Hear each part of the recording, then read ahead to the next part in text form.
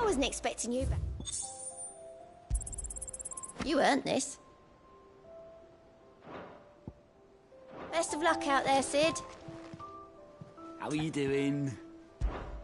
Anything catch your eye?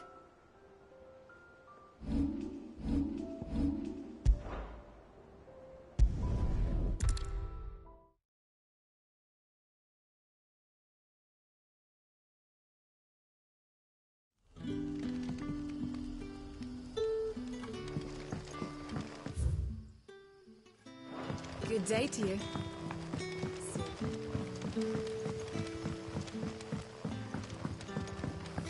The crystals we get from We had to dig a new cellar.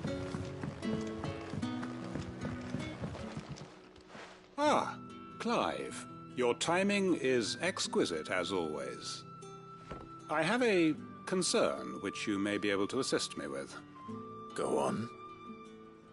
There are whisperings afoot of shadowy figures having been sighted outside the village. Rustlings in the undergrowth, suspicious noises. My people fear that they are being watched. It may be no more than a surfeit of nerves, understandable in the current climate, or it may be the prelude to something altogether more dangerous. Given what I hope you'll forgive me calling your nose for trouble, I wondered if you might investigate. Of course. Excellent. You might begin by speaking with the good citizens of Lostwing. Listen to their tales, and make what you will of them. All right. I will.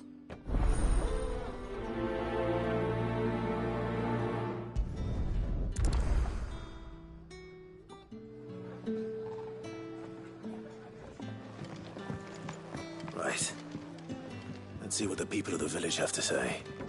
I better find out if this is just nerves, or something we need to take more seriously.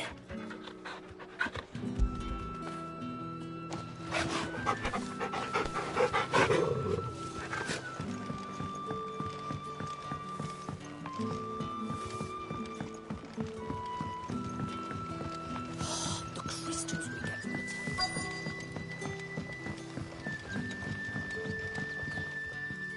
You all right, Sid? Something on your mind? There is actually. Can I ask you something? Quentin tells me people have mentioned shadowy figures out in the woods. Have you noticed anything unusual? Oh, that. No, sorry, can't help you.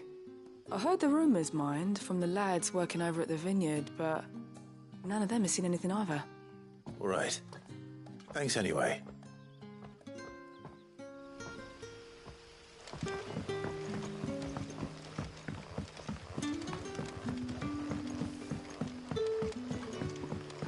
You're quite talented with that rod of yours.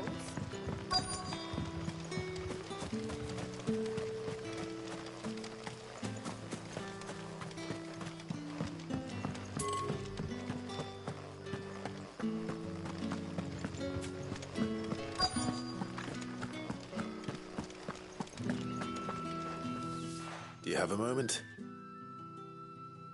There's talk of suspicious figures in the woods. Have you seen anything out of the ordinary? No, but I've heard something. Sound of scraping metal, like someone sharpening a sword. Where was this? In Lorbert's Pass.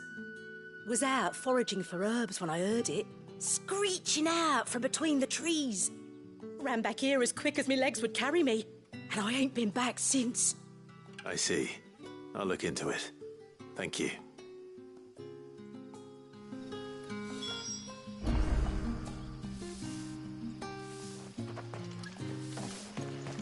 Seems Lorbert's Pass is our best bet then.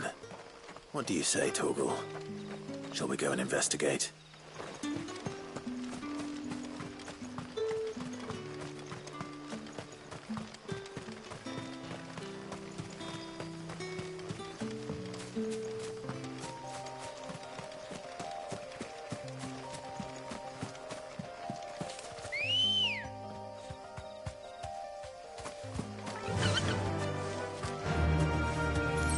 Faster!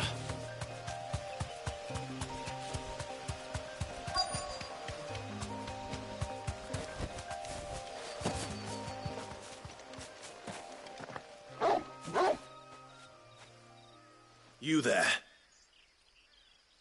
Fuck! He's seen us. Get them before they escape!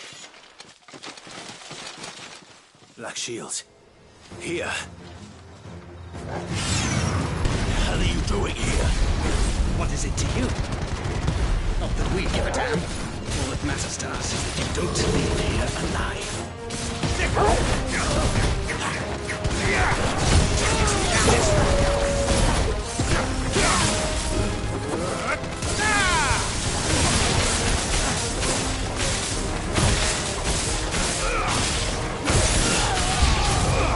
This one.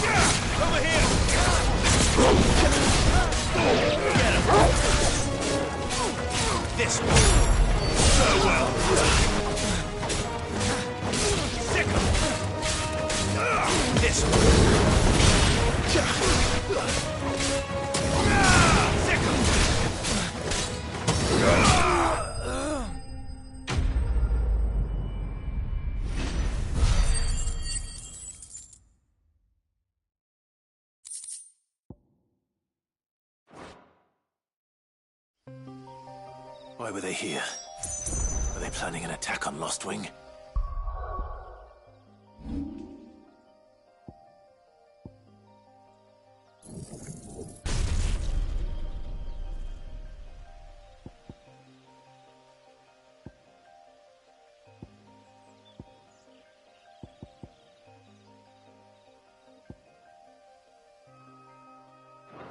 I need to warn Quentin.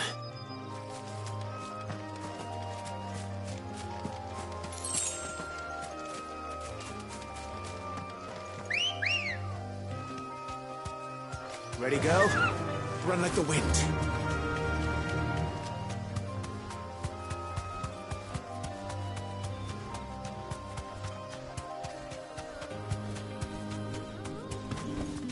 No need to ride from here.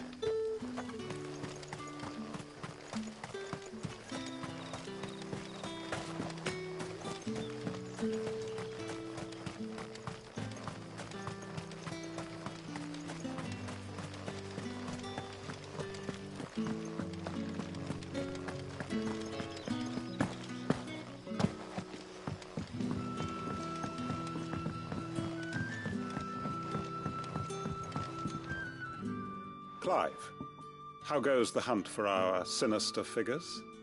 I found some black shields hiding near Lorbert's Pass. They're gone now. Black Shields. The Empress's former bloodhounds. Though they serve another master now. One who means to root out and destroy both me and those I care for. And it would appear the pack has finally caught the scent of its prey. Damn it all. I had hoped I would have more time than this. More time to prepare. But if we are cornered, we have no choice but to bite back. And bite back we shall. I'm sorry. You're going to need to explain. Who did the Black Shield serve now? And why would that person want you dead? Because I want him dead. Who? The former Lord Chief Justice of Sanbreque. All that I have built here is for him. I don't understand. Why him? Why Lost Wing? I suppose it is better that you know the truth. I was a member of the judiciary once. So sickened was I by the injustice of this world, I swore to fight it. And fight it I did in my own small way. I saw more than a few corrupt officials condemned to the very cells into which they had thrown blameless innocents. Men to whom the law was but a scourge to turn against the powerless. And throughout, it was the Lord Chief Justice who backed me, who was my one true ally in the quest to see justice done. So what changed? I discovered that he hunted bearers for sport. I was a fool to think he shared my hatred of venality and vice. His support for me was no more than a facade, a means of ridding himself of his rivals, a mask to hide the rot beneath. I filed suit against him immediately. His response, however, was rather more visceral. He had my entire family slaughtered, and he faced no punishment whatsoever. I lost everything. My loved ones, my livelihood, my position, the faith I had once held that any modicum of justice might be achieved through the courts. So I set about enacting my own. I tracked down every soul who served him, and slit their throats myself. But the man himself proved an altogether more difficult target. With money and power come protection. And so I saw that I would need an army of my own. I came here to Lostwing and began recruiting like-minded individuals. And everyone here knows this is why you do what you do. Of course. They too have lost loved ones to the bearer hunts. Seen faultless friends sent to the gallows to spare the guilty. All under the watchful eye of the Lord Chief Justice. Our wounds are the same. And our cause is the same. We are comrades. And our revenge is already in motion. We know where he hides, how numerous and well-trained his guard. What we did not know until now, however, was that his plans may already be in motion too. Quentin. Our time is short. He may move against us at any moment, unless we move against him first. My friends and comrades, it begins. Make ready for war.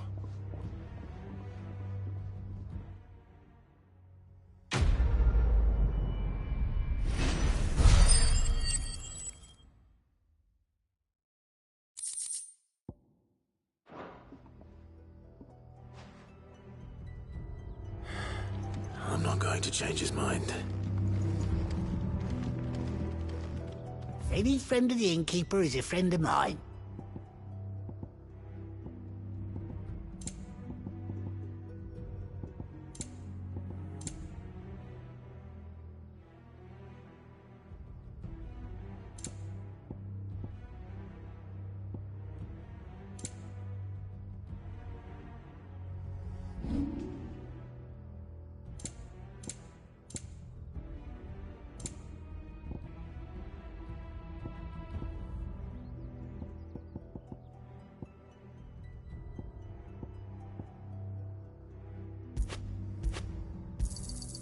Yeah, that'll fetch a good price. Can never have too many. Yeah, that'll fetch a good price. You're always welcome here in Lostwing.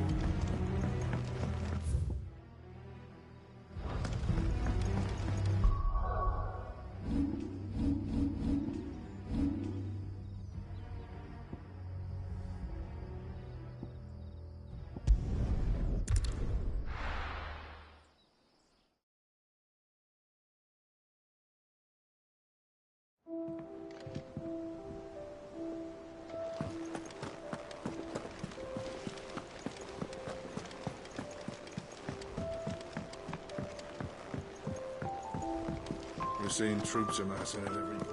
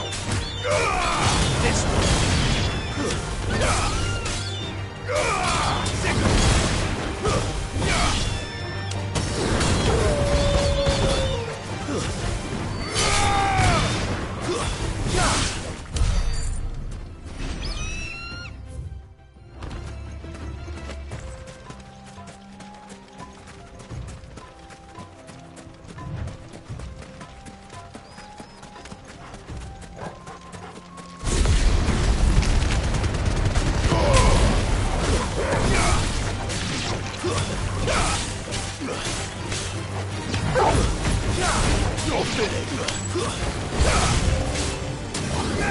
This one.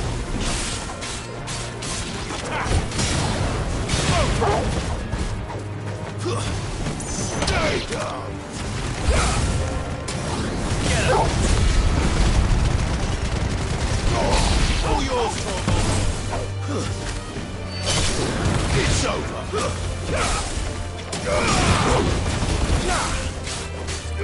Over here. Get him.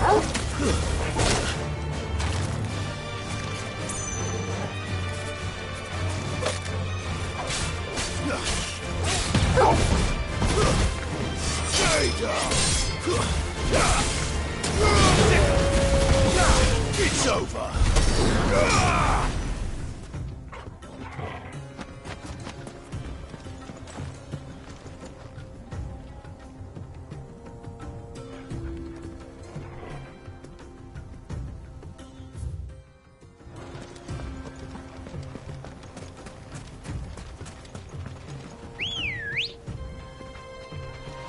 Come on.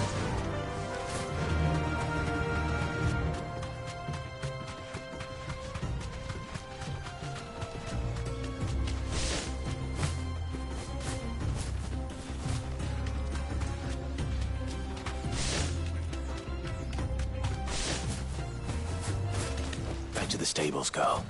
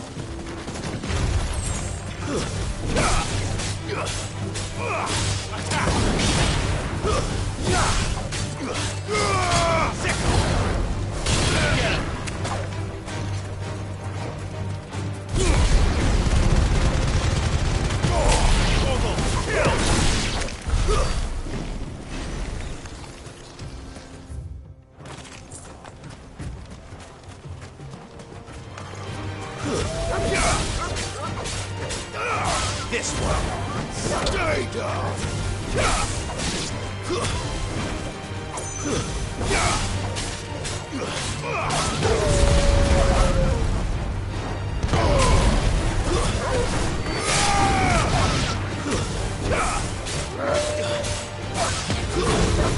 Stay down.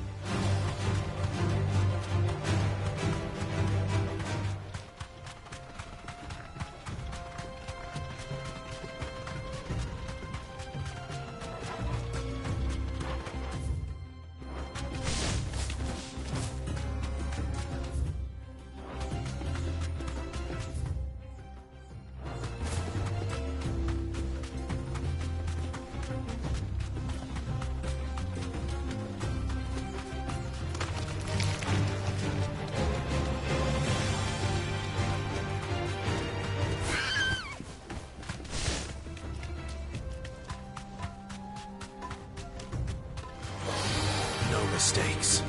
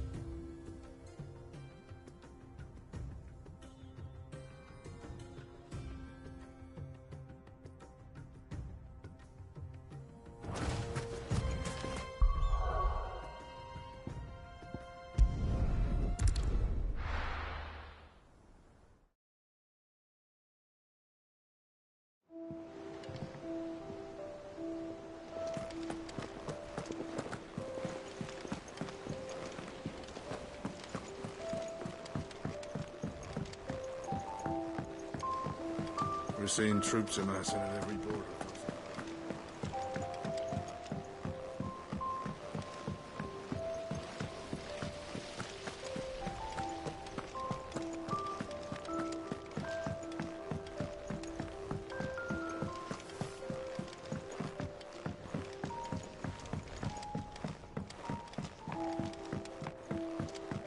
If I don't come up with something soon. You'll be pleased to hear that Blackthorn's started work on the plating. Excellent. 1 down, 2 to go. So, what's next? The helm, of course. For this, we'll be repurposing fallen scrap. Salvage from the ruins? I thought that material was all but impossible to work. Ah, but we don't have to. I'm sorry? Just so happens there's one particular ruin that's broken into exactly the right shape and size pieces for what we need. What's the name back there? I'll give you all the details. What's her name? Right.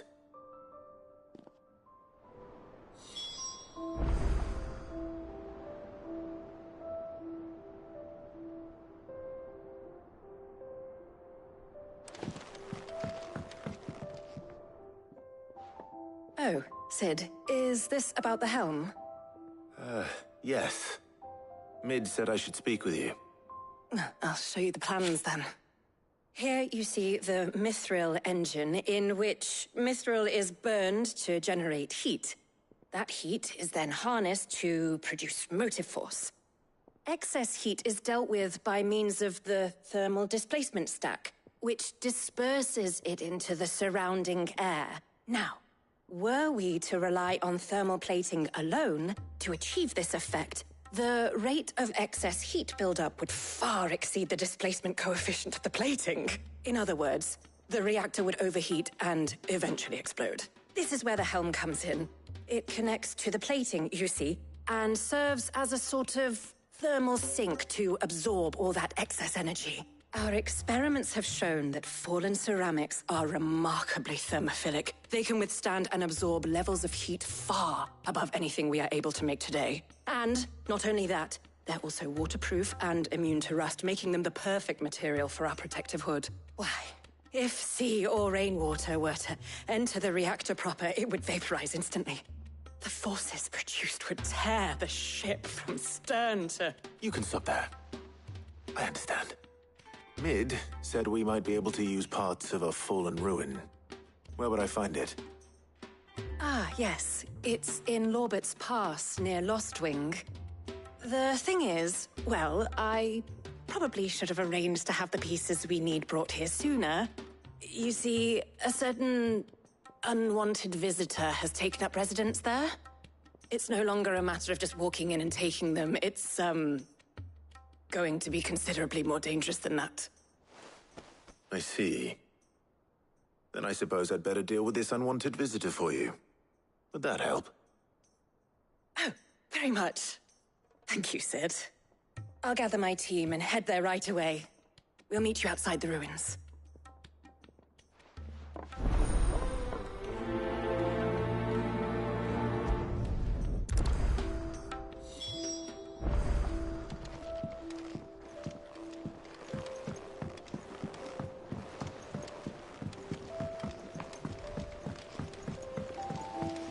Editors started reading books that don't have any pictures in.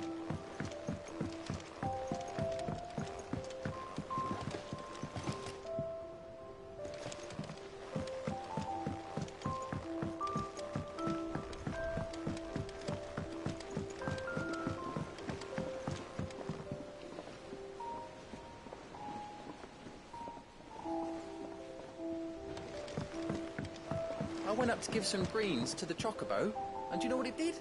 Only went and bloody bit me. Could be nasty.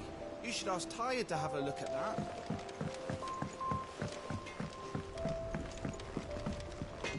What do you need? What do you want?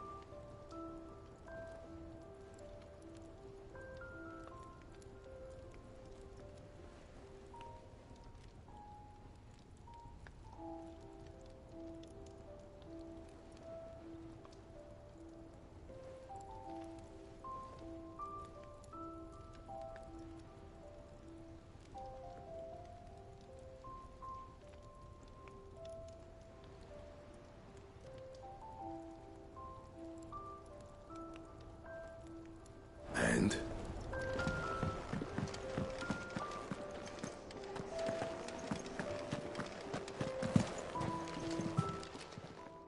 Well, don't just stand there gawping.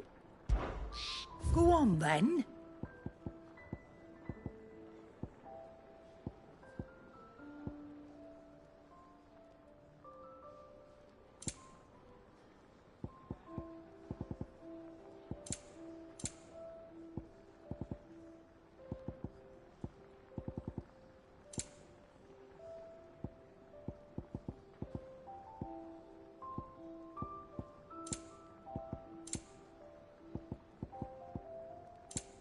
Finished, are you?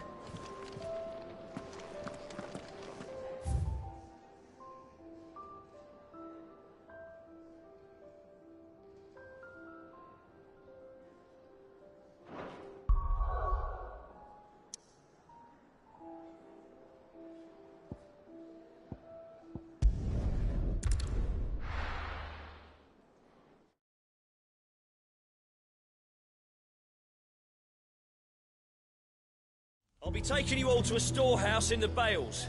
Leave anything you don't need behind.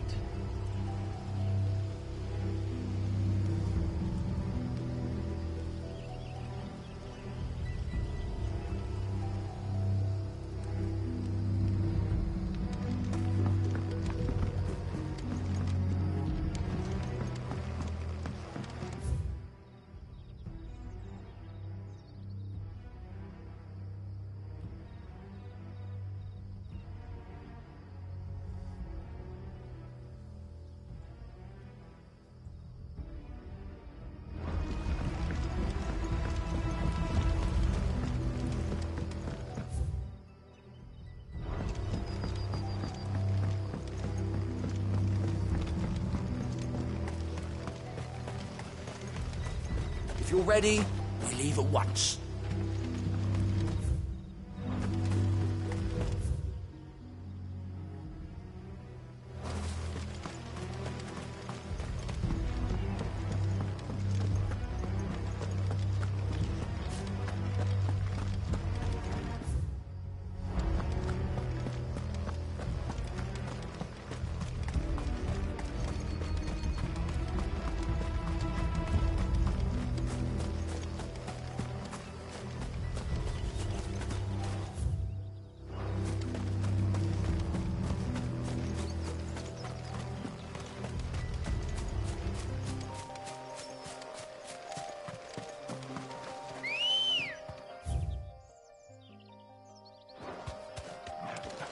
Ready, go?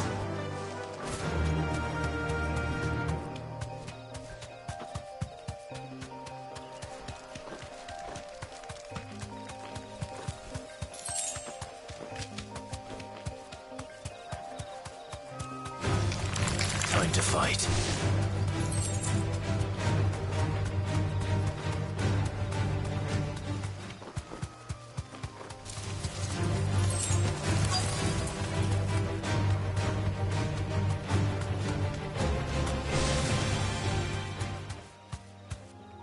Thanks, Gal.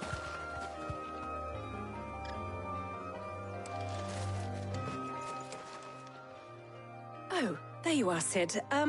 Thanks so much for coming. The, ruins are just over there, as is the creature I told you about, I'd imagine. Would you mind? Of course. I'll be right back.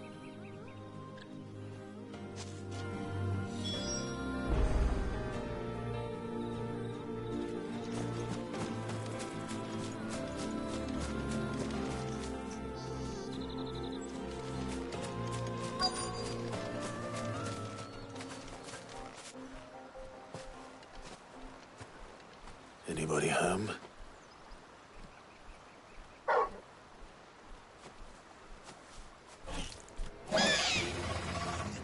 This must be our unwanted visitor. Time to go.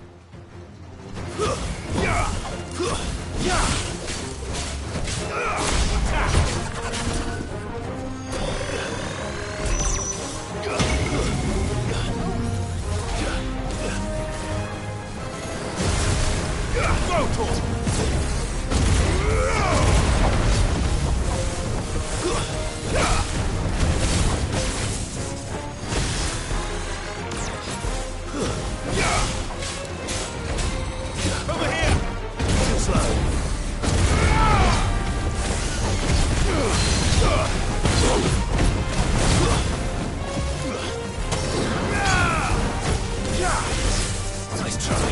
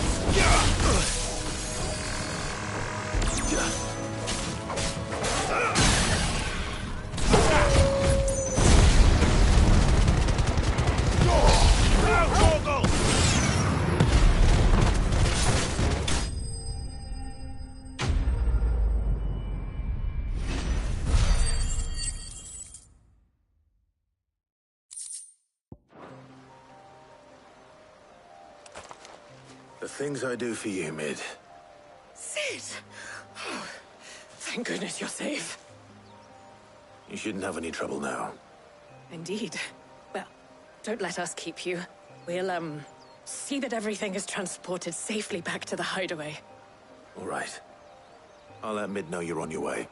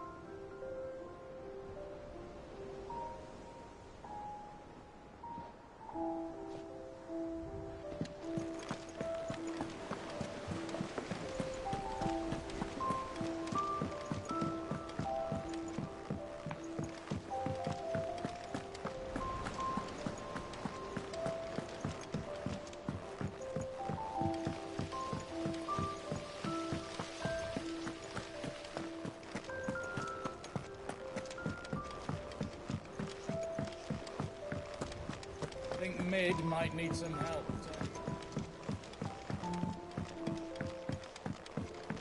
If I don't come up with something soon. Mid.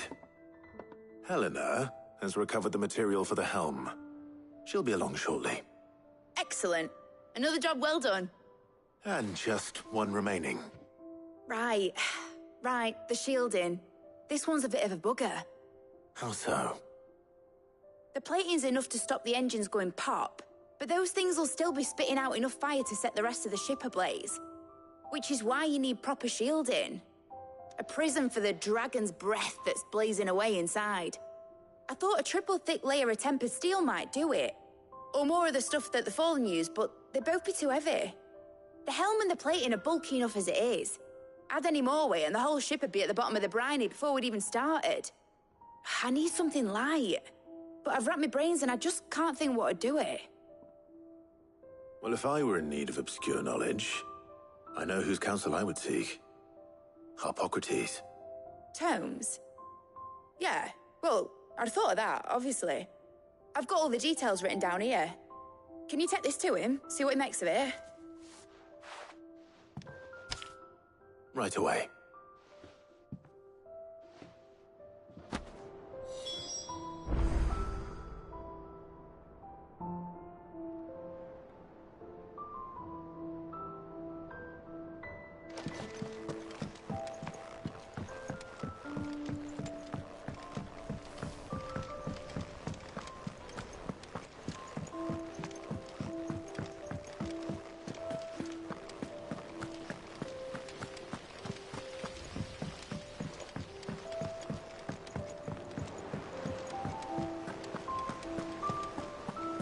We're seeing troops amassing at every border crossing.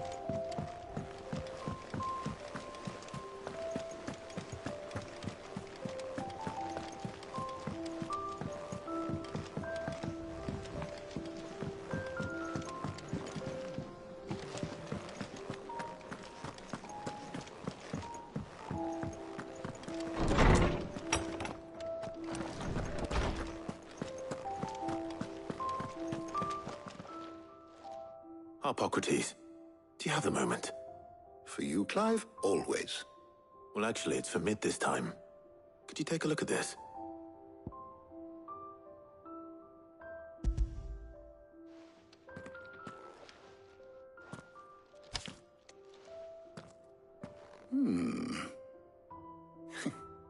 Shielding for a mithril engine? Whatever will that girl think of next? And what are these notes around the edges? She has some specific requirements for the materials. The shielding needs to be able to resist extreme heat on the inside, and yet remain cool enough on the outside not to set the ship alight, while also being light enough not to sink it. As you can imagine, she's struggling to find anything that meets her needs. I see. I wondered if you might know of a solution, or if you might be able to search the records for one. Perhaps it is not a different material she requires, but a different approach. What do you mean? Consider the lake we have made our home. Its blighted waters eat away far more quickly than fresh water or even brine, at timber and steel alike. And yet, we have made a home here from those very materials nonetheless. We have.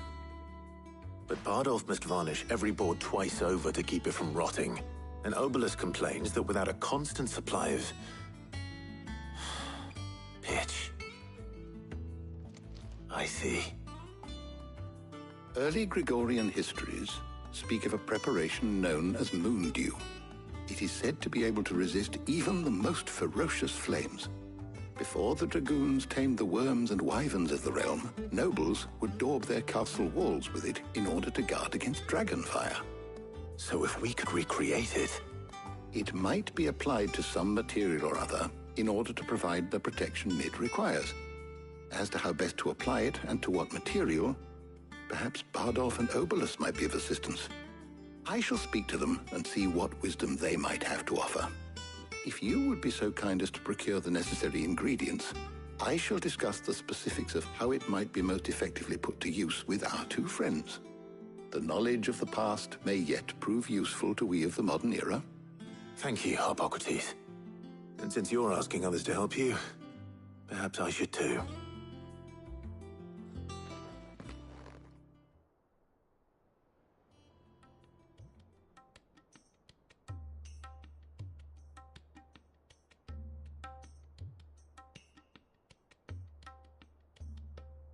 So you need a hand, do you? We do. I'll be heading to market for the ingredients we need. I could do with some help. And some company, too. The other can assist me in researching how best to prepare the shielding itself. Can we count on your aid? Always. Well, if Jill's game. Thank you. I am sure either of these fine young minds would prove indispensable in my research. I leave the decision as to who will go with whom in your capable hands, Clive.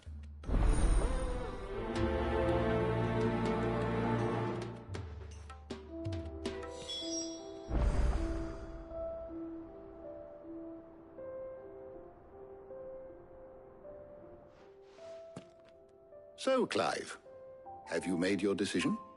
Who will accompany you on your little excursion?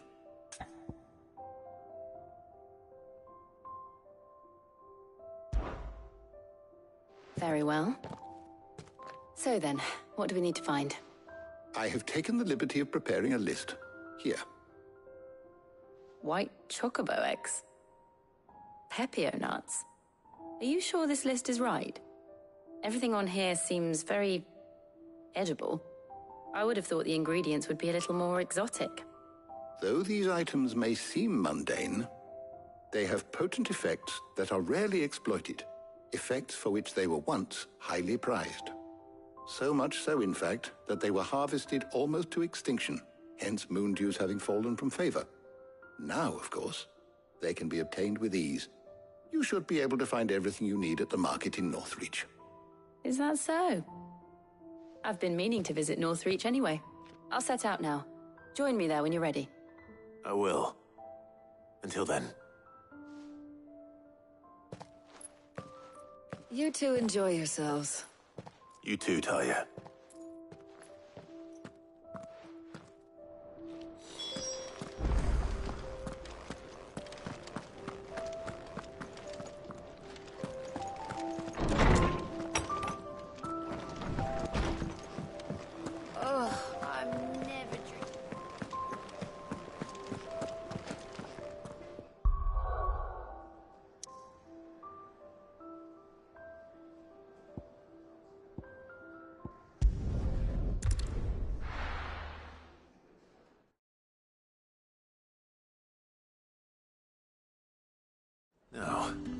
Where's Jill?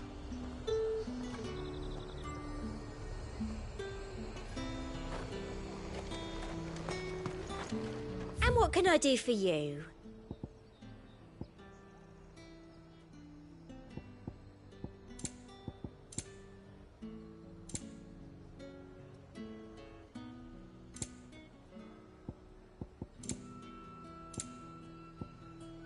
Come back again.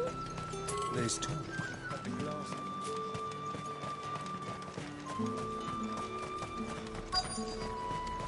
Keep them pilchers nice and chilled. I won't have... Are those Pepio nuts? I can never tell. How goes the hunt for ingredients? I've only just started. I'm sure everything we need is somewhere amongst all these stalls, though. Why don't we split up and see? We'll take a couple of ingredients each. All right. What am I looking for? How about you look for the Pepio nuts and some garlic? I'll find the other things we need. We can meet by the gate when we're finished.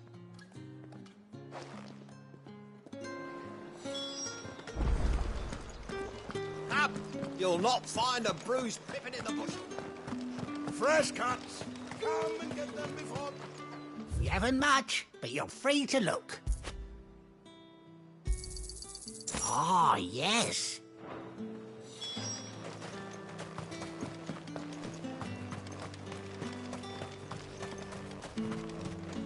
Oi, don't touch anything. If that's what you want. That's everything. Let's see how Jill's getting on.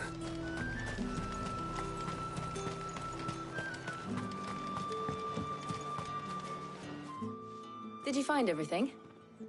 I did. Here.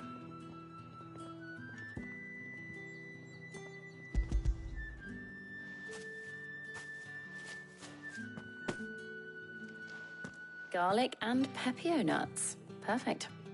Now all that remains is for Harpocrates to somehow turn all this into what Mid needs to keep her engine cool.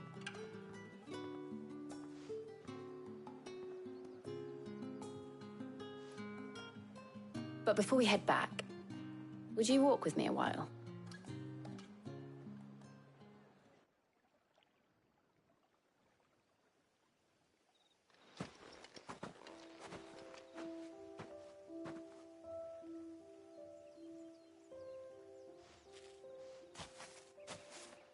Thank you for asking me to help you today.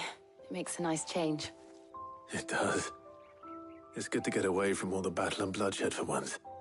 Just being here reminds me of when we were children. Do you remember? Walking down Market Street in Rosalith, taking in the sights and smells.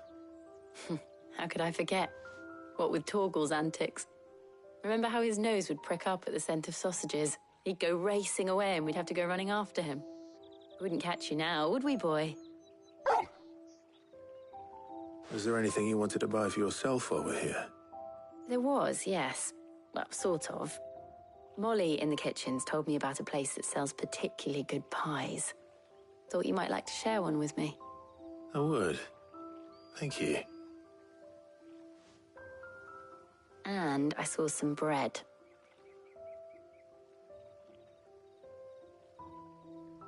Big white cobs like the baker back in Rosalith used to make.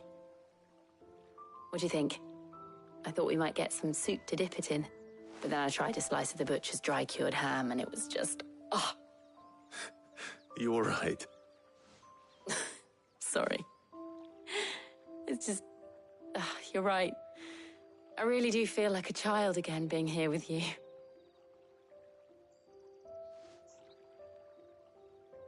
Clive. Is it wrong of me to enjoy this? No, Jill. This is how life should be. And it's how our lives will be when our work is finally done. When we can live on our own terms. I hope so. Thank you, Clive.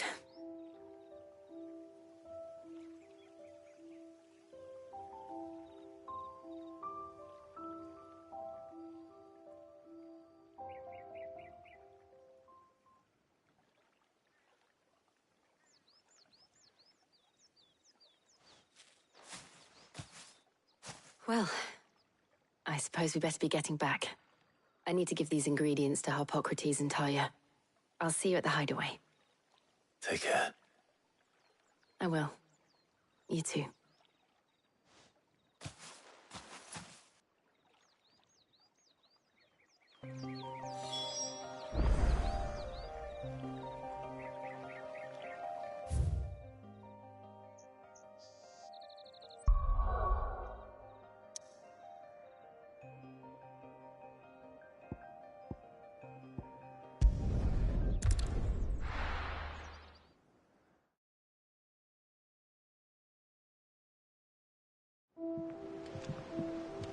I wonder how Hippocrates is getting on with the moon dew.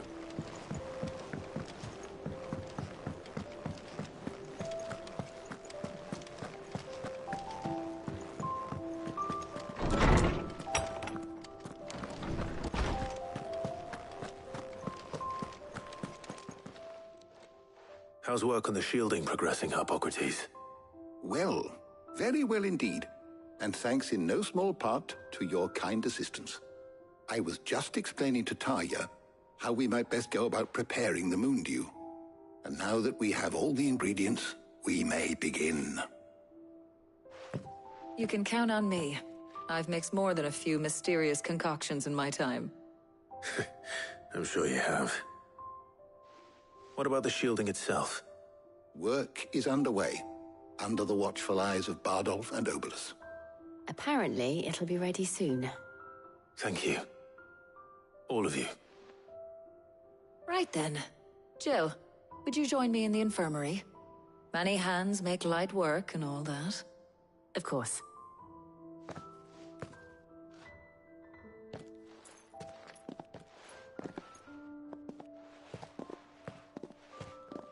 Oh, and Clive, thank you. It was nice, just being with you.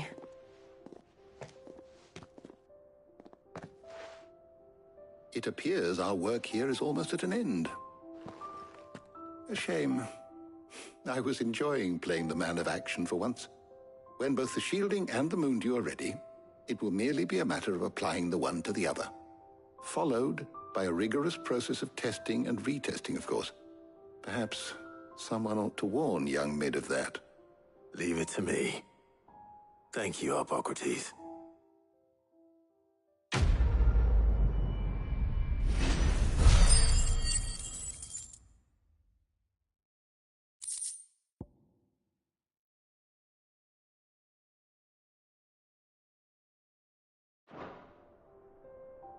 Well, I better go and give Mid the good news then.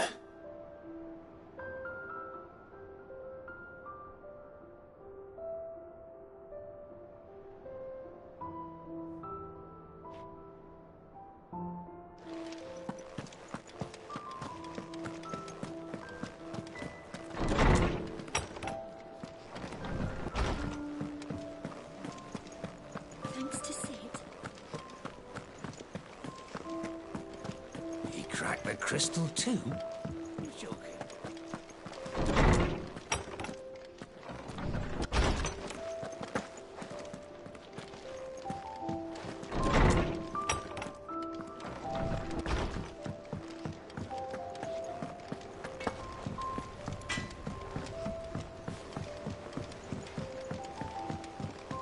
I went up to give some greens to the chocobo.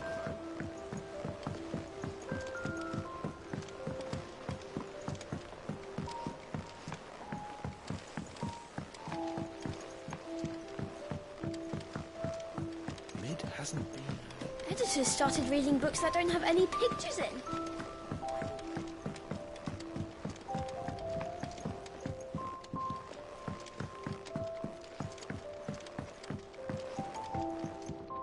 Sorry to keep you waiting, Mid. But you'll be pleased to know that work on the shielding is underway. You found something for it? In a manner of speaking, Hippocrates knew of a substance that's highly resistant to heat.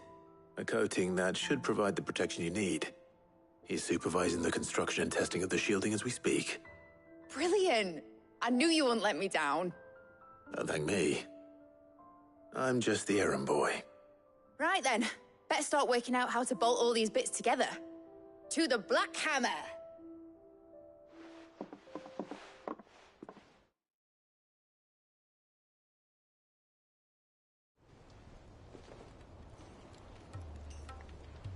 You know, when I got into the smithing game, I thought I'd be making swords and shields, not thermal bleeding didgeridoo-dahs.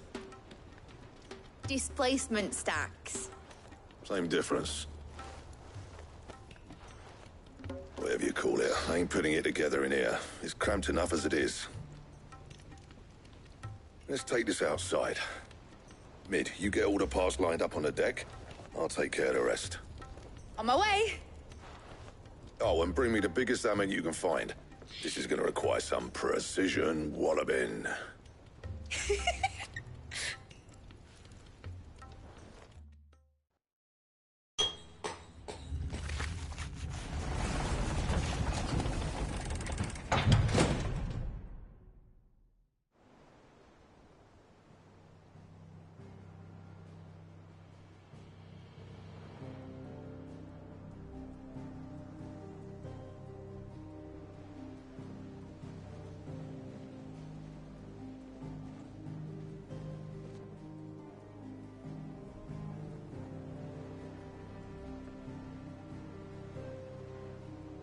It's finished! It's finally finished! Thank fuck for that. I'll be feeling my hammer arm for weeks. Thank you, Clive, Blackthorn, everyone. That's one down and just 3 more to go. I'm sorry. Oh, didn't I tell you? The Enterprise has 4 mithril engines, and we'll be needing a displacement stack for each. You don't mean... Don't worry. Now they've got a finished one to work off, my gang in Canva can build the rest. Good luck to them, I say. Right, I'm off to get a sling for this elbow. Any other work comes in, keep it to yourselves, eh?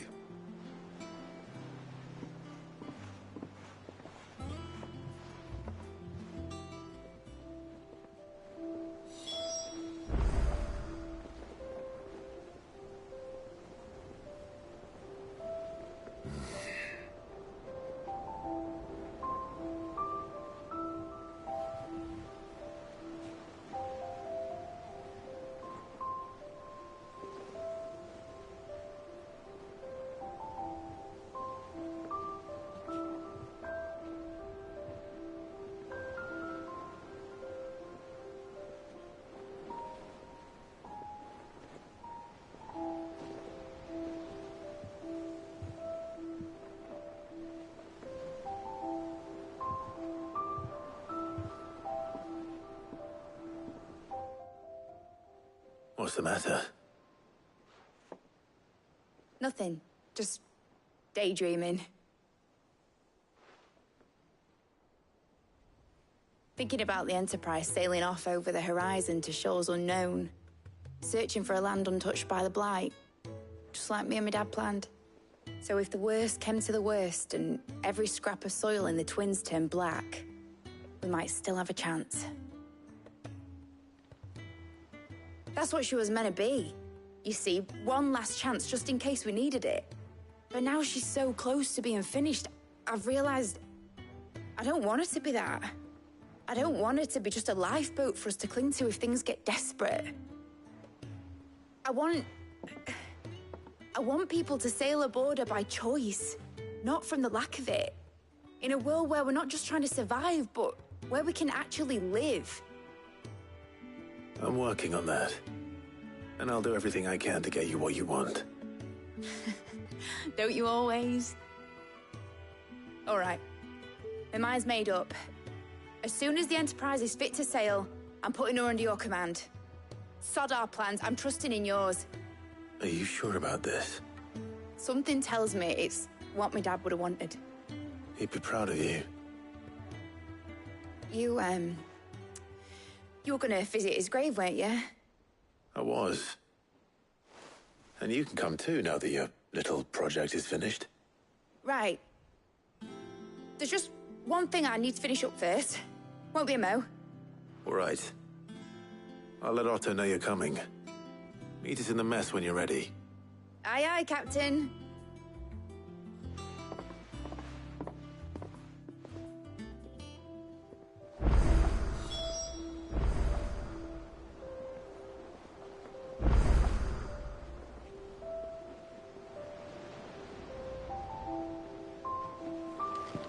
Mid told me she was building a ship.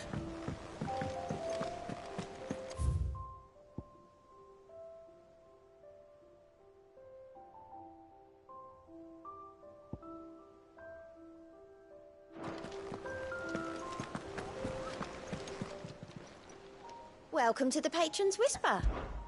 Come to claim your just desserts? You earned this. All done?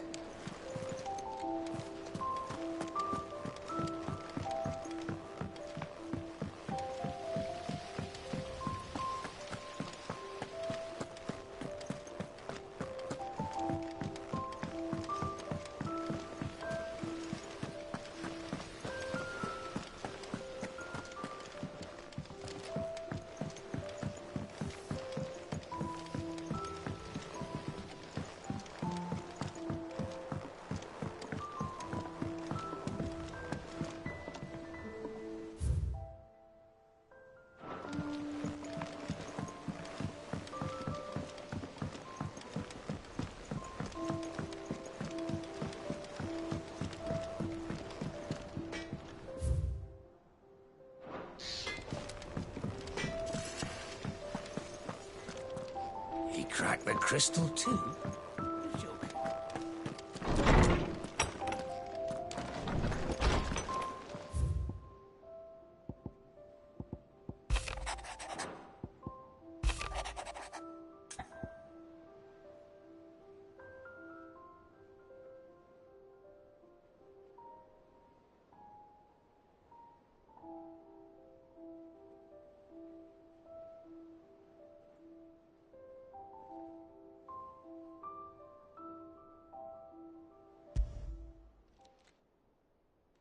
Hopefully it's nothing. But I should speak to Blackthorn just in case.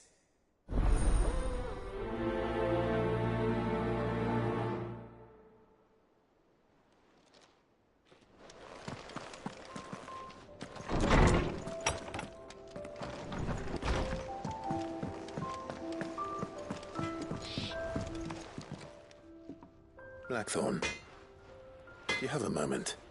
Not really, no. This won't take long. I just wanted to ask how you're getting on. August was worried about you, that you might still be doubting your craft, even after learning the trick of that cuirass. Is there something else weighing on your mind? Perhaps sharing your thoughts might help. That bastard's like a dog with a bone. Still, he's got a keen eye, I'll give him that. He's just, well, Karen showed me something. Something I've never seen before. And that was? A sword. An odd-looking thing with a single-edged blade. The metal itself wasn't anything to write home about, but fuck me. The edge on it. You could slice a man clean in two with a weapon like that, and he'd be halfway home before he even realised he'd been cut. So that's what's troubling you? No. Not troubling me exactly. More distracting. Can't stop thinking, how do you get an edge that sharp? It's driving me mad. And if you knew how to do it, we could arm the curse breakers with even better blades. That's about the size of it, yeah. I'll see what I can find out. Sharper swords are always welcome. And we can't have our master blacksmith being distracted. You're a soft touch, you know that. But I can't say I'm not grateful for it. Good luck, eh? Thank you. Let's see what Karen knows about this sword.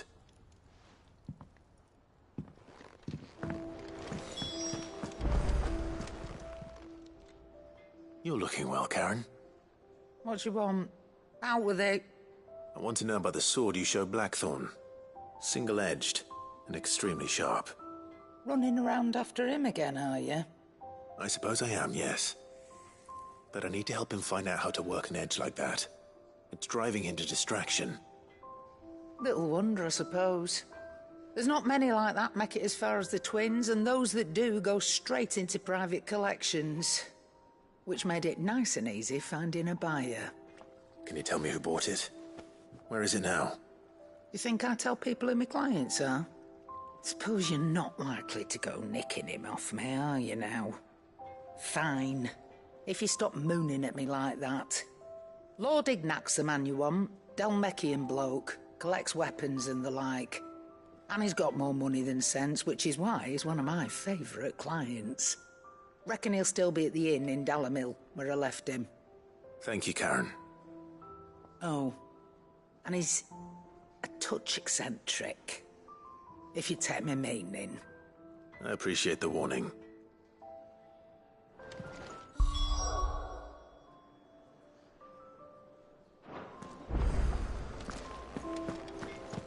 He cracked the crystal too? You're joking.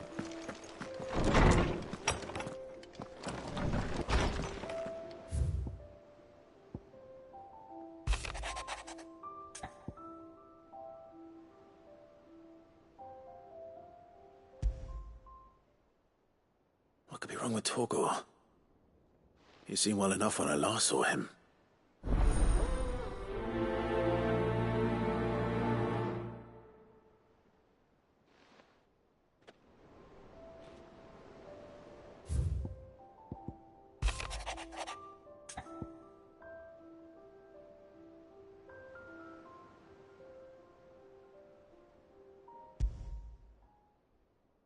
Trouble with the ledgers.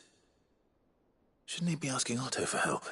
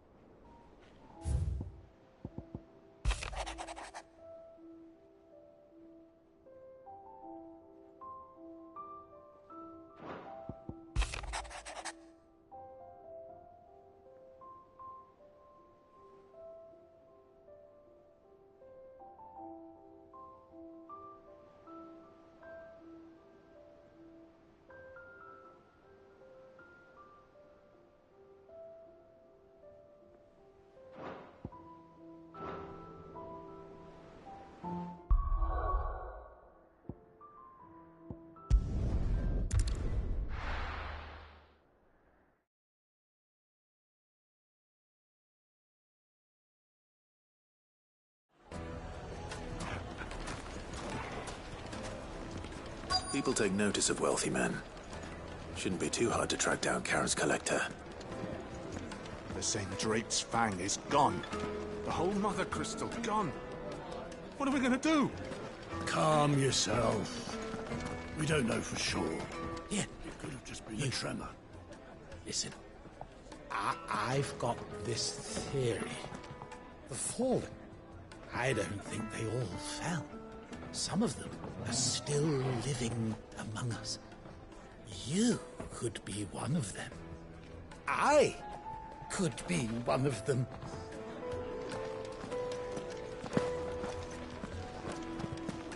Welcome. If you're hoping for a bed, I'm afraid you'll have to look elsewhere. One of our wealthier patrons has purchased the use of every room, hoping to keep out the riffraff, as he puts it.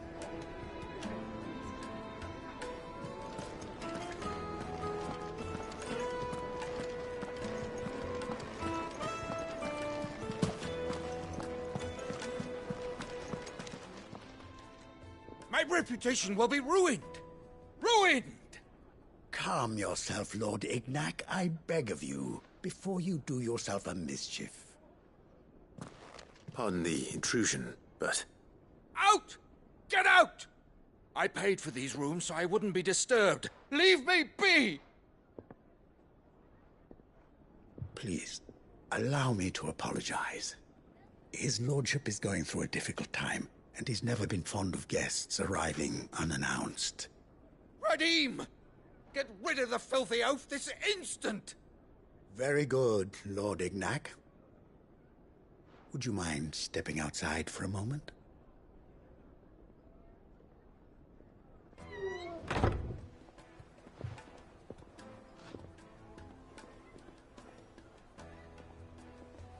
I'm sorry if I've caused you any trouble.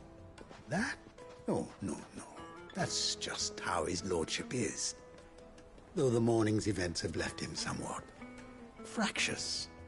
He has been dispossessed of his luggage, you see. The thieves also made away with a considerable amount of coin. Coin the innkeeper will soon be keen to collect.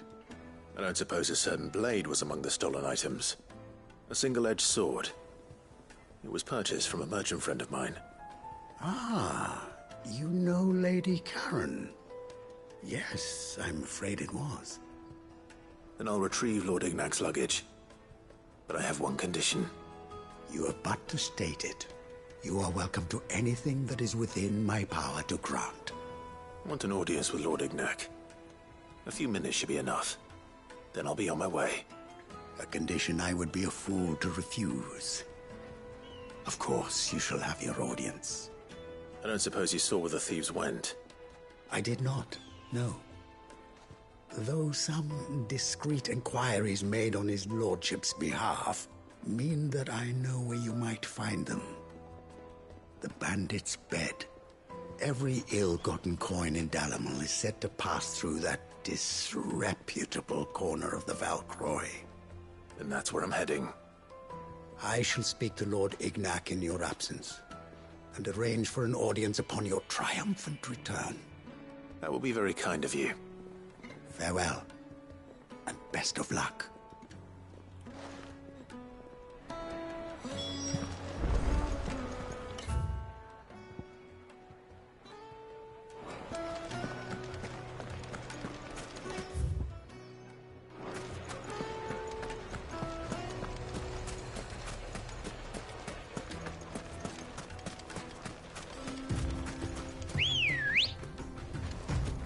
Ready, go? Fly, Ambrosia.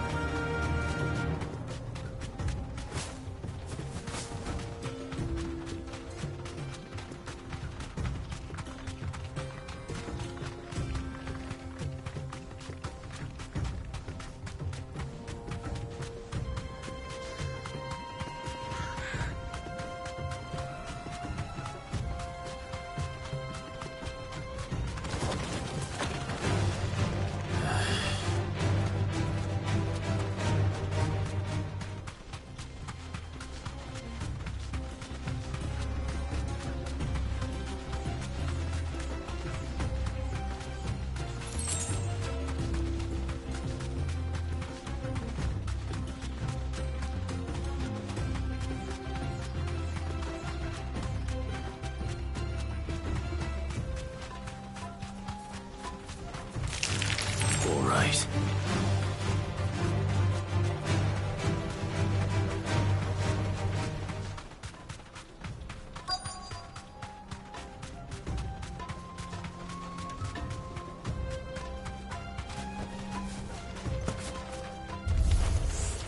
We've got company! Come on, lads, let's tear the bastard's head off! Now, Portal! Too slow.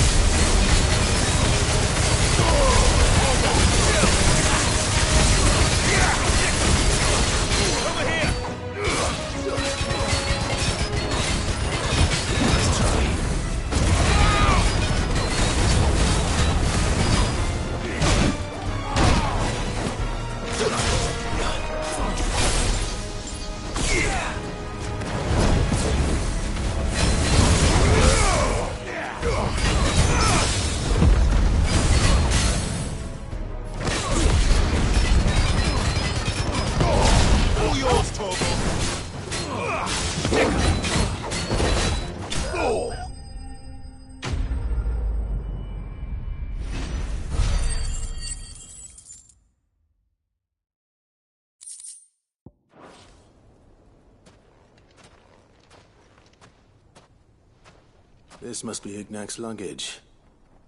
Nothing seems to be damaged. All right. Let's get it back to Dalamel.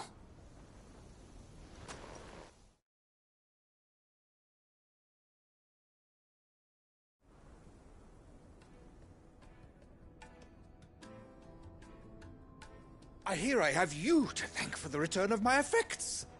What shall I call you, my good man? Wyvern. Glad to make your acquaintance. A formidable name indeed. Well, Wyvern, I appear to be in your debt. Redeem here tells me you wished for an audience. Is that all?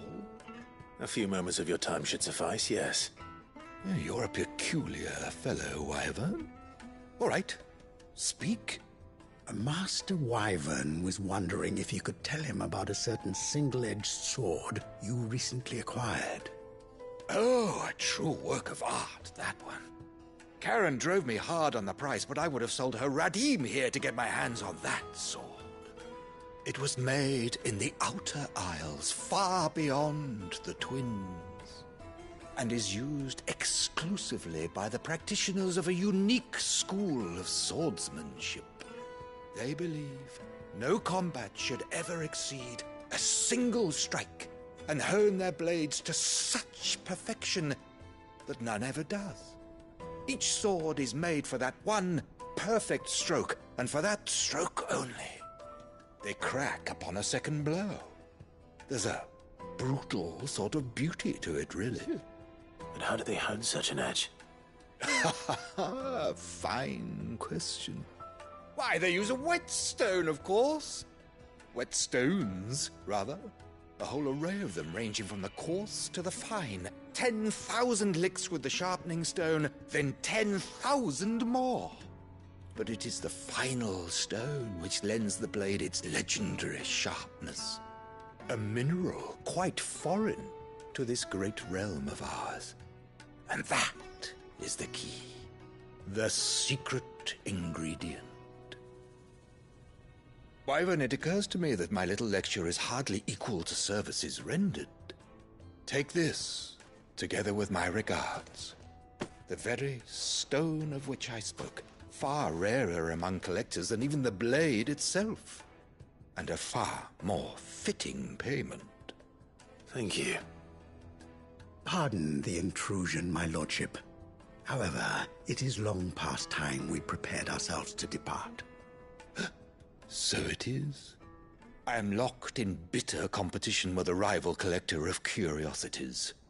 I am one step ahead of the unscrupulous scoundrel, but he is hard at my heels. Are there many other collectors out there?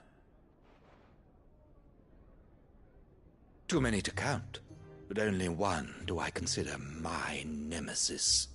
Lord Byron Rosfield, and is a perennial thorn in my side. I can imagine. Farewell, Wyvern. May our paths cross again. Radim, we mustn't dawdle.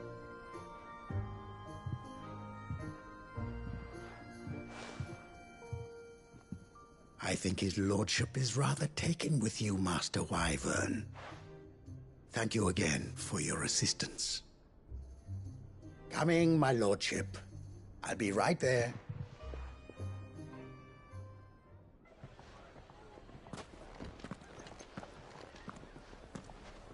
Trust Uncle Byron to find such an interesting rival. Now, let's see what Blackthorn makes of this whetstone, shall we?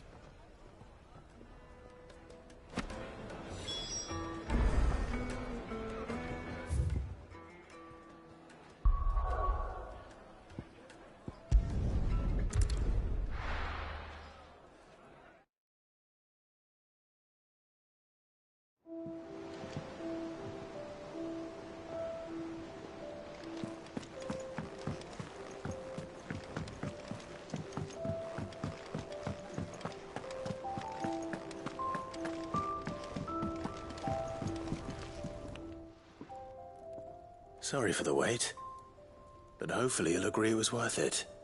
You learned something about that sword, then? I did better than that.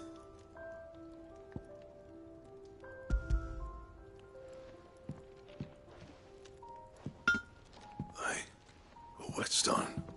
Yes. But not one you'll find anywhere in Valisthea.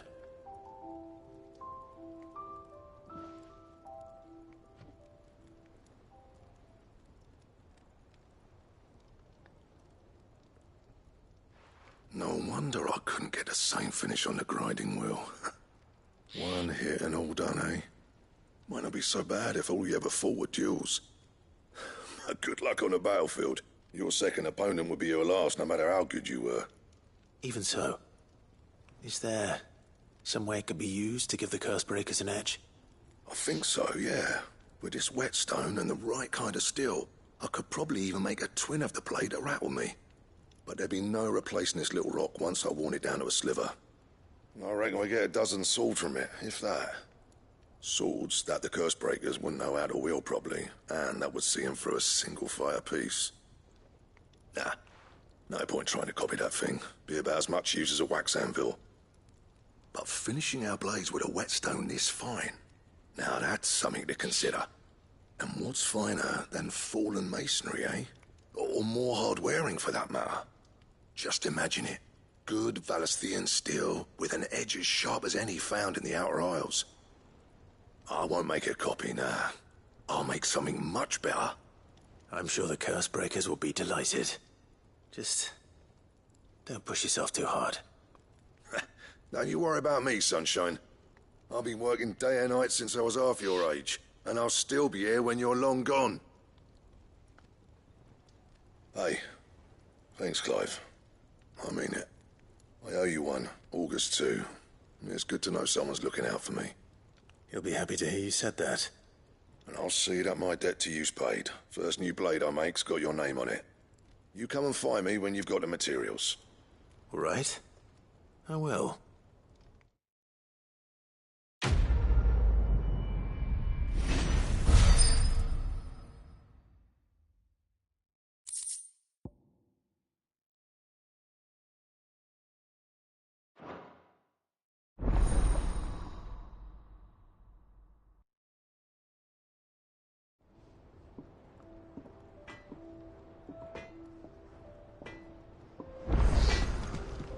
Clive.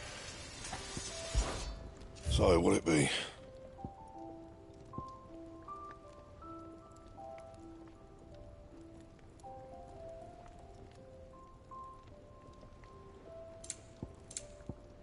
Anything else? He cracked the crystal too.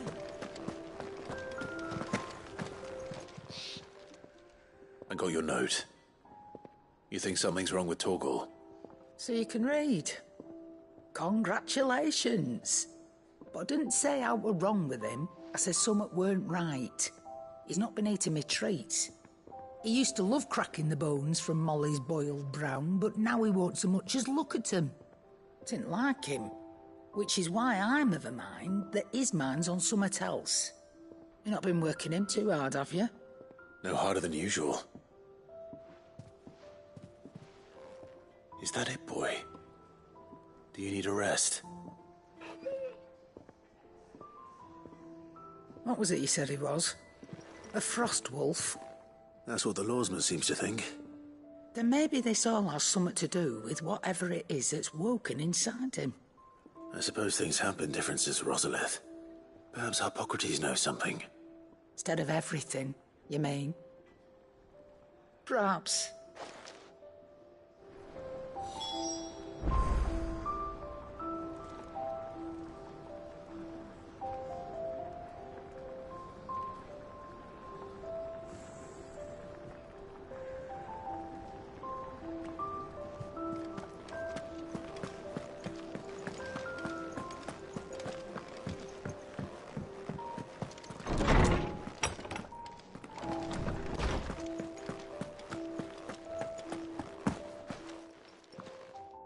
Lawsman, I need to ask you about Torgal. Something's not right with him. He isn't ill, is he? I don't think so. But according to Lady Karen, he seems to have lost his appetite, which is certainly a new development. She says he's hardly been touching his bones of late, and she believes it may have something to do with what happened at Rosalith Castle. I rather think she might be right, though not about his appetite. All canids are instinctively inclined to crack open bones for the rich marrow that resides within, and I see no reason why a frost wolf should be any different. Accordingly, I suspect it is not a lack of appetite that afflicts Torgal, but a surfeit of it. If we assume that his newfound magics require additional nourishment to sustain, it may well be that the bones Lady Karen is accustomed to providing are no longer sufficient. Frost wolves, after all, habitually prey upon far larger animals, whose bones may yield altogether different nutrients. As to where one might find a suitable substitute, some antelopes that graze the meadows of eastern Rosaria have been known to grow to a size more than double that of their lesser cousins. I don't recall ever seeing any that large. And little wonder. The oldest and largest such creatures rarely leave the safety of the highlands for fear of predators. The last elder antelope sighting I recall hearing about took place near Cressida, and that was long before the village was abandoned. Even so, it seems like a good place to start. Good hunting, Clive.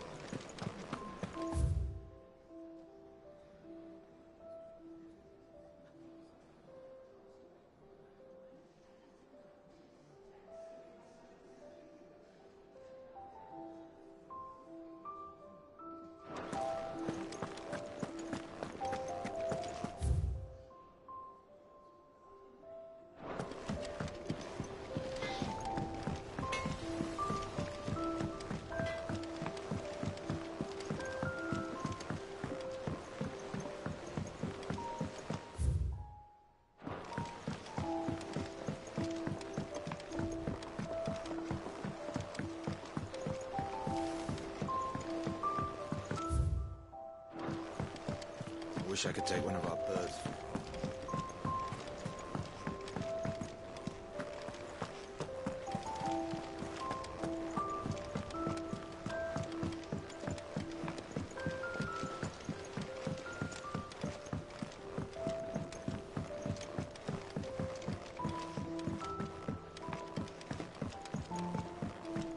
Well. Here, Sid. Reckon you might be just the man to help me out of a bit of bother, if you've a mind to. Let's hear it. Well, it's about this alembic the chief's got me making. Lovely bit of kit it is. Bung in a solution you want splitting, and it will separate it out, just like that. Problem is, it won't always get rid of all the impurities. And with some of the stuff we need it for, that ain't good enough. Which is why I've been looking for something to filter the liquid we'll be cooking off. And that's where I was hoping you could help me out. I imagine Ty could get some use out of this alembic too. Distilling medicines and the like. All right. Why not? Proper job! So what exactly do you need for this filter? Nothing but bomb ash'll do, says the chief. Gave me a sample she'd obtained from the university stores. Couldn't believe my eyes.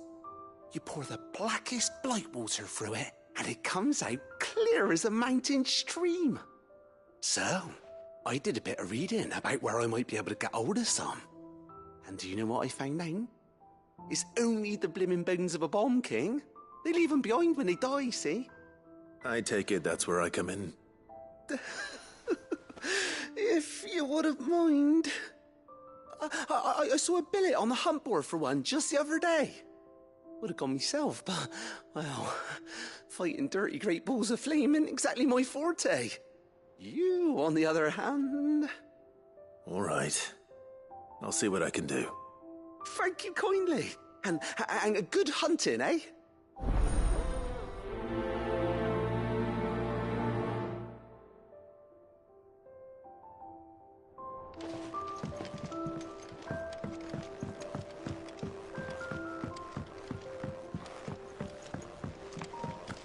Think Mid might need some help tidying up.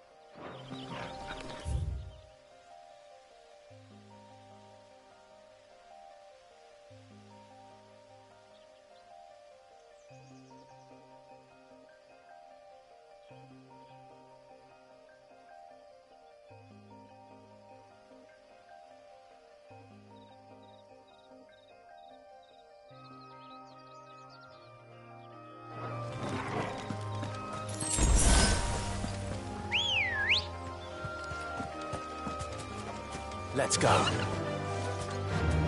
Run like the wind.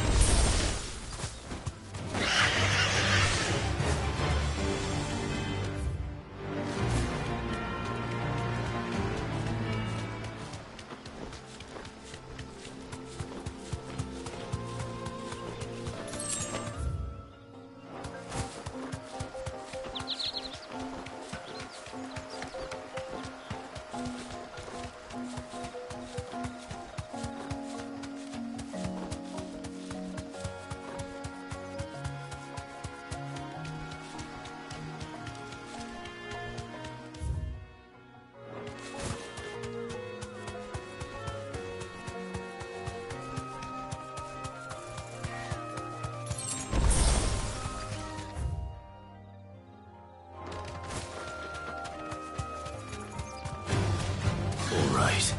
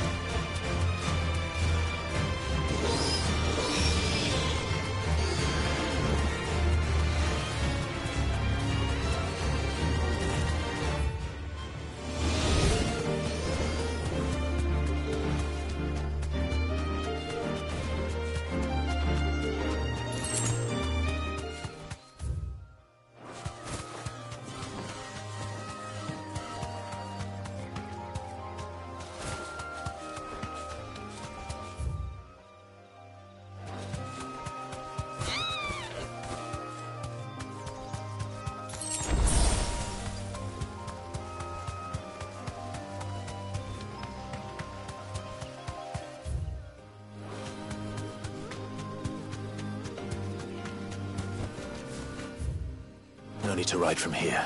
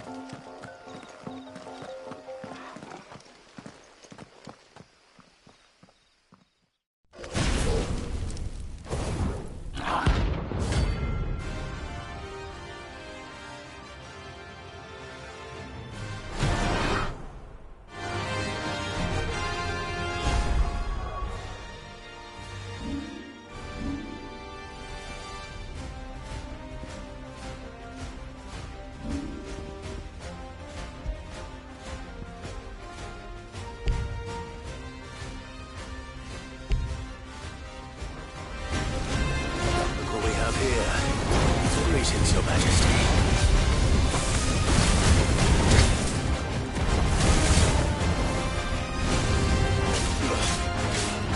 This one.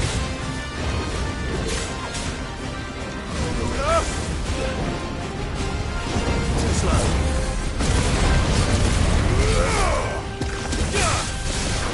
Over here!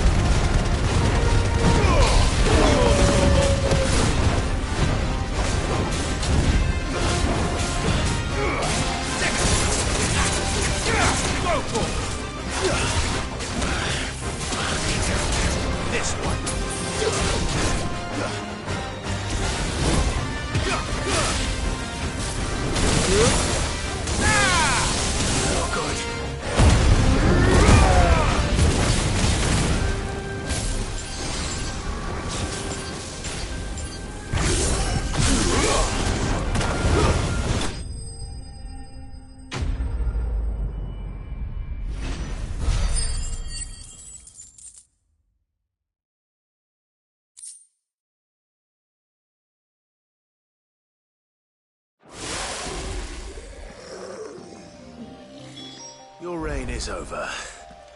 Now to collect the ash. I should probably have brought a bucket. This looks like the stuff. Let's see if there's any more.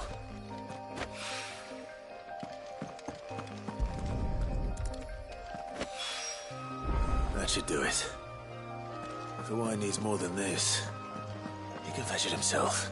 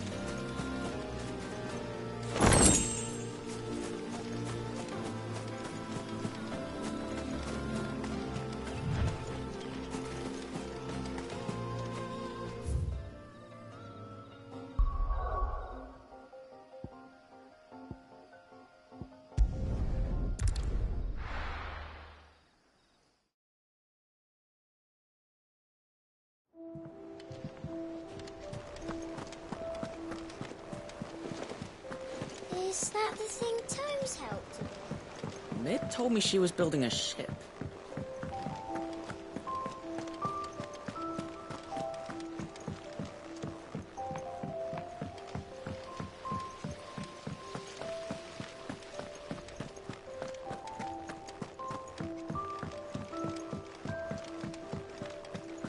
I think Mid might need some help.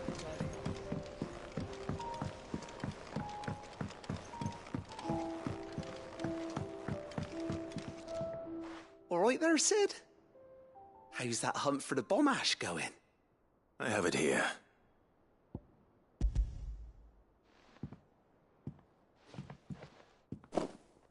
That's the stuff. And plenty of it, too. Enough to keep the alembic bubbling away for a good old while. You're a gent, Sid. Let nothing say otherwise. Right then, let's get this contraption up and running.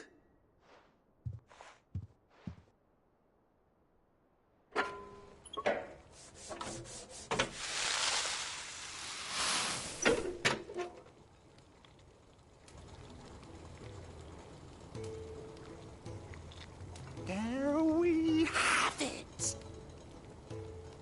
The Telemon Alembic. And it works just like the chief said it would. Very impressive. Says the man who cut down a burning boulder. Speaking of which, I still haven't returned the favor. There's no need. The good it will do for the hideaway is reward enough. Don't be silly. Why don't you let me take a look at that bag of yours? The one you keep your potions in. Reckon I could work some magic on that, huh? What kind of magic? Well, We happen to have isolated a substance in our test run of the Alembic that I reckon will make even the toughest leather supple as anything. Thought we might use it to breathe new life into old boots and the like. Save the hideaway a few gil. But I reckon if we slap a bit on your bag, it'll loosen it up enough for you to squeeze in a bottle or two more. Well, it can't hurt to try, I suppose. That's the spirit. Leave it with me. I'll only be a mo.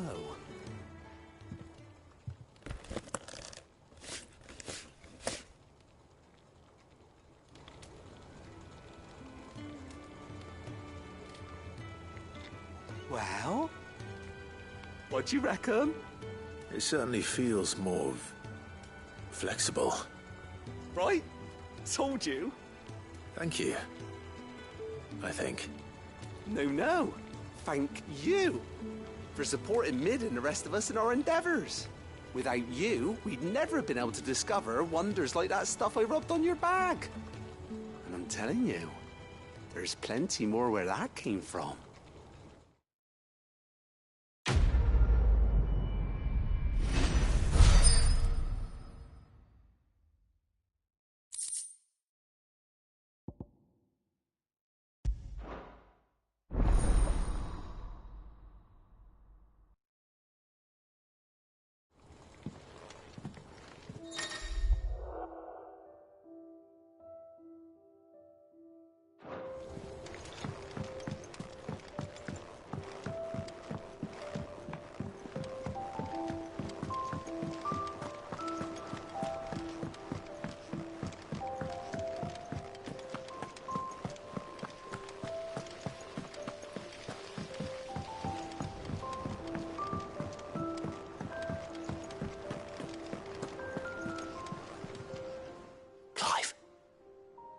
Did you get my letter? That's why I'm here. Shh. Otto might be listening.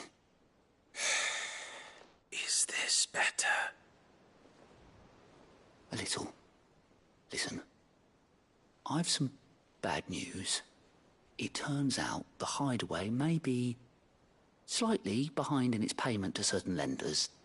And it may be my fault. But I swear to the goddess, I thought I had the numbers square. Sadly, that square turned out to be more of a circle. 0, you might say. I can straighten it out, I swear, but it's going to take some time, and I'm going to need help keeping it from Otto. Bit late for that, I'd say. There you are! What a surprise! So let me get this straight. You forget to pay our lenders what they're due, and instead of coming straight to me, you get Clive to come to you. And I hope he'll dig you out of the hole you've dug for yourself. Clive, the man in charge of the place you've been cheerfully trying to bankrupt. And you thought this was a cunning plan. Why? Well, who needs paying? Oh, just Martha. And the dame. And, well, Lady Karen. But only 500 talents. We owe 3 of our most trusted friends 5 million gil.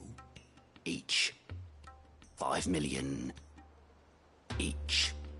They lent us the bulk of the money we used to rebuild the Hideaway, you see, and, well, I must have made some sort of oversight.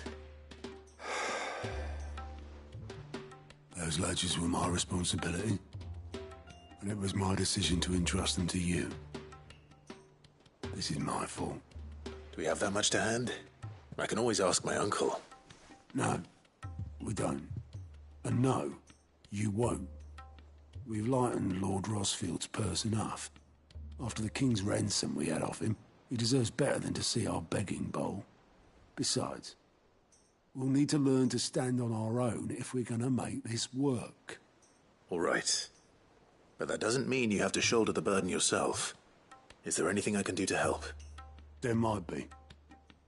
How'd you fancy taking these to Martha and the dame? Rocks. Rocks, he says. Worth 1,000 talents apiece, these are. A little something Sid and I set aside for when times got lean. And I reckon 15 million in overdue debt probably qualifies. I just hope our associates' eyes are a bit more discerning than yours. I'm sure there will be. Should be me making the rounds, really. But you know how it is with this place. Orders to bark, arses to wipe and all that. I know. Which is why I don't mind going in your place. Go. Do you know why I only gave Master Clive here 2 star rubies? Because you'd rather Lady Karen killed me. Because I'd rather Lady Karen killed you. Yes. Well, I suppose this is goodbye then. Don't worry. I'm sure Karen will understand. Really? Do you think so? No, I don't.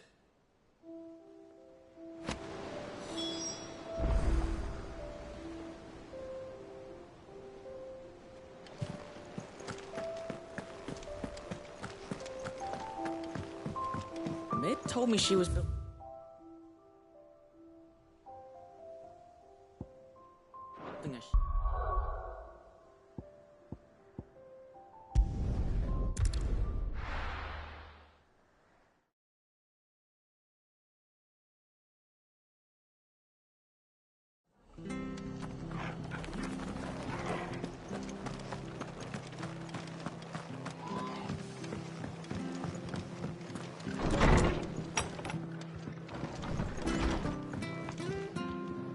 Clive, we weren't expecting you.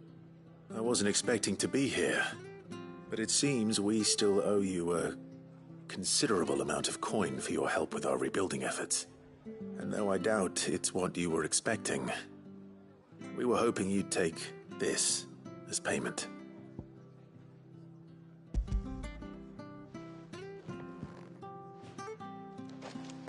A star ruby? I can't accept this. It's worth at least twice what you owe me.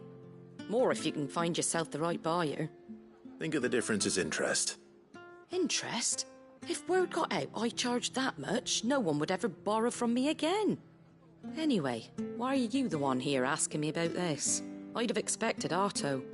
Bit much sending the Lord Marquis out to settle your debts, isn't it? The old goat working himself to death again? Something like that. Most days I think he's the only reason the hideaway's still standing. Same as always, eh? Back when the place was nothing but a twinkle in the eye of a recently retired Lord Commander, word is he was the first one Sid reached out to. Probably knew that without his strong arm and level head, the idea would never get off the ground. Sid may have been the face of the hideaway, but Otto's always been the backbone. And when Sid passed away, we were all worried that would be the end of it. That Otto would just give up. His death was hard on everyone. But it must have hit Otto hardest of all. But he didn't give up, did he? Quite the opposite, in fact. If I recall, he was the one who nominated you as Sid's replacement, and rallied the rest around you. I reckon what he saw in Sid, he saw in you too. And don't we all? Doesn't hurt that you're half as stubborn and twice as handsome, neither. That, and you keep good company. I suppose I do.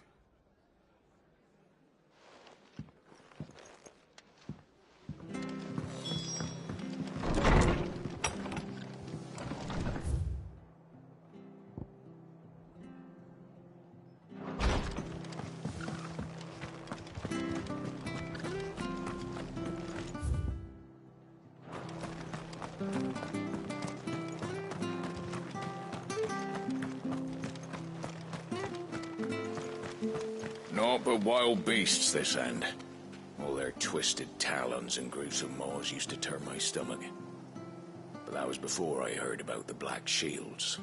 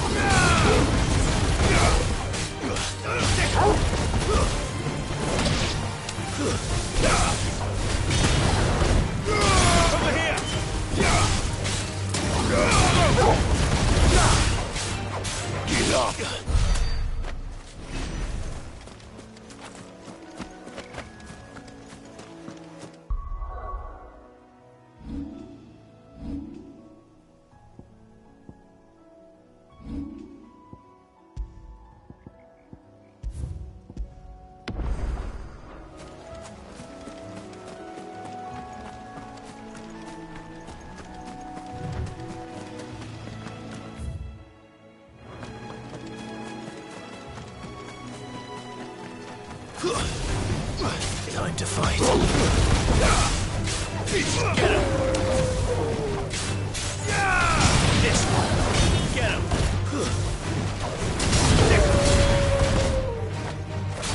Enough!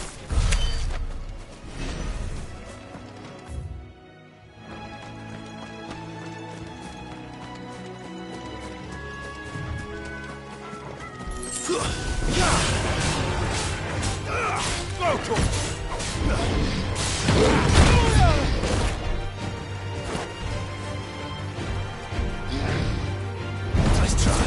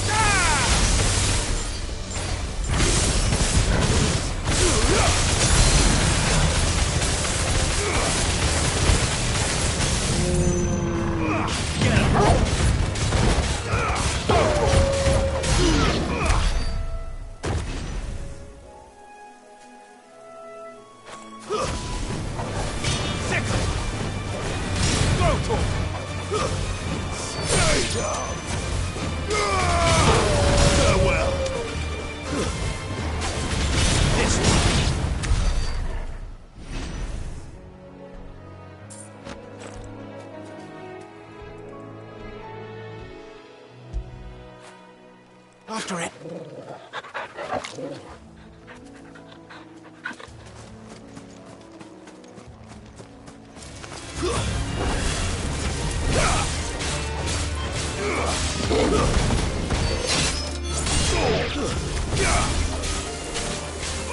This one.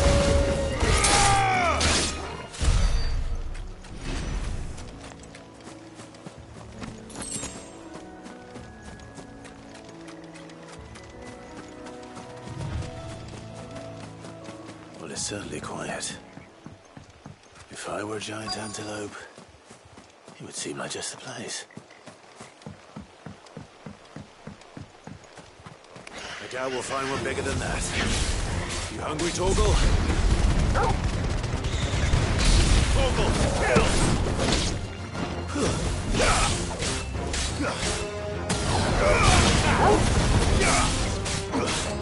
Get him!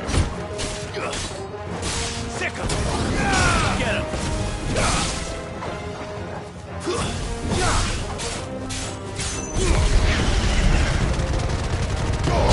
All yours, Torgal!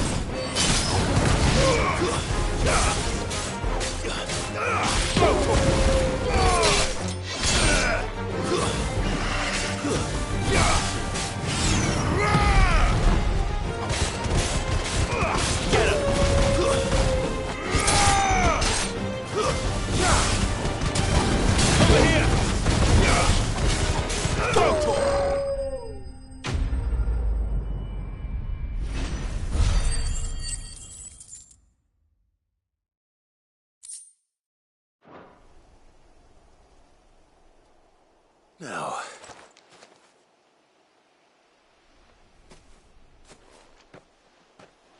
will it be enough, I wonder?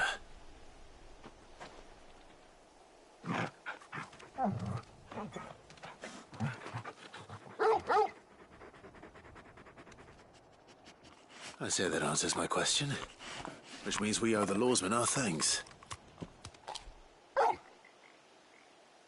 You're just a big puppy, aren't you? A very big puppy.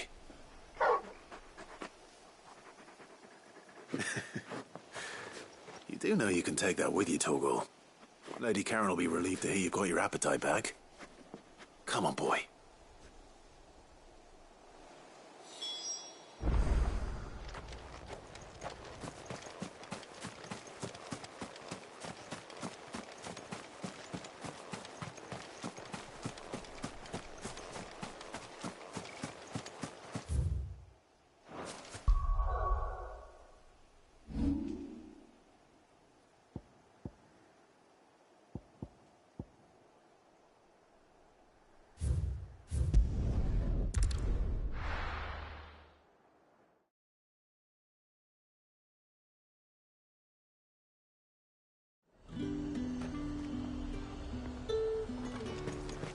There's talk at the glass gate.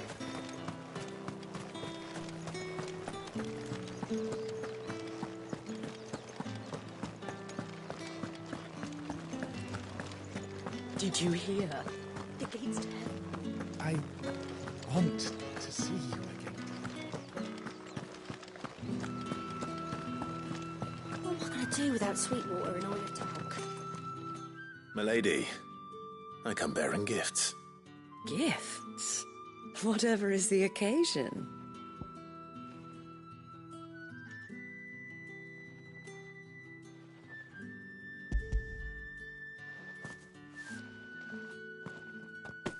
Oh my. Clive, you really have outdone yourself. Otto asked me to give it to you. To settle the Hideaway's debt with the Veil. And to compensate you for the time it took us to do so. You disappoint me, Clive.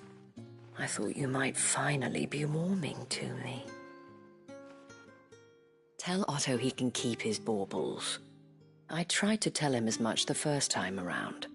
The man owes me nothing, nor does the Hideaway. My contribution to the restoration effort was made freely and willingly. It was the least I could do. You once told me Sid did you a kindness. I'd like to do the same. Please, accept it. For my sake. And for Otto's. For all of us. For all you've done. It is rather fetching, isn't it? Very well. Otto is lucky to have you, Clive. I doubt anything could ever replace his son. But you and the others at the Hideaway are the closest thing he has to family. Otto had a son. Long ago, yes. Sid told me Otto lost him when he was just a boy, and blamed himself for not being able to stop it. I don't know how it happened, whether there was anything he could have done, but it was clear that it weighed heavily on him. I didn't know. How could you have? I doubt anyone did. Besides Sid, I've never met a man more keen to bear his sorrows in stoic silence. An ill habit, given that both have always been surrounded by friends desperate to help them. I'm beginning to see that.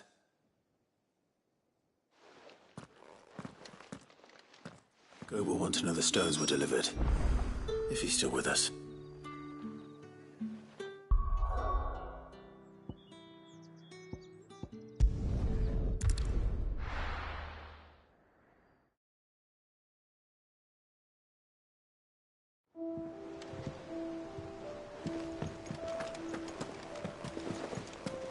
Is that the thing Tomes helped to do? Mid told me she was building a ship.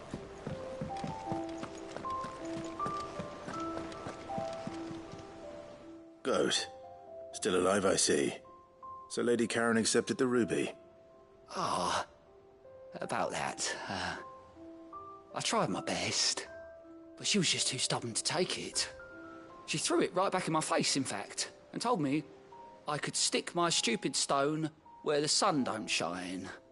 Karen refused payment. I hope it wasn't something I said. I'm sure you were as tactful as ever. Let me see what I can do. Oh, wonderful. I hope you have better luck than I did.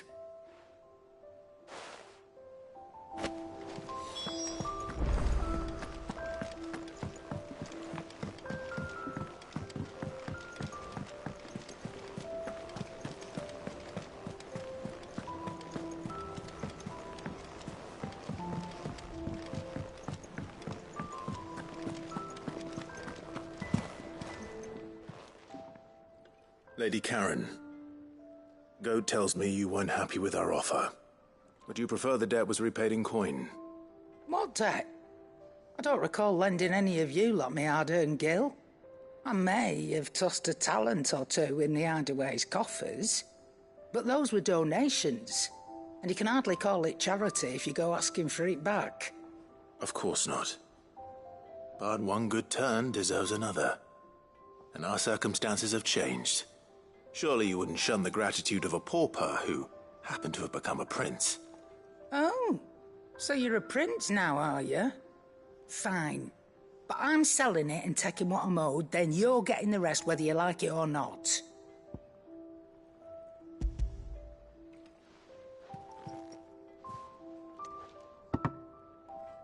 Where'd you even get this? A decent trader might nab 1,000 talents for a star ruby.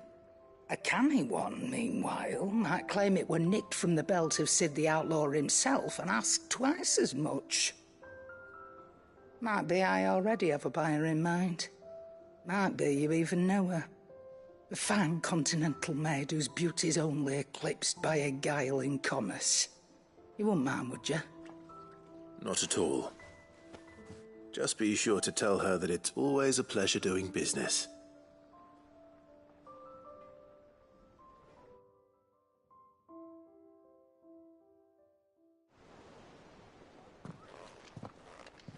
I hear you ended up delivering all 3 stones. Thanks to this lump. I sometimes wonder what I pay you for. Speaking of which, I still haven't been paid last month's wages. Oh, so you remember what's owed to you then? Get your ass behind that disc of yours and don't get up before those ledgers are square. Right away.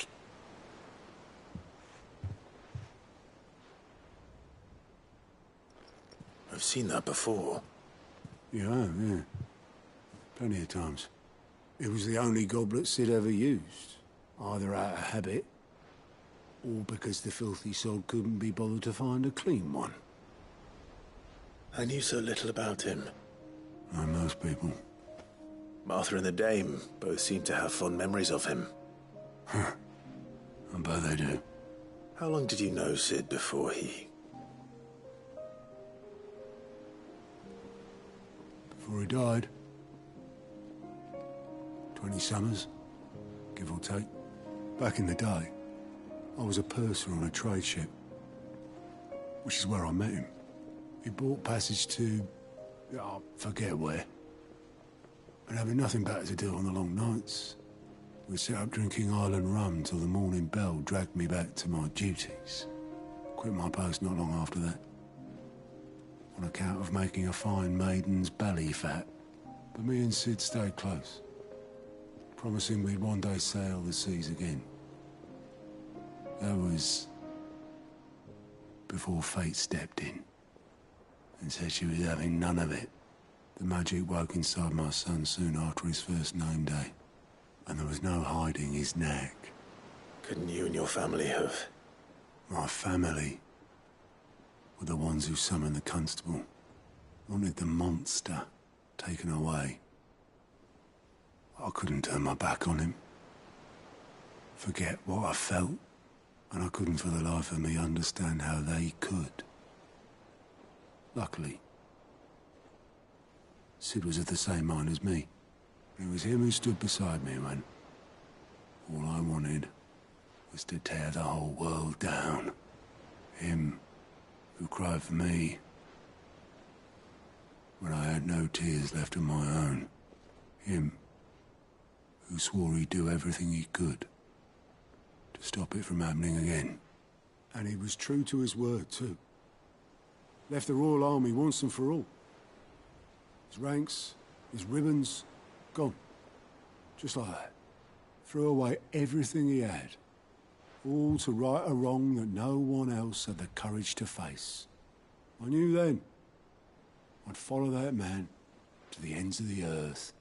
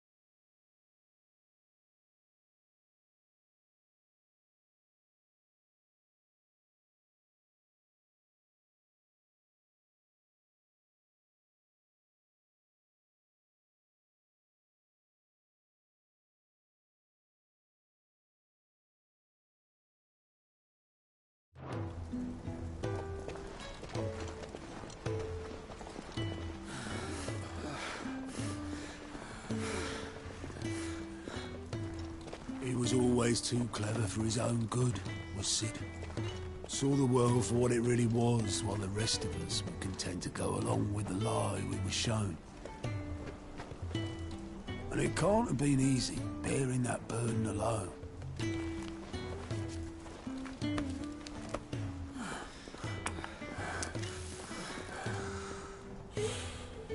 But he didn't let it stop him. He never lost faith in what he believed was right. And that gave us faith in him. Faith he'd steer us true. So I swore to myself that I'd always be right behind him, ready to catch the stubborn sod, if ever he should fall.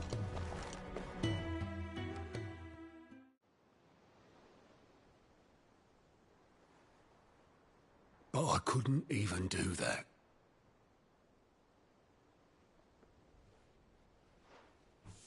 Ignore me, just the ramblings of a tired old man. Leave that lot. I'll tidy it up in a bit.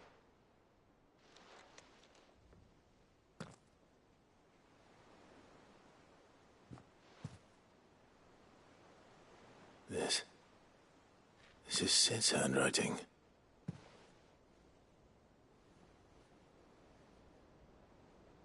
Dear Otto.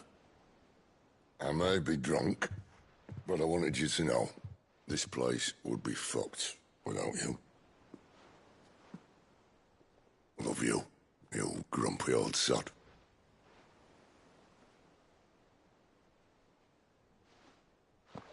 This note. Hmm? What about it? Sid was right.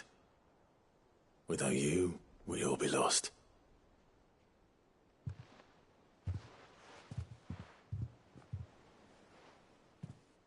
He should have bloody well said so then. Just once. Before he went. But then, why would he? Him, or anyone? I'd only have told him to piss off.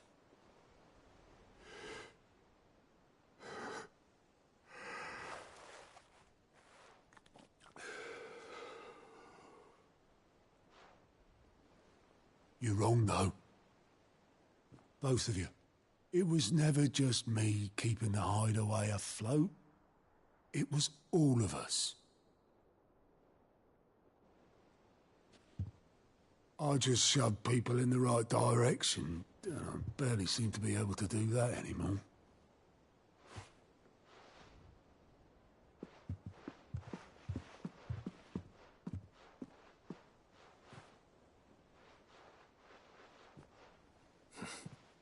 Would you rather go at the helm?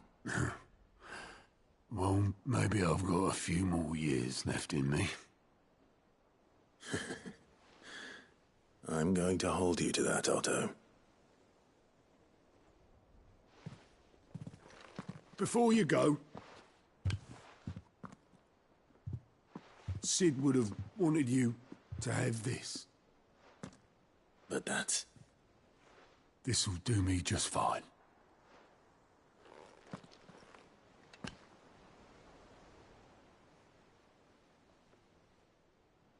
Thanks for the ray of sunshine. I'll see if I can't pay you back. Already have.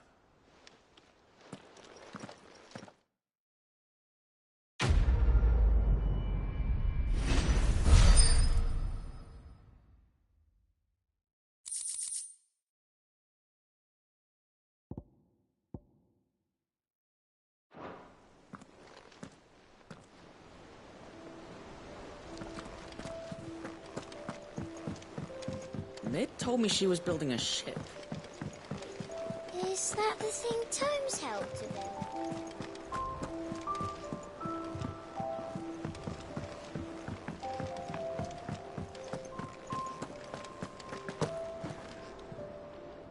I noticed you and Torgal had gone off somewhere. Take him for a walk, did you? You could say that.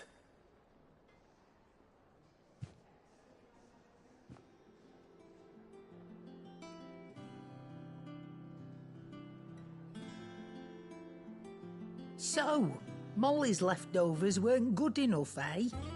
That'll teach me for treating you like you're still a pup. All right, no need to shout. Now we know what you're after, I can see about getting some in. Speaking of which, I brought one for later. Can I leave it with you?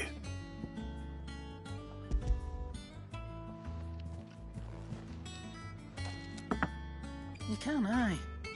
I'm nice like that. In return, you can thank Tomes for me. The bloody know-it-all. I was just on my way to see him.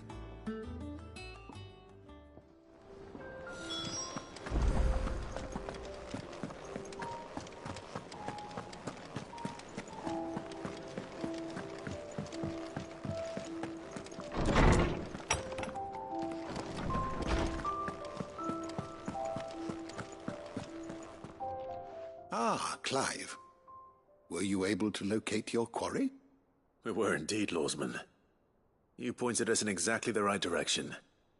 And Torgal's been a very happy hound ever since. Very good, very good. Lady Karen sends her thanks, by the way, for your part in solving the mystery. Ah. But that reminds me. After your last visit, I found myself pondering Torgal's talents. Do you recall our conversation concerning Lady Jill's role in Torgal's transformation? About how she somehow woke the power within him. Precisely that. A reasonable conclusion, I thought. But one which raised certain questions in my mind. You see, the Fenrir of legend served Shiva and Shiva alone.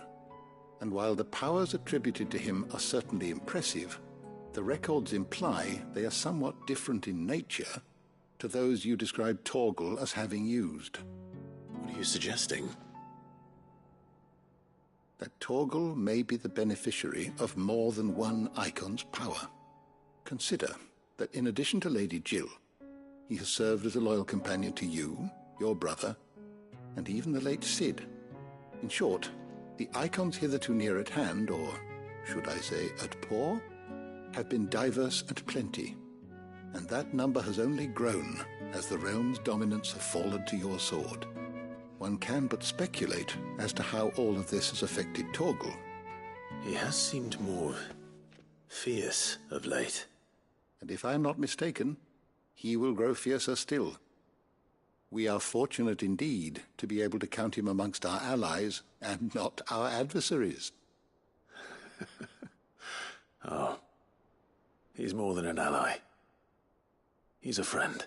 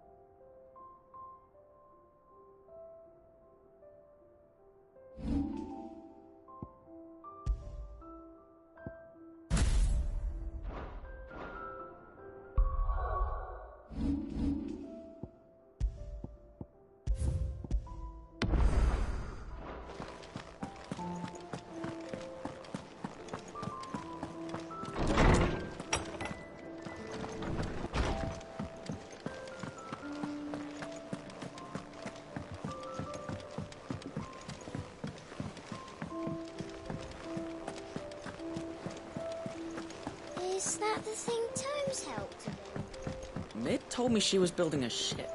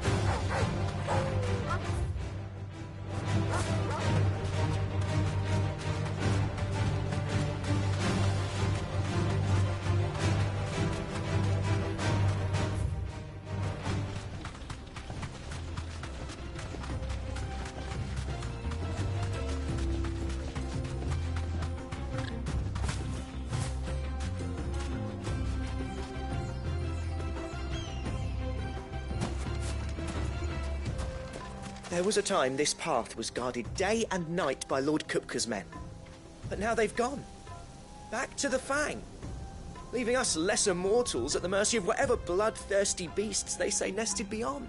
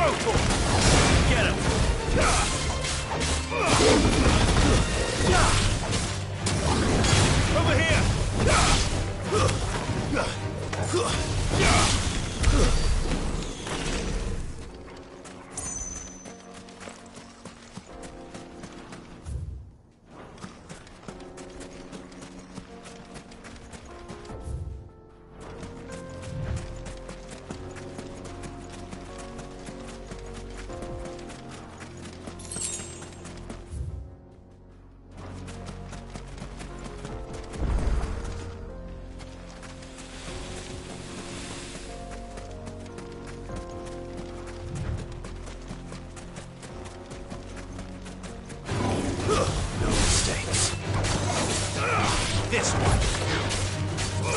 Over here.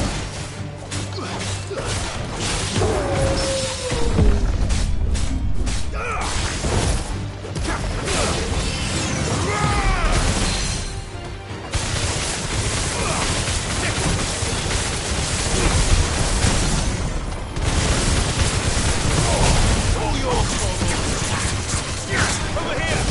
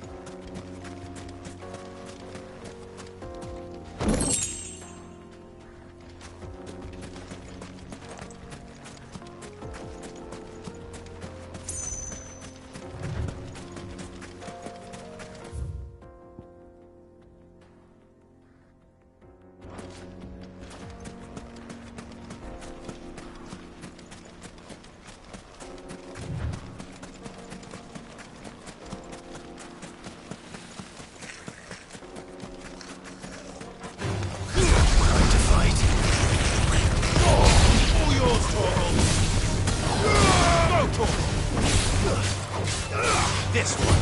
Stay down.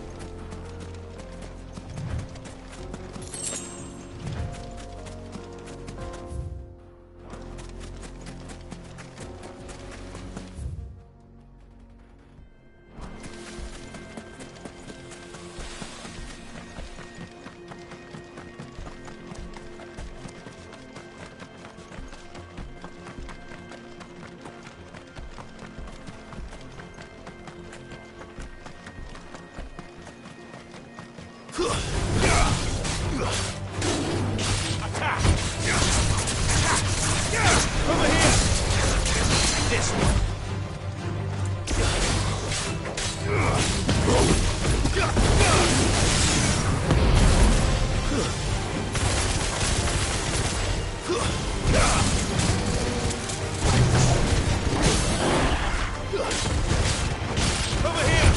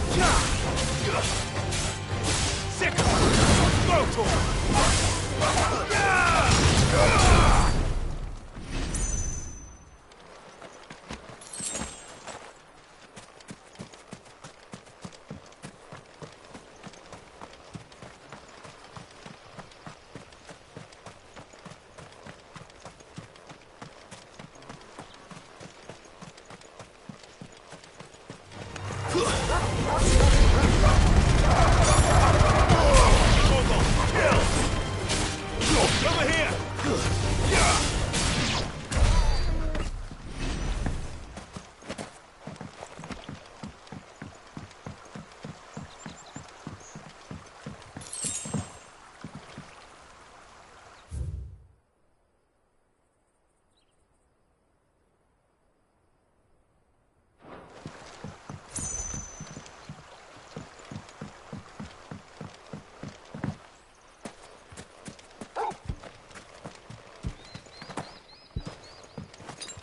That's better.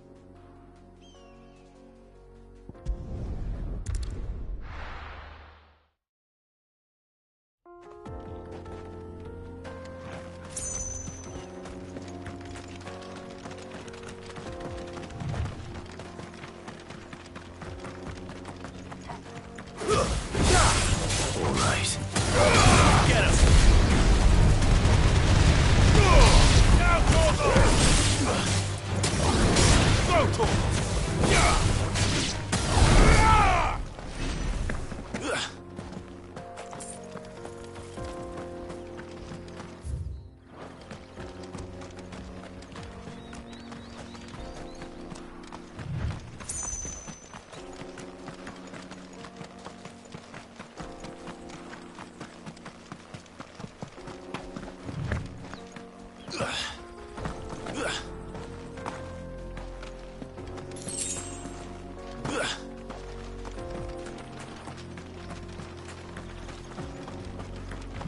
mountain of a monster.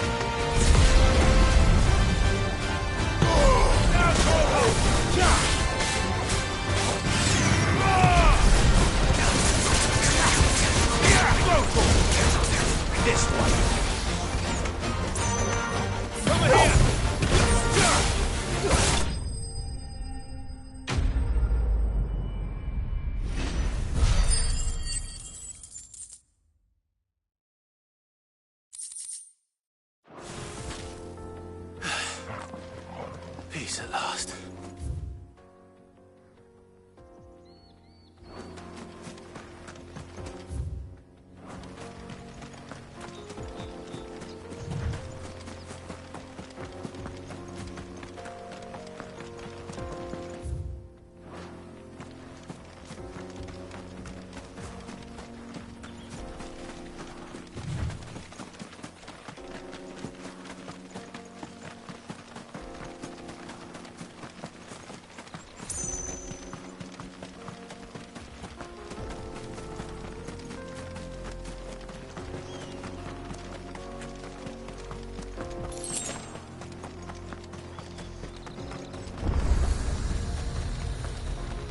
You lost, stranger.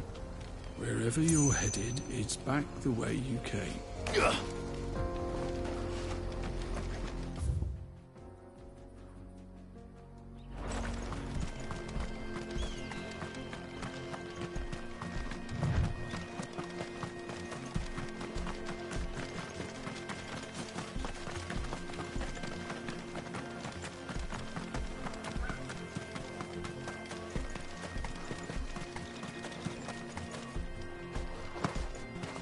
The road is closed. Turn back.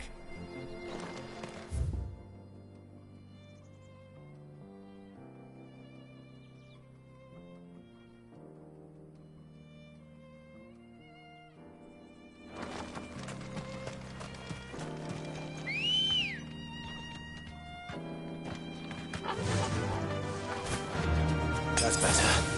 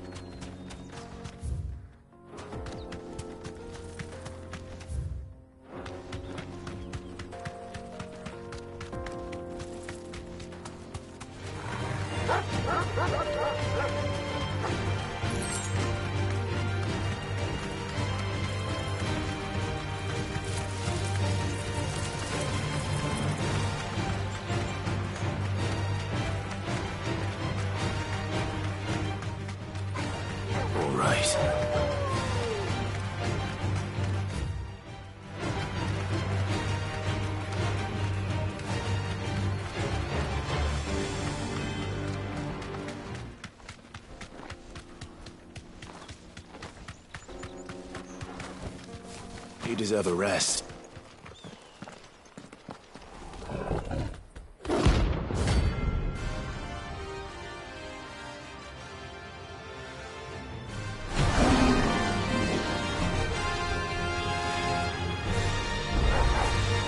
Playtime for the pack, is it? Let me introduce you to Mommy.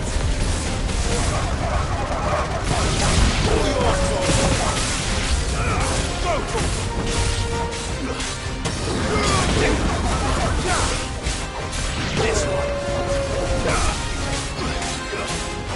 Go for it.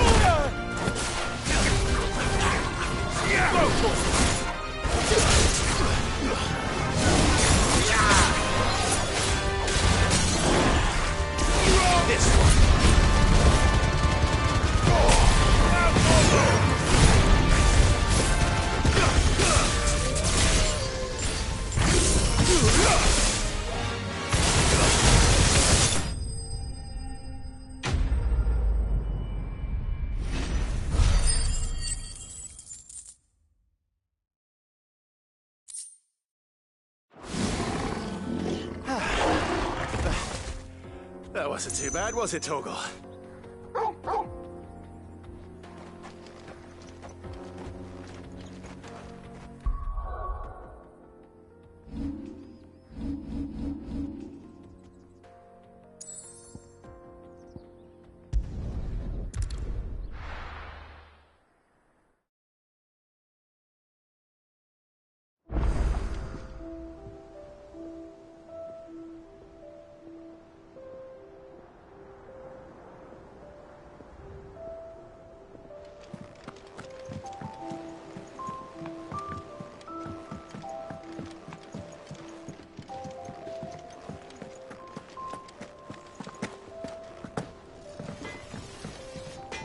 What do you need? What do you want? Not bad, if I do say so myself. That it? Fine.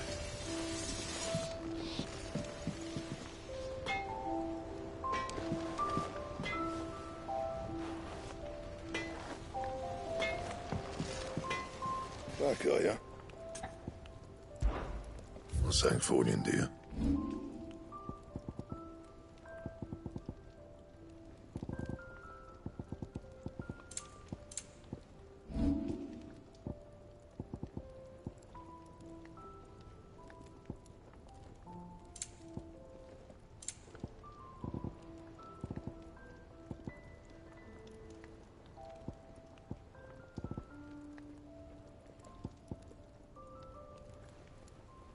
And?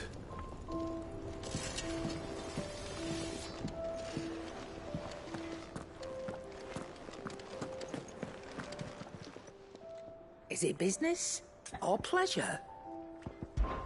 It's a relief. Thank you, Clive.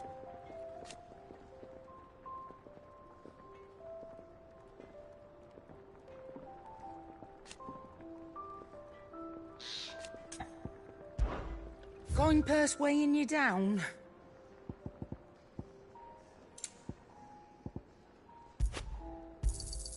It'd better all be here. You'll not find a better price than that. Come again. Or don't. I'm not much bothered either way.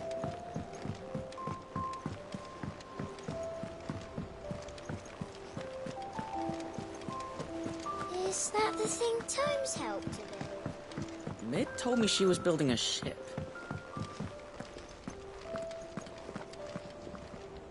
All right, Clive. Asterix. Mid finished sending half the hideaway traipsing across the twins, has she? I swear, that girl'd do anything to put off visiting her old dad's grave.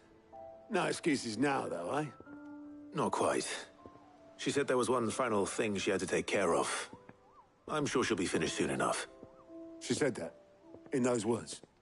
She did, yes. Clive? Were you born yesterday or something? There is no thing. She'll probably be halfway to Canva by now. Mid. I might still be able to catch her.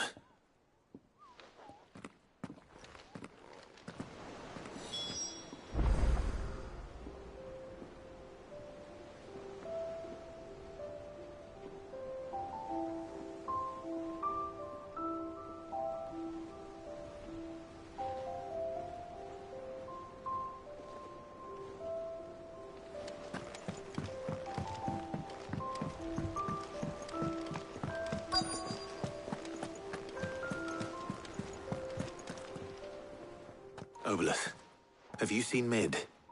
Yep. In a boat, going that way.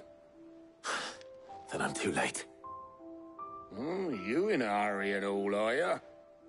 Oh, I offered to take her across, but she wouldn't wait. Just paid for a dinghy and rowed off.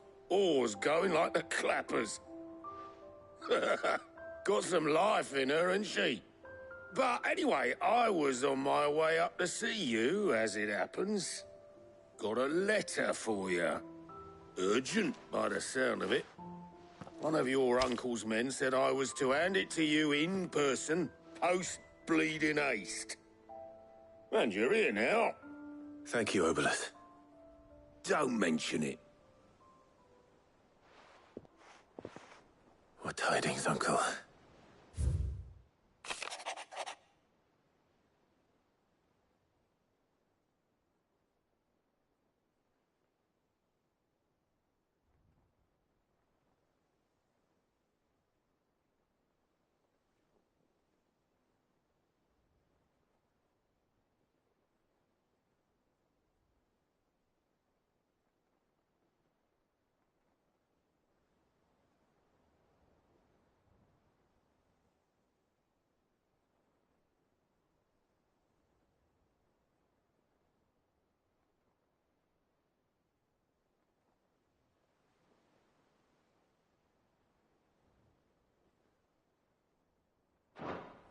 Trouble in Canva. Well, I'll need someone to keep an eye on Mid.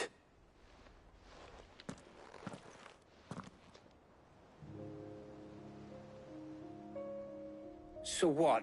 Mid got us to do all the dirty work and then just sailed off into the sunset? It, seems that way. Well, nothing we can do about it now. But next time you plan on visiting Sid, you might want to tie her to something before you suggest it. Ah, don't be so hard on her. Gotta admit, the dirty work was kind of fun. Everyone pitching in and all that bollocks. Just like when we built this place. You're right. Anyway, we all set to head to the old hideaway. I could do with getting to Canva pretty sharpish. Wouldn't do to keep Lord Rosfield of the Seven High Houses waiting now, would it? Not after he asked for me personally. Gav will be leaving with me. Will you mind the place while we're gone? You can count on me. Just be sure to give Sid and the others my regards. All right. Oh, by the way, Jill will be joining us too. She's got some things to take care of, but she'll meet us there. I hope she's telling the truth at least.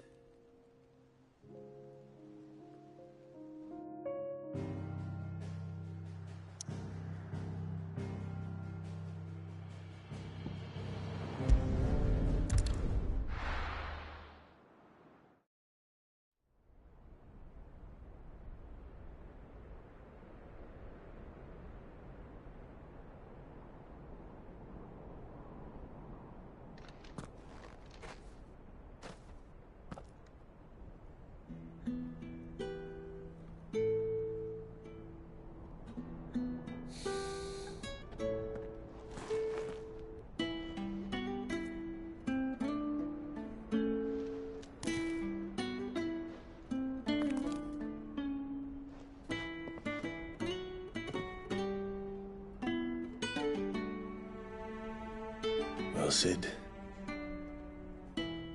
I remember what you told me. That if no one is listening to what you have to say, you may as well not say it.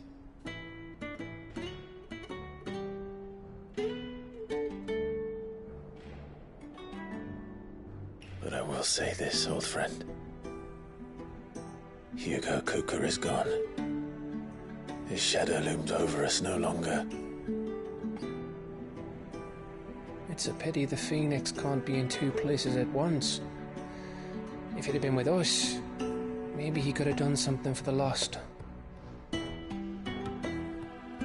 even the Phoenix can bring people back from the dead. Life has a beginning and an end. So we must live while we have the chance. And not as slaves to the crystals, but as free men. May we join you?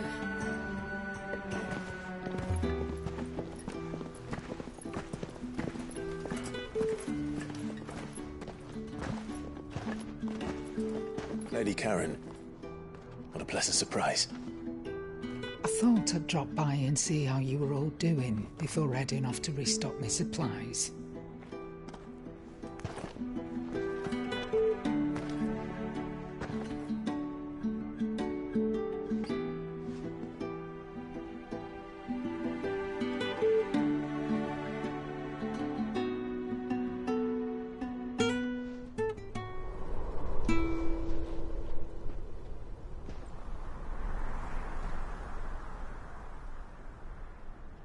It wasn't the most scenic view back then, but it were never as bad as this. I know. The blight marches on. And soon, there will be no escaping sights like these.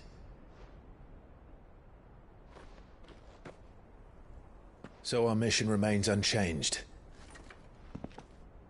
We cannot stop until every Mother Crystal is gone, and their thirst for ether with them.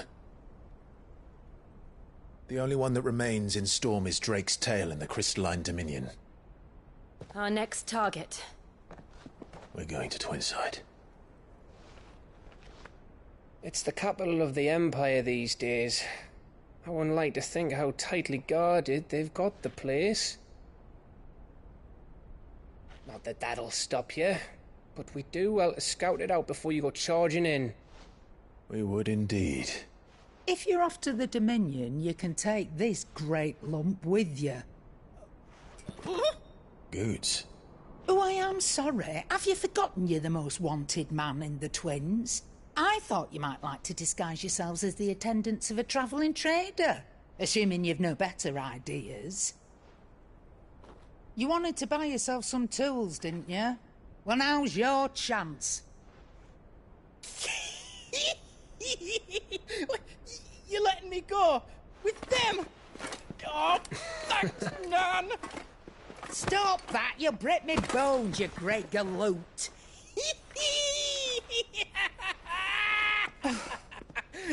There's a caravan that runs back and forth between the Dominion and the Bocklad markets. It's managed by the Merchants Guild. Just show them Goots' traders pass and you'll be on your way. It'll be a damn sight less risky than footing it the length of the Crystal Road. That's for sure. Thank you, Karen. And glad to have you with us, Goots. Okay then. I'll get me things and I'll meet yous there. See yous down in Bocklad. Get off! Me poor fingers! Jill, you're with me. Understood. And Gav? Already on my way, Captain. Be careful. Aren't I always?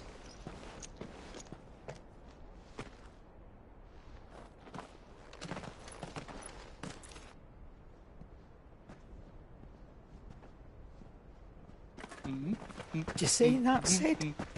Your protégé's making a proper little outlaw of himself.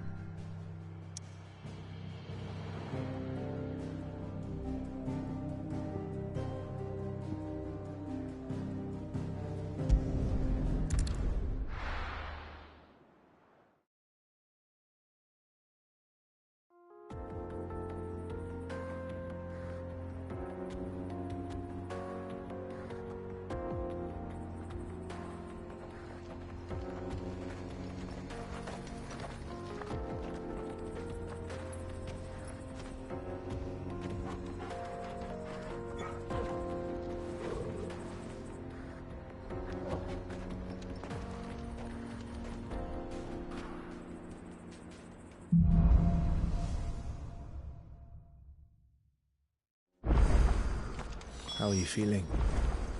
Better. Thanks to Taya. I'm glad to hear it. And Torgal helped too. Didn't you, boy?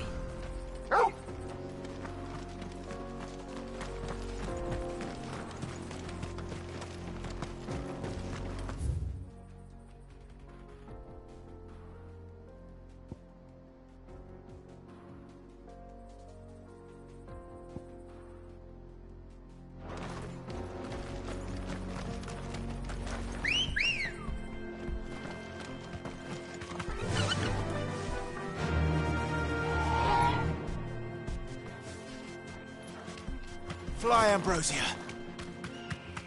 This used to be a trade route for merchants crossing the Scars, till the Republic laid a new road wide enough to let wagons pass, and all official traffic moved there. Leaving this one for those living outside the law.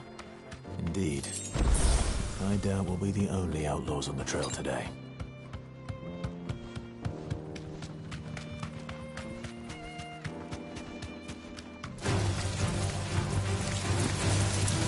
Straight home now.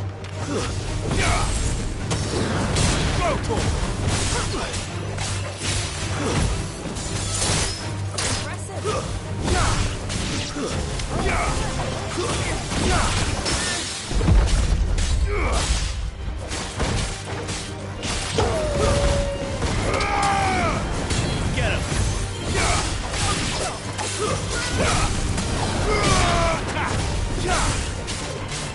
Get him!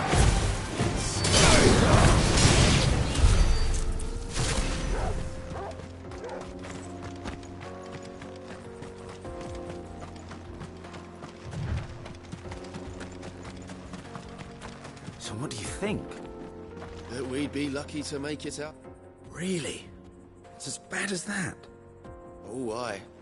There's trouble up ahead. And too much of it for us to handle. I take it there's danger on the road.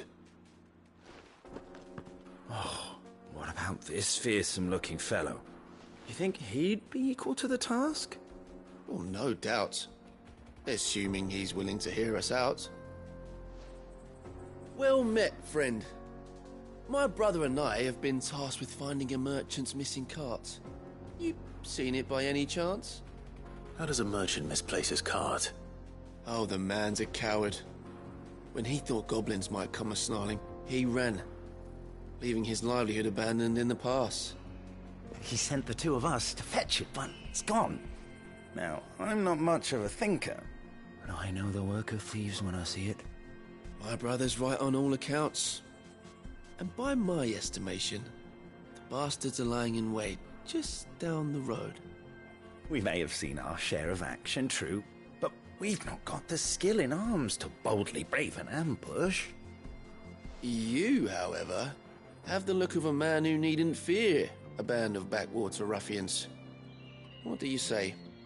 Will you help us out? Chances are they'll come for you either way. But if you promise to lend us a hand, at least you'll pocket a reward for your troubles.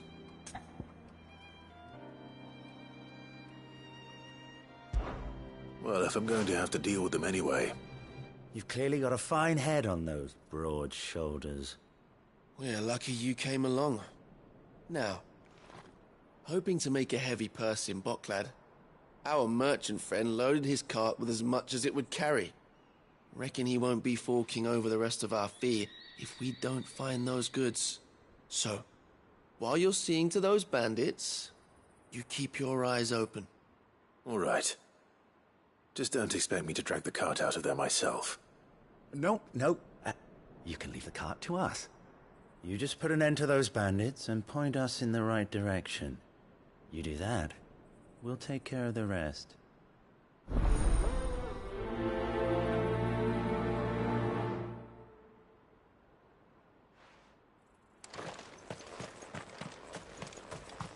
I'm not sure I trust those two. But if there are bandits lying in wait, I should probably take it. Look lively, you lot! Got guests! These must be our bandits. Over here!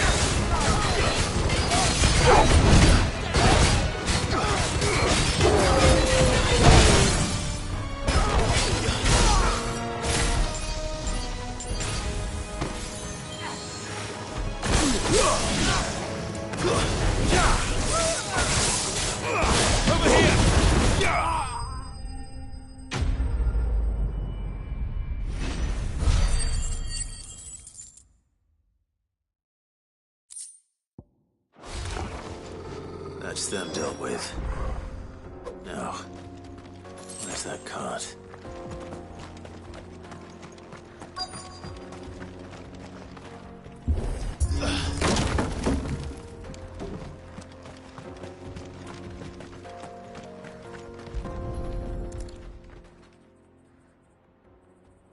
Getting all of this out of here will be a nightmare. Seems we've found ourselves the right man for the job, wouldn't you say? Found the cart and didn't leave a single bastard breathing. Our merchant friend will be delighted. And how exactly will he be getting his goods out of here? You leave that to us. After all, it'd be wrong to make such a fine warrior haul cabbages to market. You've done your part. And that's all you need to worry about. Here.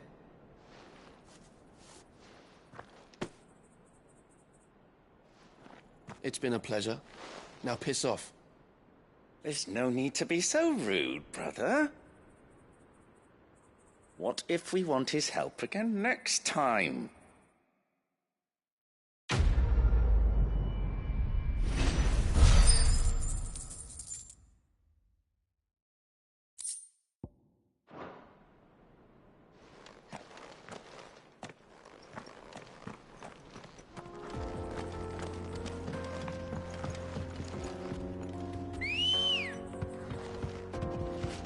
Good girl.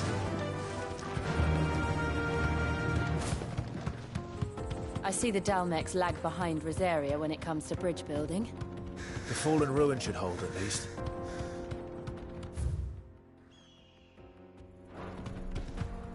The path continues on the other side.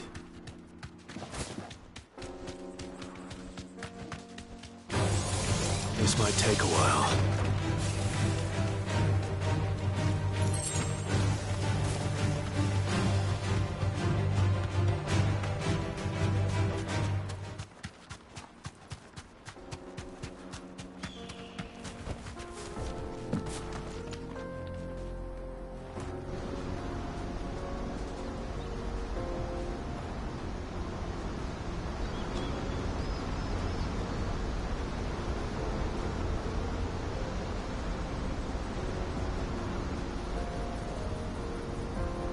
So this is Ffxvi. The land of the gods. It's even more impressive than I imagined. I remember being captivated by the story as a child. Long, long ago, man was overcome by avarice and challenged the gods in a bid to win their power. The final battle took place here, at these falls. Or so the legend goes. If anyone ever manages to plumb those depths, perhaps we'll learn if there's any truth to the tale. That the gods emerged victorious and punished man for his defiance by visiting upon him 2 curses. Dominance in bearers. To tell the truth, I always thought it strange that the dominant and their icons were deemed a curse. Back home, the dominant inherited the throne. They were admired and exalted, not spurned. Whenever I got to that part of the story, I always assumed there must be something I'd misunderstood. You had a lot of storybooks, didn't you? In your room, I mean.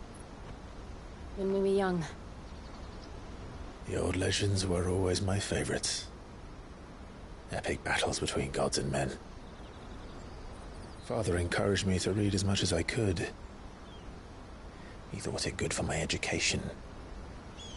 You really were a boy like any other, weren't you?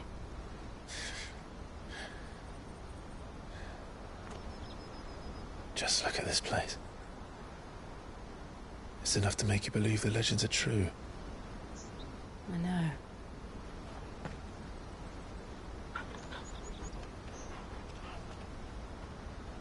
We're not far from Boklad.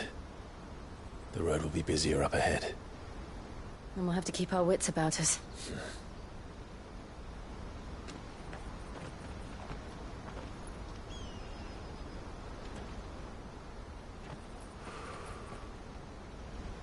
Clive? Something wrong? Nothing. It's nothing.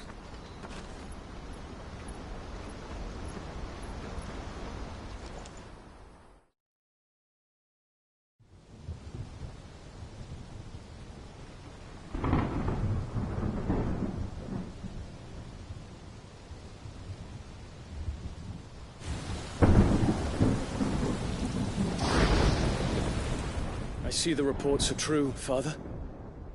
You have surrendered the throne to Olivier. I have. Emperor Olivier shall rebuild the Holy Empire of Sanbreque.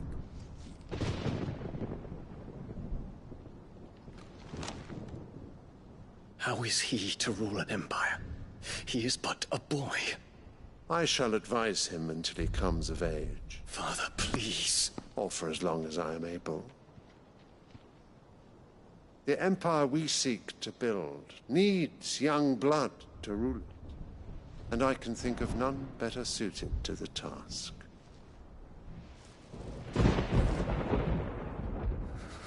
There is other news, Dion. Hugo Kupka is dead, and Drake's Fang destroyed. The pillars of the Republic have fallen.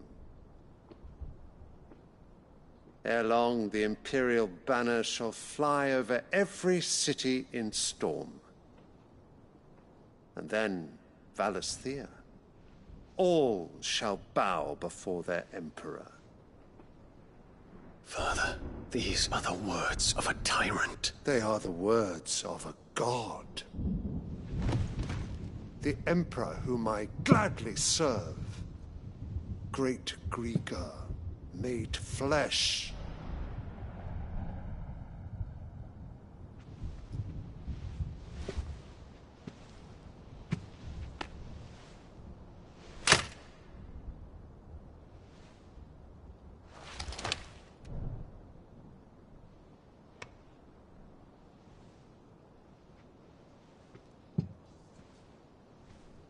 Return to your camp, Dion, and ready your forces. It is time to show the world the true power of Sanbreque. Father. I find you much changed. Is this truly the path you wish to tread? Or are these the ambitions of another? Of Ultima, perhaps? What nonsense is this? I speak my mind, and my mind only. Though I do owe Annabella thanks for reminding me of certain truths regarding the nature of nations, of rulers, and of the divine.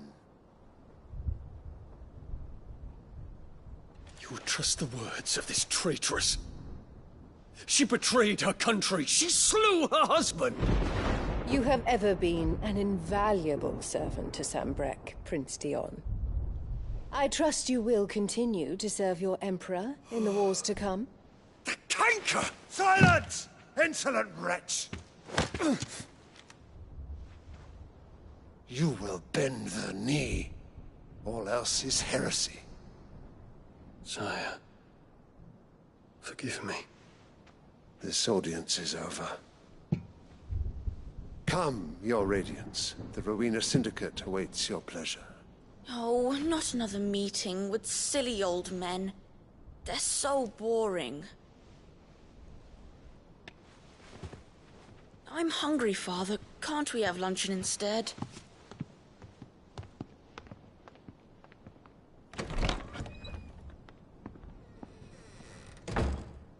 Does it pain you that you will not inherit your father's throne? I have suffered worse.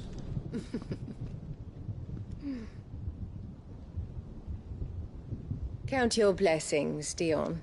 For a base-born child to be chosen by Bahamut is miracle enough. You have risen high on his wings, but you shall rise no higher, lest your impure blood stain the throne. What do you know of my blood?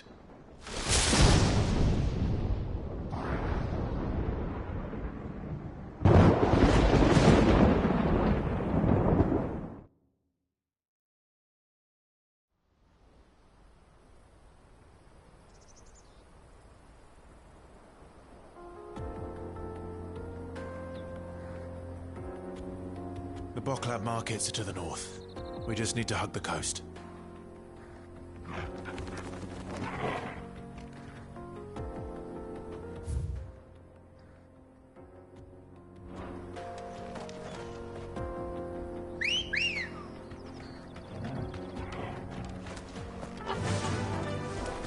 Fly, Ambrosia!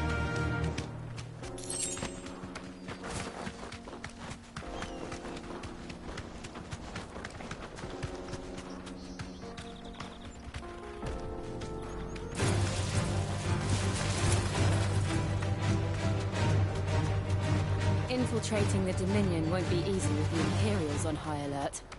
No. His Radiance has lost one capital already. We can be sure Sylvester will do everything in his power to hold on to Twinside. His troops are well-trained and increasingly battle-hardened. But it's not as if we can wait for the siege to end.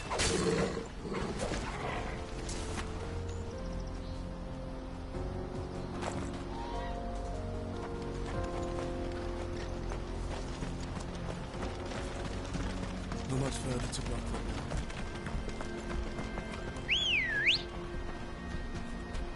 Let's go. Run like the wind.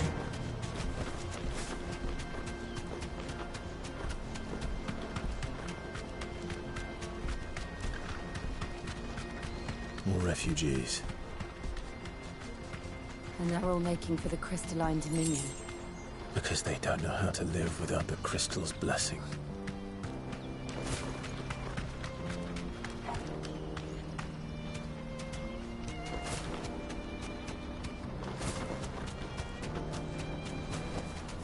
I can walk from here.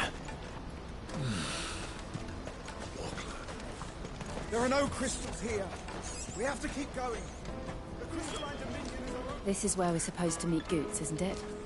That's right. He said he'd wait for us here after replenishing his supplies. I dare say he'll have finished by now. Porter for hire. Best service. Let me carry your goods. Peaches and pears.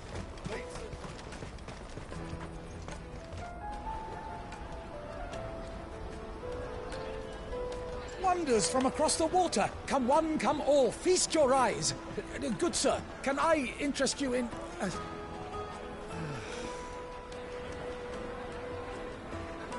How much? For a measly crust of bread? You won't find any cheaper. Not nowadays. But you're more than welcome to look.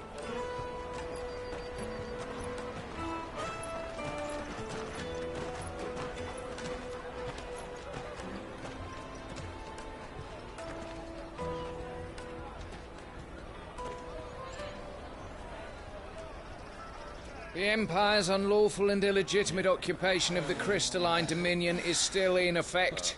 Only those whose business in Twinside has been officially approved by the Republican Army will be permitted to cross the border. All who seek entry are to form a line and ready their documents for inspection. It looks like we aren't the only ones who are eager to leave. And they're checking everyone. Can't you make an exception? Not for the likes of you. We won't get through without that pass.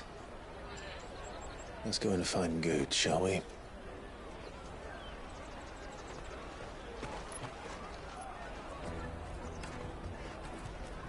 He must be around here somewhere.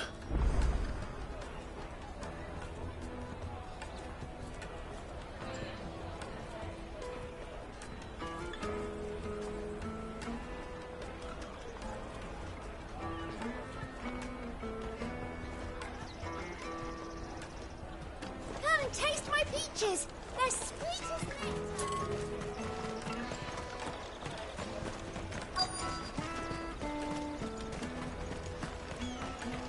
I'll take the large one. An excellent choice, my lord. Ah, good. There you are. Clive, I'm so sorry. Don't tell Nan, will you? Slow down, Goots. Just tell us what happened. It's me trader's pass. It's gone. We cannot ride the caravan without it. We won't even be able to get through the flipping checkpoint. Do you remember when you last saw it? It was in my pocket a minute ago. Then a bairn bumped into me and... Yeah. You don't think that they might have nicked it, do you? It wouldn't surprise me. A busy market like this is prime territory for pickpockets. So, to get the pass back, we need to find this child. Where would we even start?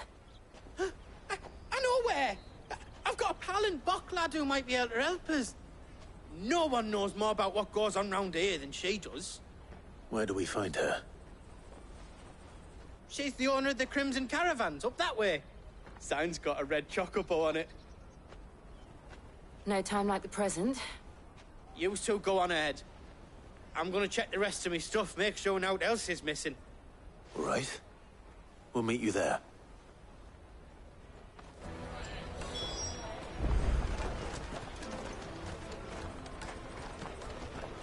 Did you hear about the Empire's... Let's keep an eye out for this red chocobo, then. And the other on our purses. Caravan stops next to the checkpoint.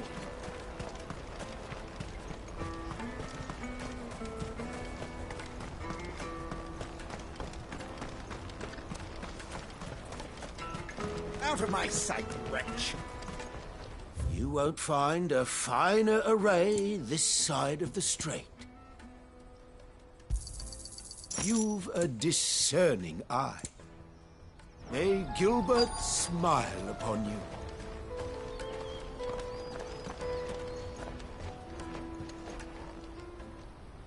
Looking to hire a coach? It's 10 million for a two-birder to the Crystalline Dominion. Take it or leave it. Oh, we're not here for that. Then I bid you good day. Oh, wait! Don't go, El. He's me mate. As I live and breathe. Goots, what are you doing back in Bocklad?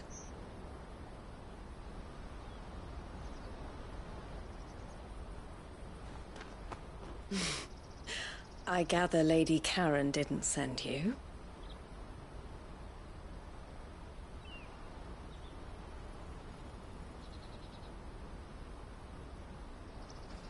So what trouble have you got yourself into this time? It's me trader's pass. It got stolen. By a little bairn. Of all the... You're the size of a marble. Honestly. Ugh. Goots told us that you know the markets well. Might you have an idea which little bairn could have done this? We don't intend to punish them. We just need our pass back.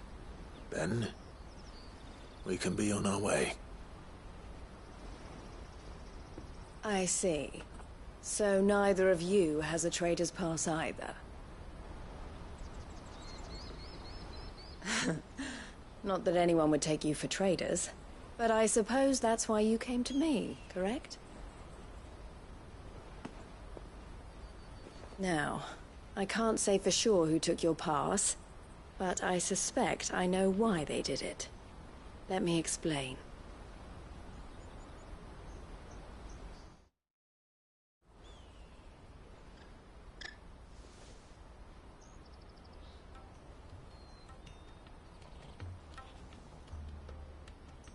Ever since the Fist marched on the Dominion, the Republic has been clamping down on any commerce that might aid the Empire more than it does us.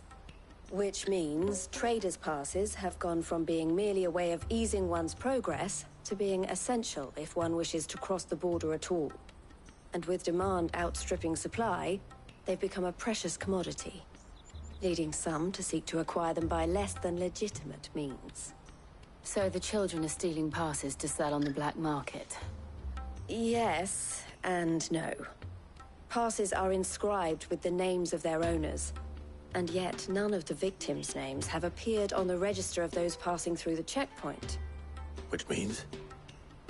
That someone is doctoring the stolen passes.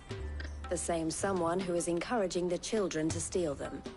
And the same someone who has Goots' pass, no doubt. Whoever they are, they're ruining the livelihoods of honest merchants, which is why we've decided to take a stand. Will you stand with us? You want to get your pass back, and we want to ensure that no more are stolen. Catch whoever's behind it all, and 2 birds shall be slain with a single stone. Is there any other way of getting to the Crystalline Dominion Goots? They won't let you in if you're not with the caravan. It's that, I don't know, try swimming across the strait. But the guards will definitely spot you if you try and do that. Like, we don't want to get spotted, right? So either we find the people who took the pass, or give up all hope of entering the Dominion. All right. We'll help. Thank you kindly. But I don't know your name. Eloise at your service. Clive. A pleasure doing business with you, Clive.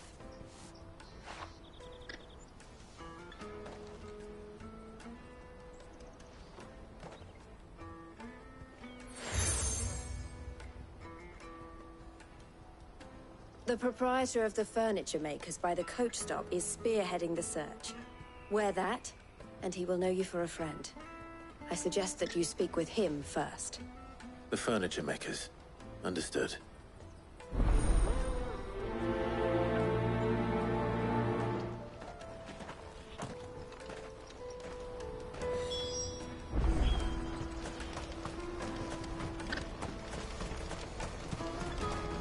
Out of my sight, wretch!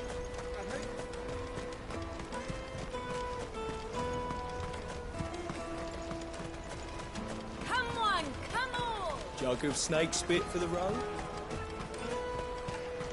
Juicy pears! Slate you? Are you the furniture maker? Looking for something in particular? Ah, Eloise collared you too, eh? Then I expect you want to know more. She told me you were leading the hunt for the pickpockets. What have you learned?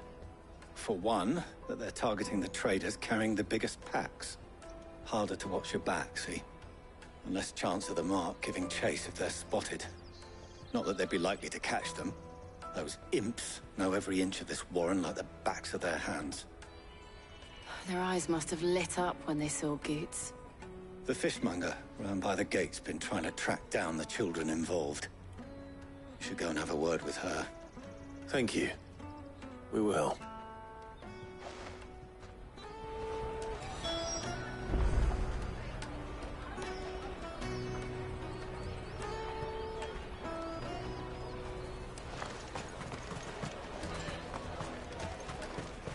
You won't find anything of this quality in Twinside. You should come with me to the Dominion. Fish for sale! Fresh salted and smoked! Can I interest you? Ah, sorry. Message from Eloise, is it? She's asked me to help her. To help you find the pickpockets. Is that so? Suppose I better tell you what I know, then. For one, this isn't a family operation. All the traders say the children who stole their passes were dirty, dressed in rags. Street urchins, by the sound of it. We get a lot around here. Orphans from the wars. A few, perhaps. You saw the refugees gathered by the entranceway? They're all looking for a new start in the Dominion and beyond. Some of them take it as an opportunity to rid themselves of unwanted baggage. The shame of it. Whoever's behind this would have to have made themselves known to the children at some point. And so should we. You should start with the children around here, then. I doubt they're the ones involved, but they might have heard something. It's worth a try. All right, then. Questioning children. How hard can that be? You should come with me to the Dominion. Life will be different.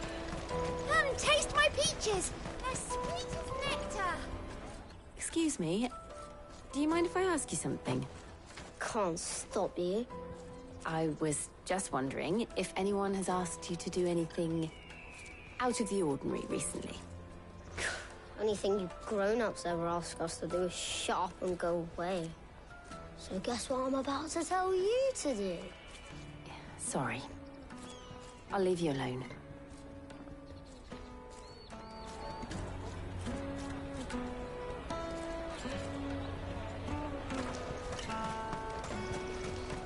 Finest earthenware from the Free Cities! All but unbreakable!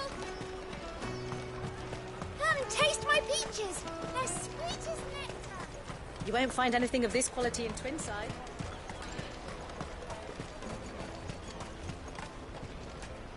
Do you have a moment? What do you want? What I want is to know who's asking children like you to pick pockets. I don't know. Nobody's asked me. What's picking pockets? Do you get paid for it? No, you get in trouble for it. So if they come calling, you know what to tell them.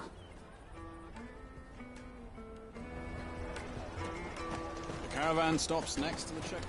Jug of snake spit for the... Excuse me? What do you want? I don't have any money. It's all right. We're not going to hurt you. We just want to talk. What about? We've heard that some very bad people are making children like you steal from travelers. We need to know who's behind it so we can stop them. I don't know much about it, really. But my friend, Honza, he said he got a job. Doing something dangerous. Sounds promising. We need to find him and ask. Do you know where your friend might be? He's usually by the tents outside town. Thank you. You've been very helpful.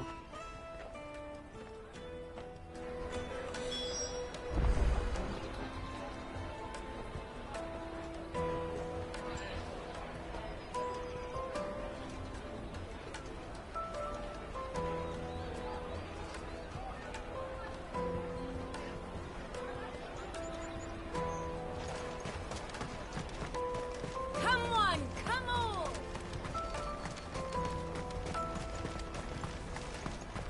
Peaches and pears. Let me carry your goods. I'm keen.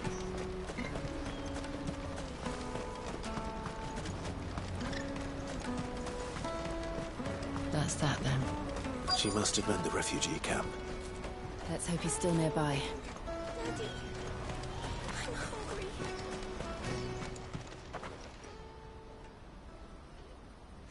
That big fat donkey was easy pickings. He wouldn't have noticed if we'd robbed his boots off him. Yeah. Wish we hadn't handed over the pass, though. Could use one of those things to get out of this dump. Chance would be a fine thing. The moment they found out, they'd string us up by our guts. Would they now? Perhaps you'd like to introduce us to these charming characters. Shit! We're in trouble now! What do we do? You two get caught if you want. I'm off. Hunter, where are you going? So that was Hunter, eh? Jill, you watch these two. I'm going after him. All right.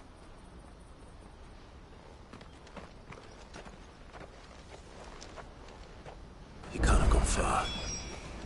I need to find him before his employers do. Daddy.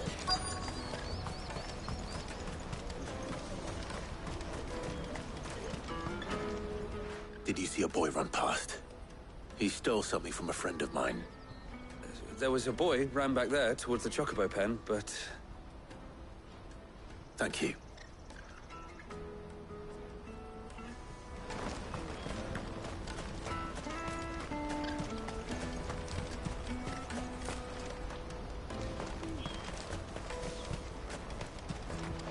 This is everything. It must be transported to the Dominion without delay.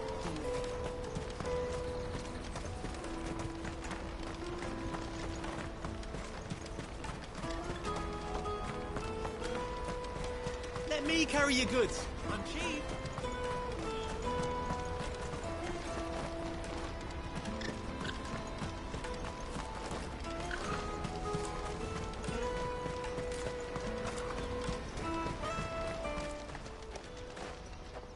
Oh, shit. Cornered. It's all right, Hansa. I'm not going to hurt you. I just want to ask you some questions. Fine. Not like I've got a choice. I'm looking for the people who are making you steal for them. Who are they? Called themselves the Carstones. They said they'd give me good gill if I did what they told me. I knew they were bad, but bread doesn't come for free. Didn't come at all half the time, before I started buzzing for them. You know, if I didn't do it, they'd just pick on someone else. Someone they could push around easier. Hansa. You found him then? Jill. Where are the other two? Eloise is watching over them. She sent Goots and I to look for you. You're... him! I haven't got your pass anymore, if that's what you're after. I gave it to the Carstones. Whatever you do to me, I can't get it back. Not that I go against them, anyway. If it weren't for their gill, me and my mates would have starved.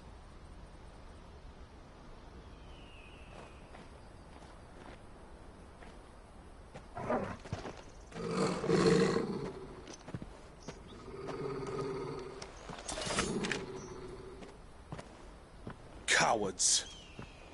You will not force another child to do your bidding. Wait, we're not... Don't hurt him.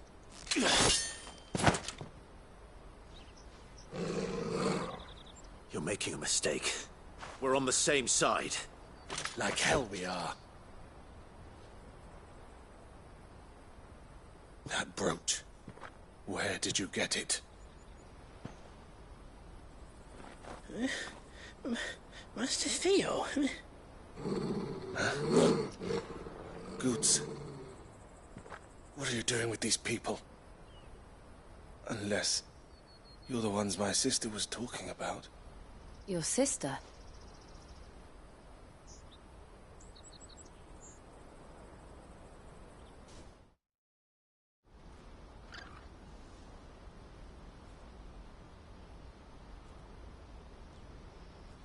Eloise didn't tell us she had a brother.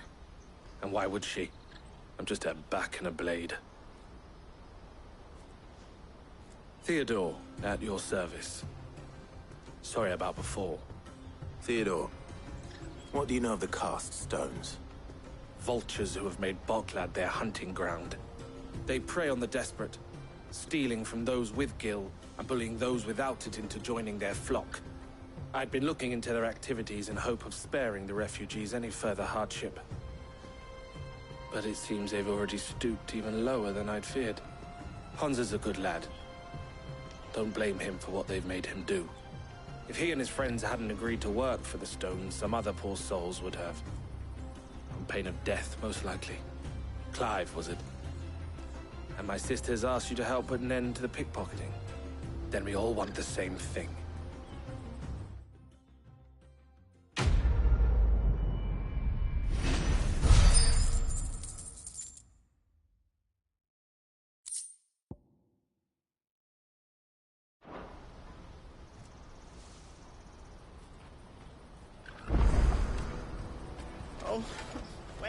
So, what's the plan?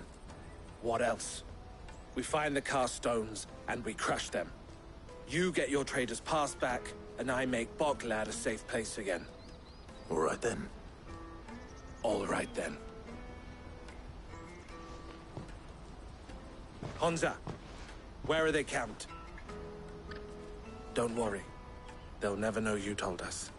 Couldn't if I wanted to. They always come to town to collect the passes. Meet us outside the gate. I tried following them once, but they spotted me halfway down the trail. Said they'd string me up. We'll try it this time. Which way were they going? Back down the road towards Leighton's Cleft. To Leighton's Cleft, then?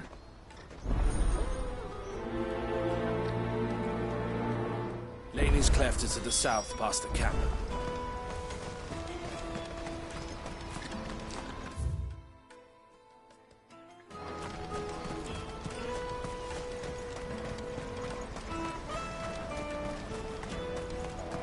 What's that then?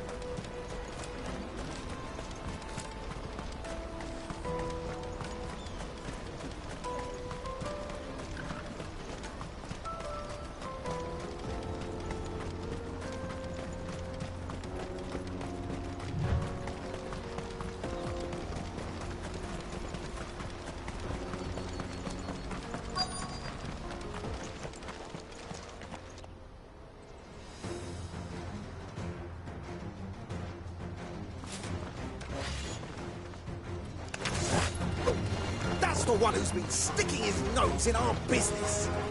You should have tried with your own.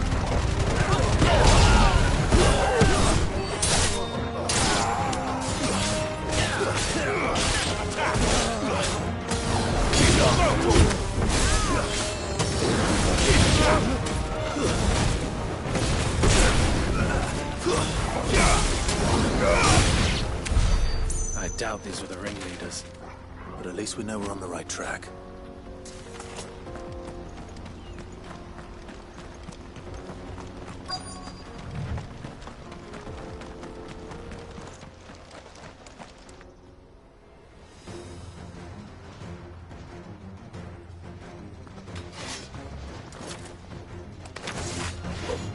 We've got company! That's the lot.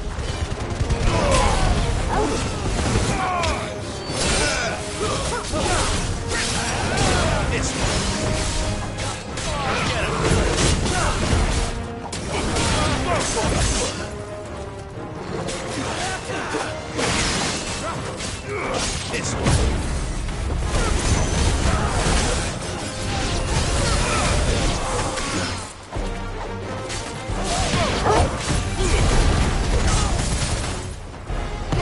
All yours, Torvald.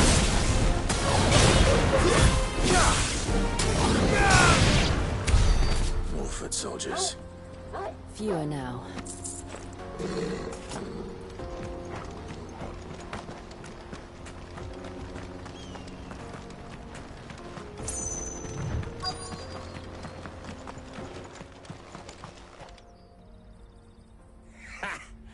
Not a bad haul today, eh? Aye. Some of our new recruits are natural-born ne'er-do-wells. Especially the little ones. That Hans has got nimble fingers, all right. It'll be a shame when they chop them off. But till then, let's make the most of it. Scum. The leaders of the cast stones, I take it. They don't deserve any mercy, Clive. I wasn't planning on showing them any. We're ready when you are, Theodore. Oh, I'm ready.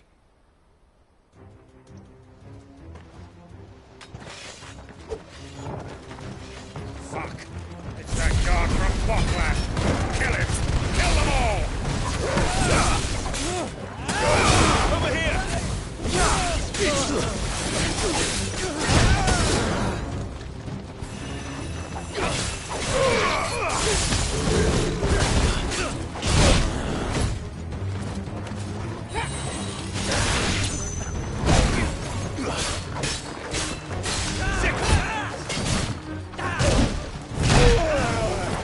I needed that.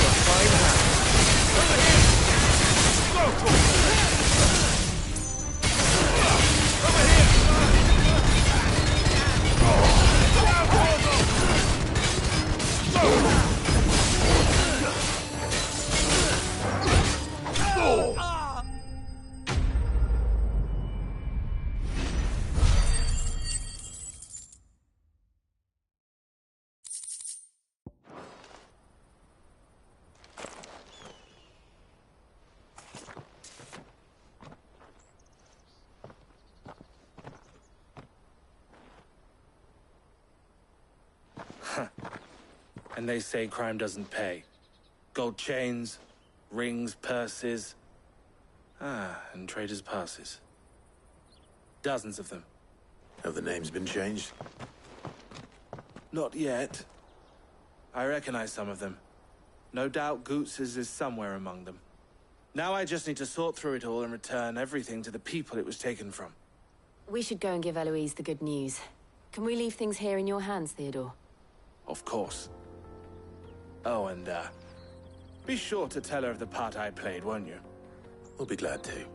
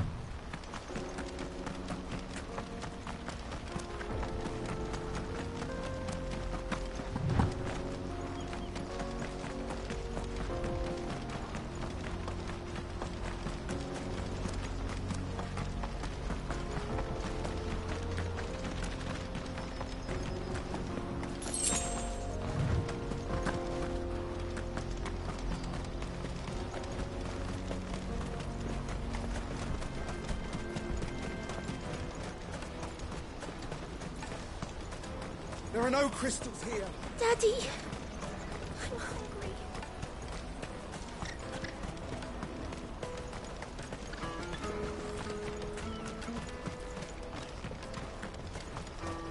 Hurry, man.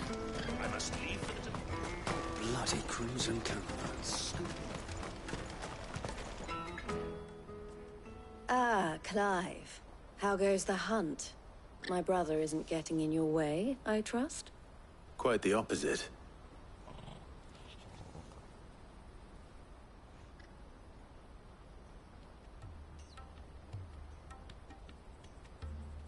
So it was the cast stones who were behind it all. Theo told me he'd been on their trail. And their demise solves 3 problems at a stroke. That of the pickpockets, the bandits pulling their strings, and the passes they were stealing. I only hope yours is among the items you recovered. Only time and Theo's return will tell. Speaking of whom, welcome home, dear brother. You are too kind, Eloise. Here, Clive. Goots's pass. Ask him to keep a closer eye on it from now on, would you? I will. Thank you. El, I've asked our boys to carry the rest of the goods back. Can I count on your help in sorting through it all? Of course. I'll make some space in the storeroom. I expect you'll soon be on your way then. But it wouldn't do to leave without introducing yourself properly. Would it now? Sid. Don't look so shocked. We're on the same side. I don't understand. As you now know all too well, we at the Crimson Caravans are always happy to help those in need. For a small fee, we will move anything that needs moving. Be that goods to market, or bearers away from it. I was the first my sister helped escape.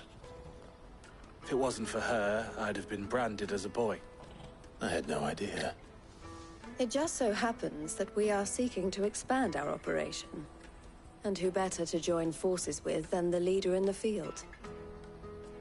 Wouldn't you agree, Theo? I would. It seems our purpose is the same in more ways than one. So what would you say to working together again? It would be our pleasure. And our honor. The honor is ours. Here, Clive. This is for you.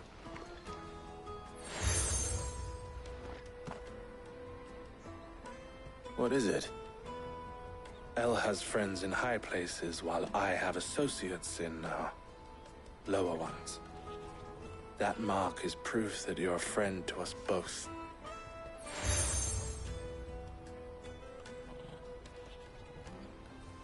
I shall bear it with pride. Well, all that remains is to wish you a safe onward journey. Goots's pass should secure you a place on the caravan, but if you encounter any difficulties, we would be delighted to provide you with a coach of our own. For a discounted price, of course.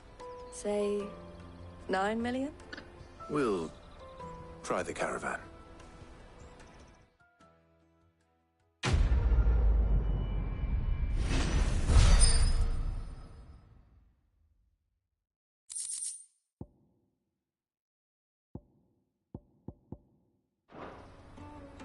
Right then. Let's get this back to Goots. And then it's on to the Dominion.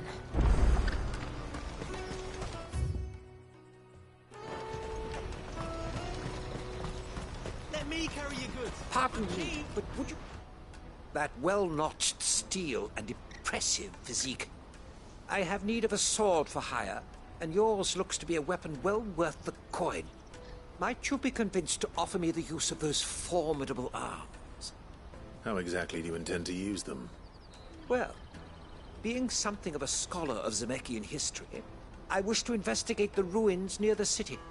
And I require a rugged companion, lest I find myself waylaid by ne'er-do-wells or the beasts said to roam the area. Should you accept, you will not only earn yourself material wealth, but partake of the true treasure that awaits us there. The rich and storied history of Zemeckis. Well, were you ever party to a finer proposition? My arms are yours. Wonderful. Then come. We must away. But where are we going? Along the old Zemeckis Road, and from there, onward to discovery.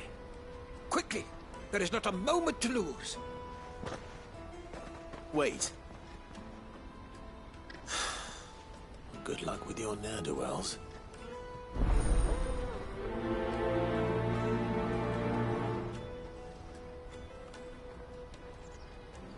I'd better make sure he doesn't get himself killed.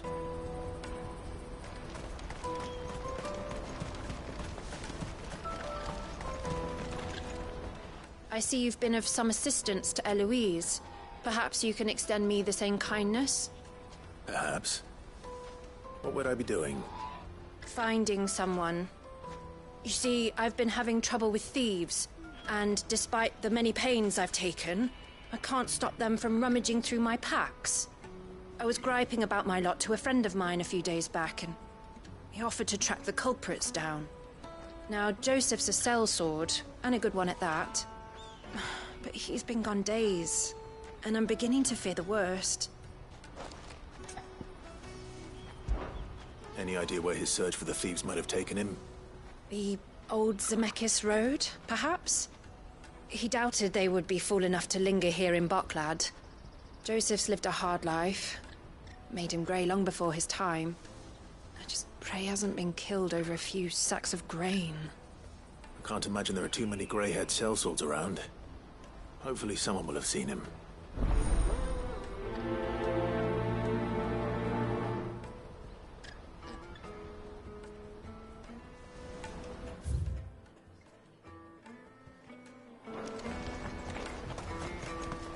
That's that then. Path. No passage.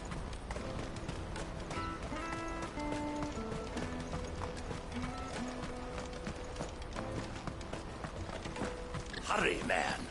I must leave for the... Bloody crimson caravan school.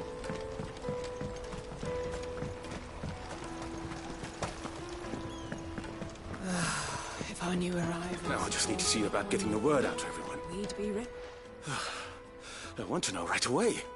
Bad news. Good, actually. Something worth celebrating for a change. Only trouble is, the serving girl's still new to the job, so I can't leave her while I go and invite those I'd like to celebrate with. What exactly are you celebrating, if you don't mind me asking? I've come by a particularly fine bottle of red. A Gotan 66, no less. Gotan Rouge is the only good thing to have ever come out of the Empire.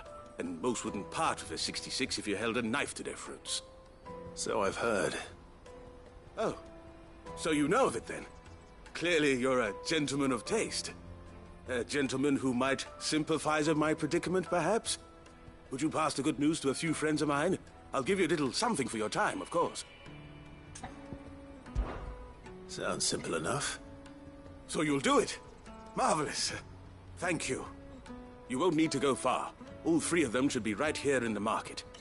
There's Aldrich the porter, Milan the butcher, and Bolek, a guard over at the north gate.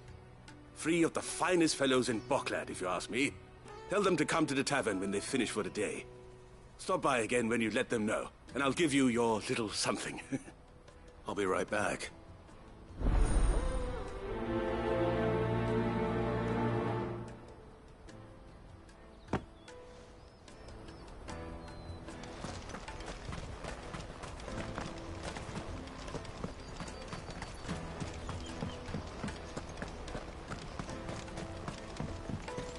I hear the brothers found another victim. I believe it, all right. What's that?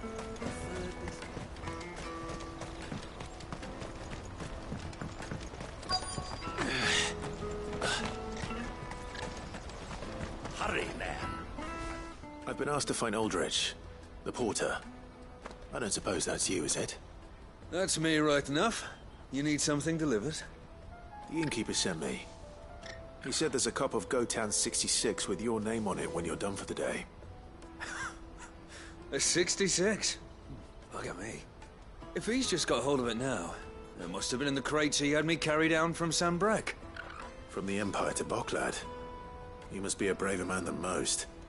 That's a treacherous route at the best of times. Such is the porter's lot.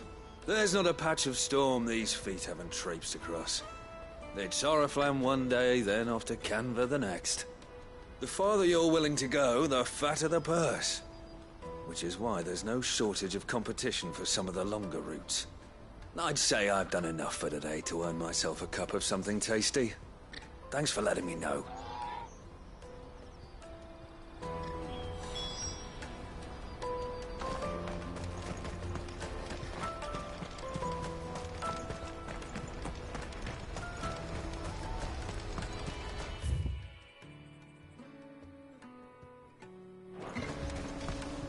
Out of my sight, wretch! Peaches and pears. Come on, come on! Jug of snake spit for the road?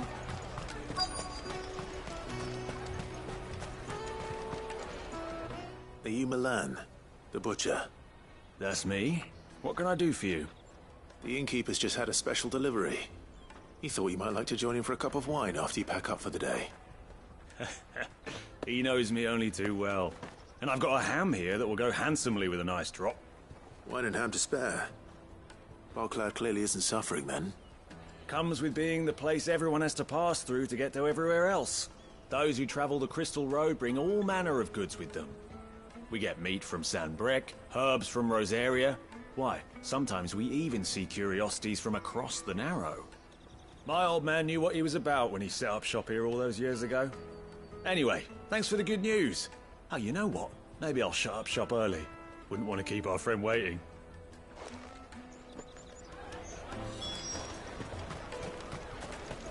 You won't find anything of this quality in Twinside. Tight-fisted sword. Let us through! I'm looking for Bolek. I was told he'd be guarding the gate. Well, you found him. You're not here to enlist, I take it? The innkeeper sent me. He's just taken delivery of a rare vintage, a Gotan 66. He thought you might like a cup. I've never said no to a goat hand. I'm not about to start now. Thanks for letting me know. You must be a busy man. The market would be flooded with refugees if we weren't here to stem the flow. Oh, my heart goes out to them, all right, but we've got our orders. No papers, no passage. Plenty try to slip past us nonetheless. And every now and then, one of them's foolish enough to try and force their way through. And when they do, well, things can get nasty. You know what? That wine's sounding better by the moment. Hold on. I wonder if the innkeeper might spare a cup of that wine. Come, taste my peach creatures. They're sweet. The finest earthenware from the free city. What, really? Juicy pears. The caravan stops next to the tree. Jug of snake spit for the road. Come one, come all.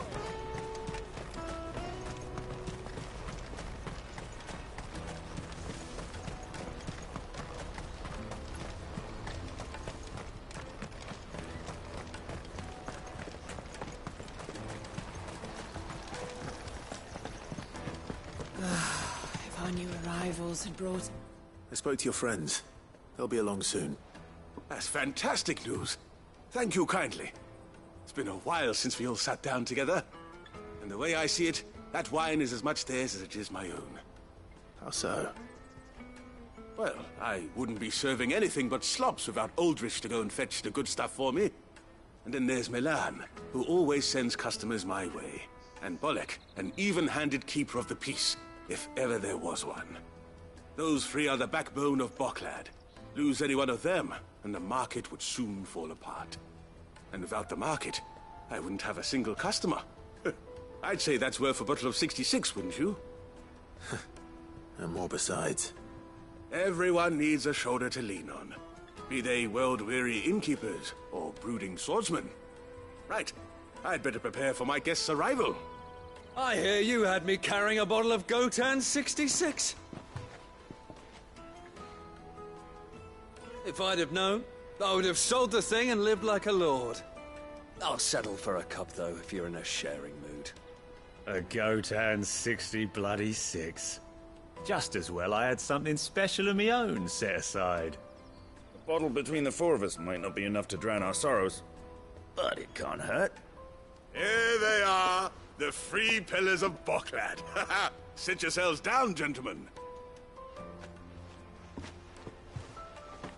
The woes of the world may be monstrous in many, but there's nothing like a few good friends to keep the misery at bay. Never a truer word spoken.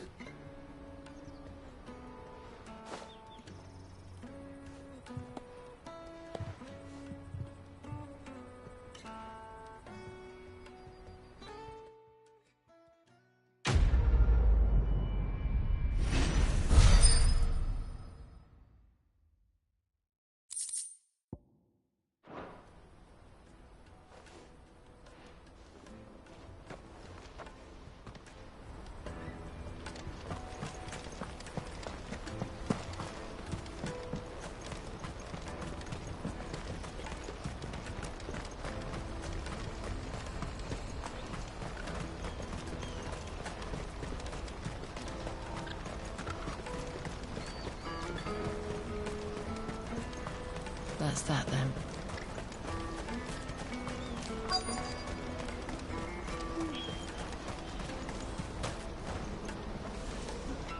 What do you want?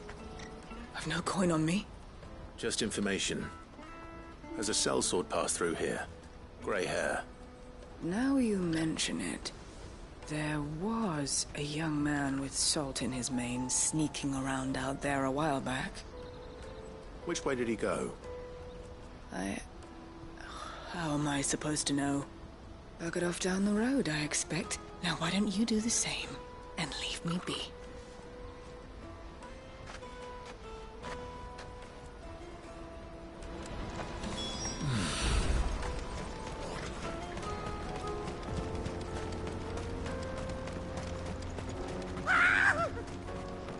Why am I not surprised? You'll have no real coin.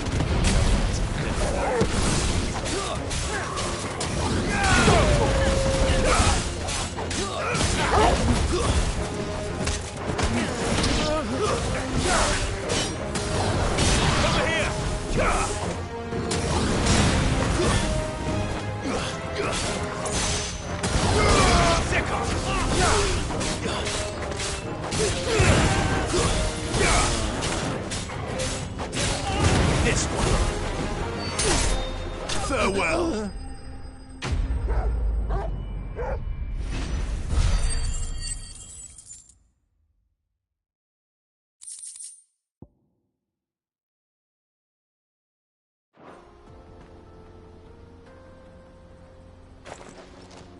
you hurt?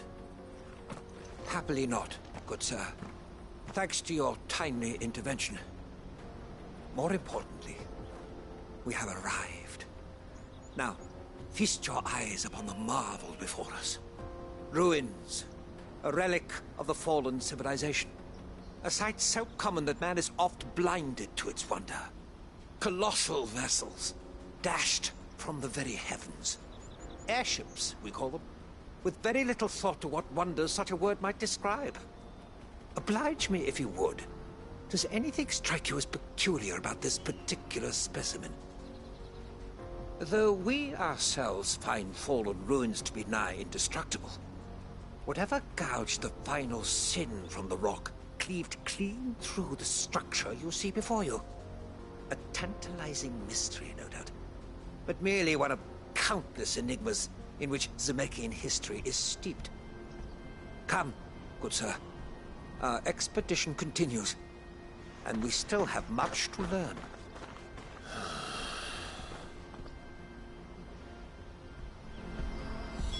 He's passionate. I'll give him that.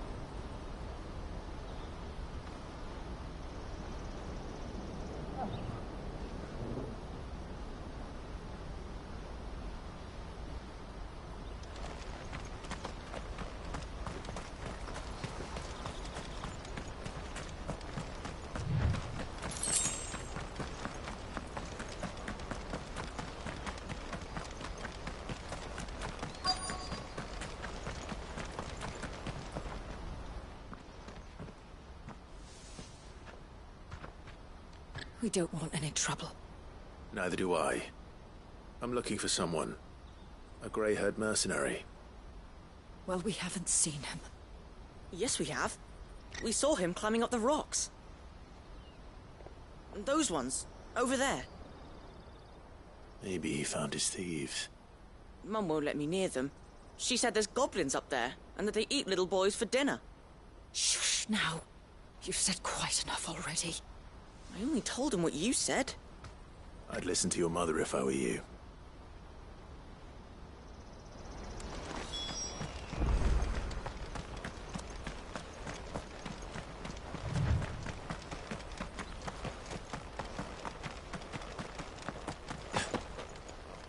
Did Joseph's thieves really lug their stolen wares all the way out here?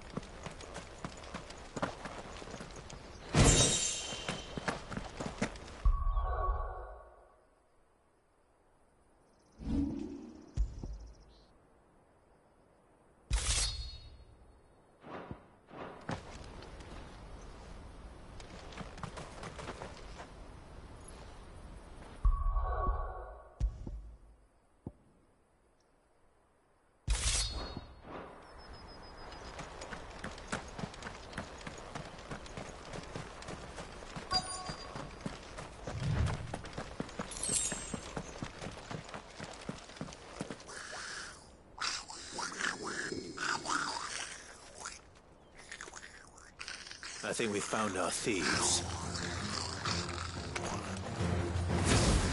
They don't look happy to see me.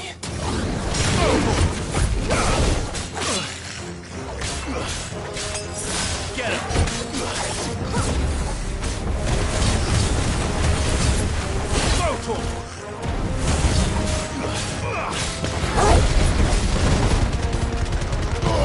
All yours, Torgal! This one!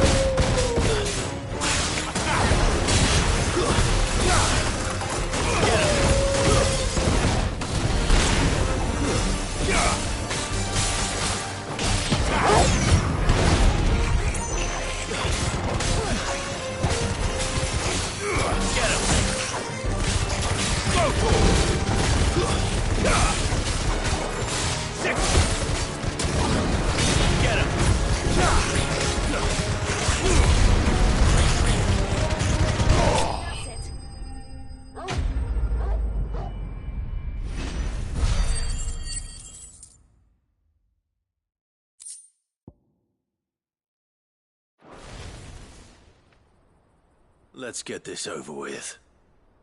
Stop! Don't kill him, he's just protecting his home. Joseph? So the boy was right. I don't know you. Your porter friend sent me to find you. She was worried you might have got yourself killed. Have I been gone that long? Wasn't hard finding the thieves. The problem was knowing what to do with them when I did. I take it things are more complicated than they appear.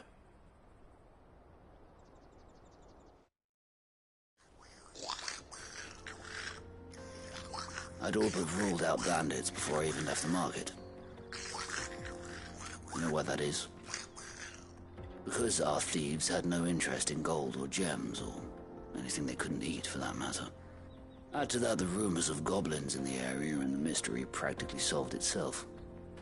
I soon found their cozy little homestead and all the missing food. I launched myself at them, full of righteous fury, but their leader was the only one who moved to meet me. The others, they huddled around that food, ready to die protecting it. They stole because it was that or starvation. I've been there myself, back when times were hard. So you spared them? And earned their trust into the bargain by the look of it. These goblins aren't native to the area. They don't know how to survive such barren lands, so I've been teaching them. And once they've learned to hunt and forage, they won't be fool enough to risk their necks in Boklad. I'm impressed. I didn't know goblins could be reasoned with. Do me a favor.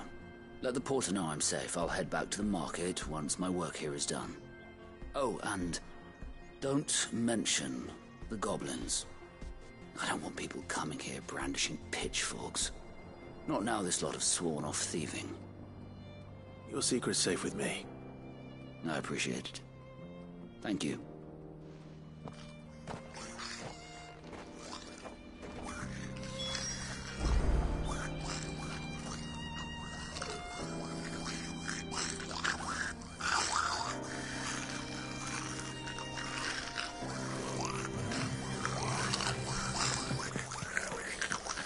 I'd always thought of goblins as mindless savages. But if I'm honest, I like them better than half the men I've served with.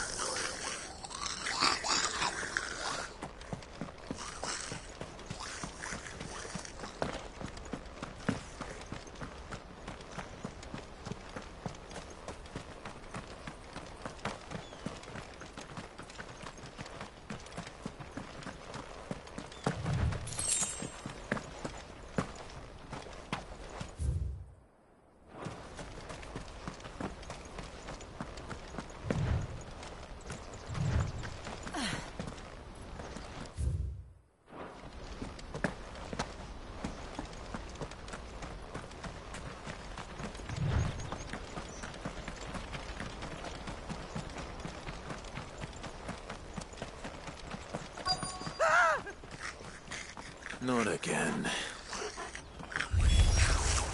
All right then. Who's first? Now, Torgal! Go,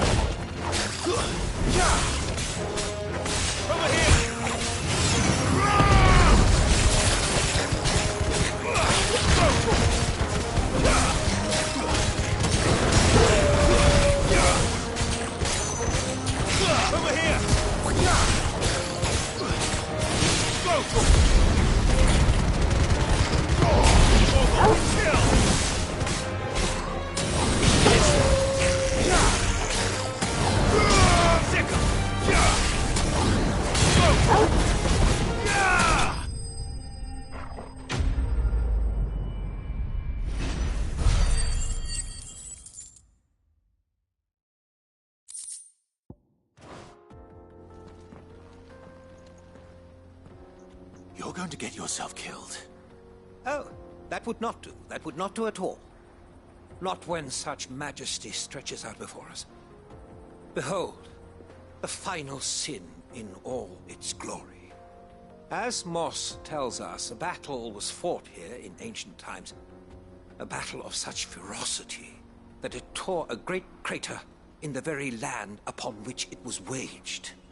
In reaching for their holy sanctum, did man enrage the gods, and great was the vengeance that was rained down upon him. Alas, the full truth of the matter is lost to time, though I live in hope that I might see it discovered. But we must not dwell upon such things. There is more yet to see. Onward! History awaits!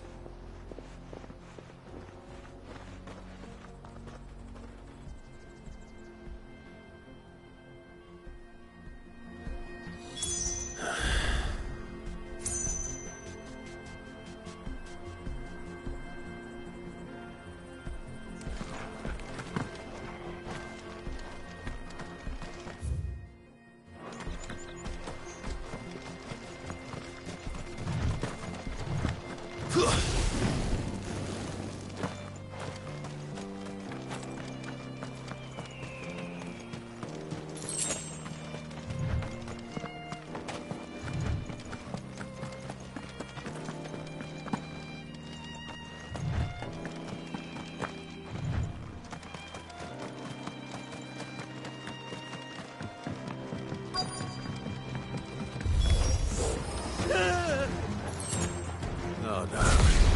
He's really got himself into trouble this time. All yours, Torgal! Too slow.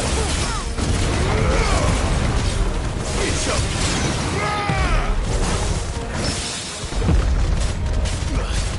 Over here! Smoke! This one! Smoke!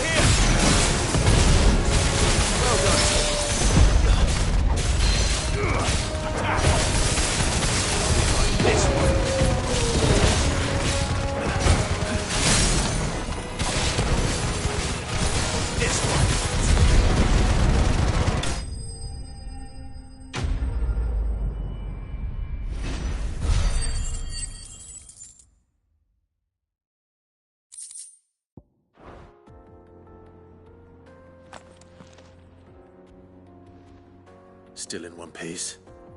It would seem so.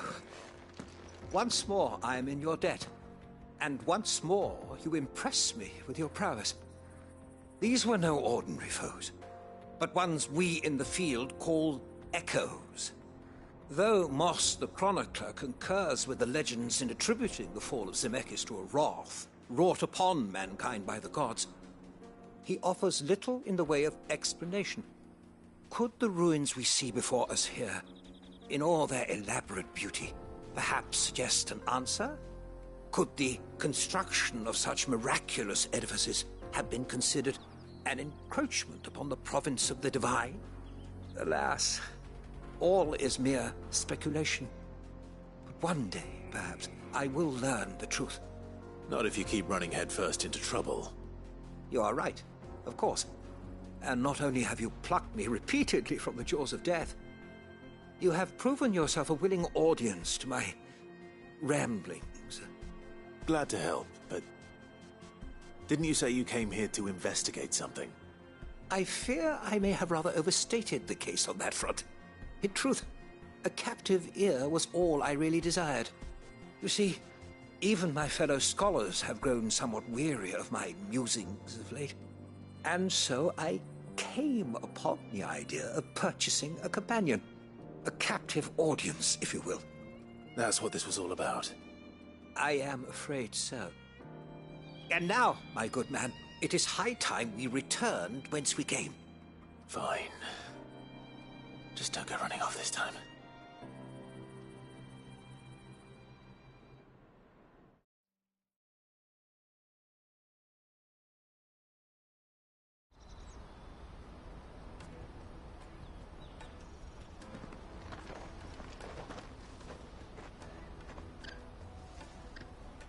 And so ends a delightful day.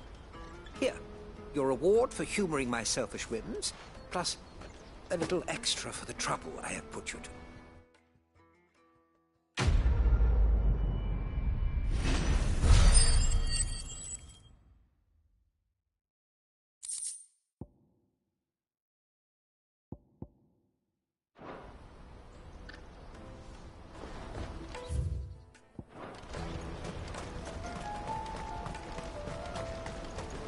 For hire. Best. Joseph's fine. He'll be back once he's tied up a few loose ends. That's a weight off my shoulders. He certainly knows his business. He found your thieves all right. And I dare say they won't be coming back. A good man to have around, that Joseph. And if he says there'll be no more thieving, that's good enough for me. Thank you for putting my mind at ease. Here, for your troubles.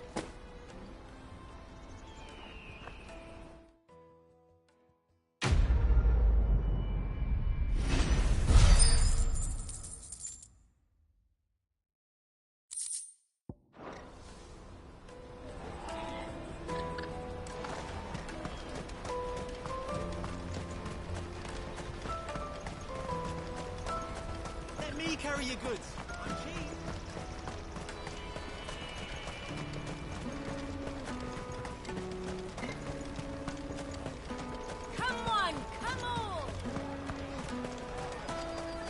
Caravan stops. Juicy pears! What I really want. Here you are, Goods. Try not to lose it again. Me pass! You found it!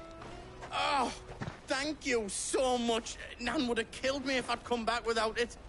I'll have to say thanks to Elle and Theo, too. So should you, Hansa.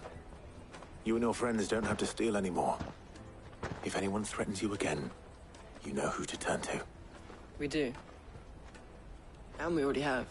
Miss Elle's given us a job shifting the chocobo shit out the stables. It's hard work, and the pay isn't half what we got from the Stones. But if we stick at it, we'll keep ourselves fit.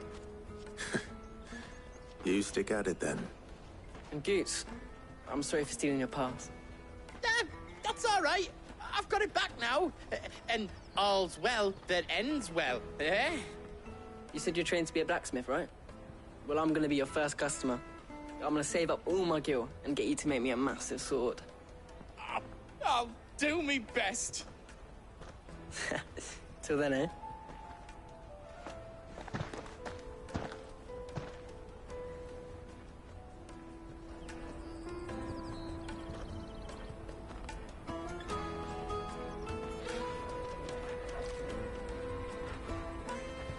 All right. We have a place on the wagon.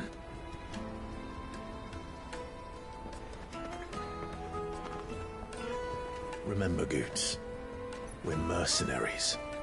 You hired us to protect you. Mercenaries. And you remember the plan? You're to ride all the way to Twinside. Jill and I will go with you as far as the outskirts. then find our own way in. I'll buy that stuff I need. Right. And we'll scout out the Imperial's defences. There's a square with a big bell tower right in the middle of town. If you get lost, or out goes wrong, we can meet up there. Right. Let's go.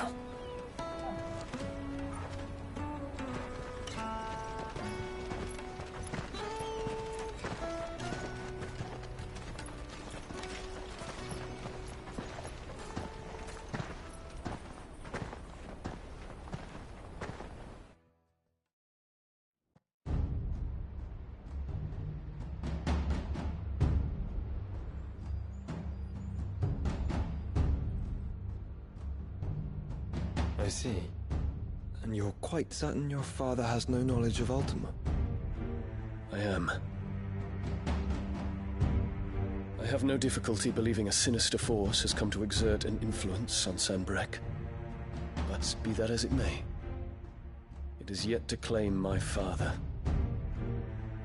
For better or worse, his radiance speaks his own mind. The fiend works from the shadows. I confess, when first you told me of this fiend, I had my doubts, and more than a few at that. A beast that labors to plunge Valisthea into turmoil, all in pursuit of your brother. But that wound is proof enough that evil is afoot. Then I have your answer, Your Highness. You will join me in my fight. I cannot. Not yet. Your Highness, please. As you are aware, the Dhalmekian army is at our gates. They have lost their mother crystal, and with it all hope of a negotiated withdrawal. It is but a matter of time before they invade. If Bahamut is not here to meet them, my people will be slaughtered. Though not by Hugo Kupka, thanks to Ultima's machinations. I know the fate of your people weighs heavy on your conscience, but if we do not put an end to Ultima's plans, they shall face a far darker fate. The chaos he would wreak would sweep all of Valisthea into the abyss. The lives of every man, woman, and child in the Twins are at stake. I believe what you say, Phoenix. But I have duties of my own, and I must discharge them. Come what may.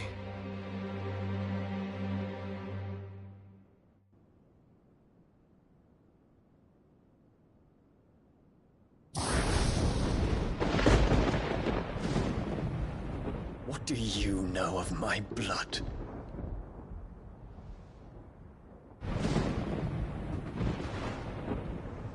I know that it is wholly unworthy of the highest offices of state, which rightly belong to those of purer breeding. Alas. Your bloodline runs through the Oriflamme gutter, from a whore who weighed her child's worth in gil. Have you threatened my father? Of course not. I merely whispered in his ear that his mongrel son is plotting a rebellion. What? Sylvester listens to the words of his astrologers. And they have ears too. You have been feeding them your lies! Should you remain loyal to Emperor Olivier, his radiance may yet crown your head with laurel, and not with tar. Fork-tongued witch!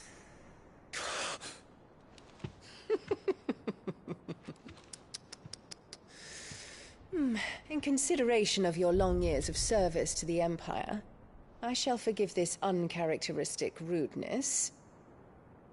Now hurry and make ready, Your Imperial Highness. Emperor Olivier expects much of you, Dion. Or should I say, of Bahamut. May your fire reduce his enemies to ash. till all of Valisthea bows to its rightful ruler.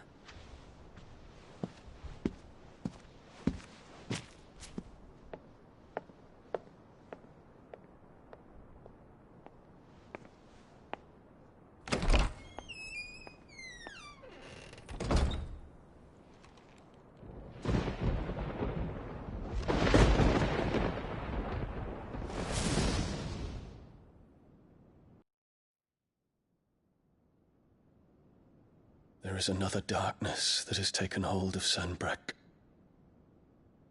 And until its grip is released, the flames of war shall spread ever wider, just as Ultima wishes. Forgive me. My family has caused you much grief. You are not her keeper, Phoenix.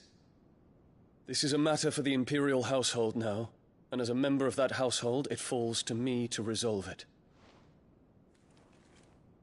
At such time as that is done, what strength I have shall be yours.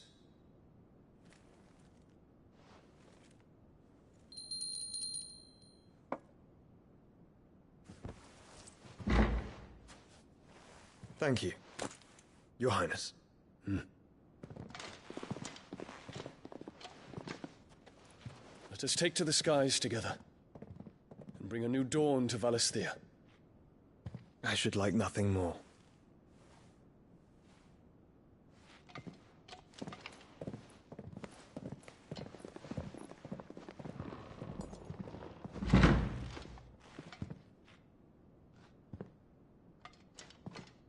Terence. My prince. Tell me true. Do you believe what I'm about to do is wrong? We dragoons have but one leader, Your Highness. And we shall follow him unto the very end. Thank you. This is my decree. For their crimes against the crown, the traitorous Annabella and her usurping son shall be put to death, and the Empire restored.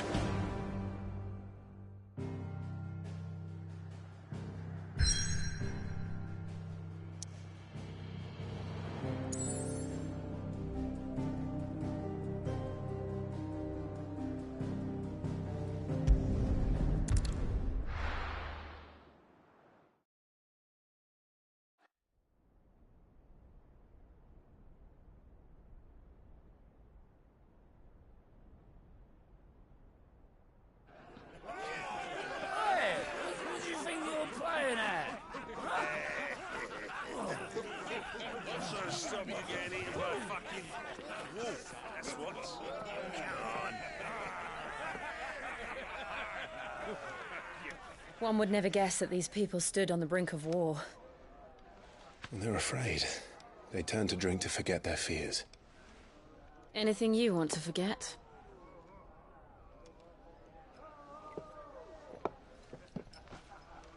The harbor is empty, and half the market stalls too. The city may seem peaceful on the surface, but it's balanced on a knife edge.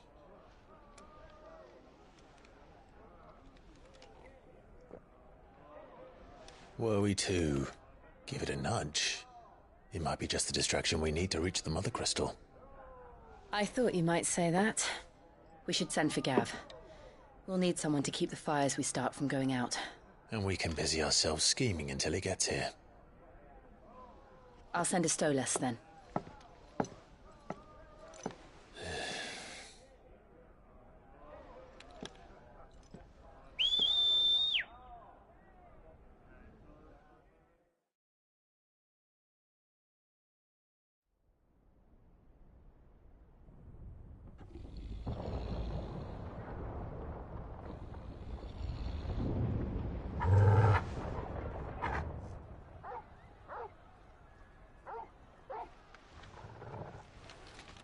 What is it, boy?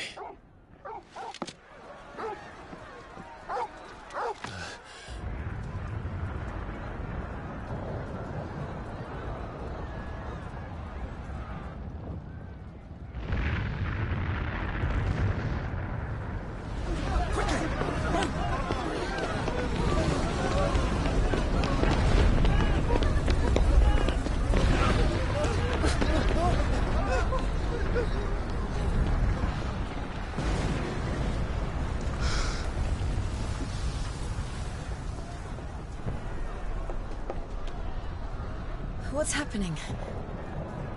I don't know. Torgal!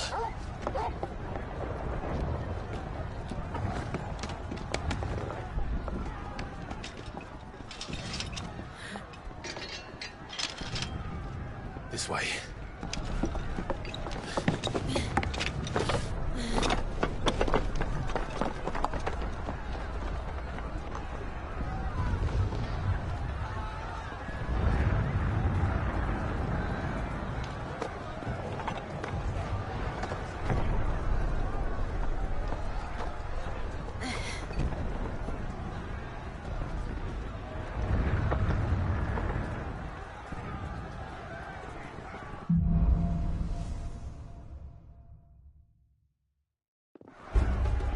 The city's on fire.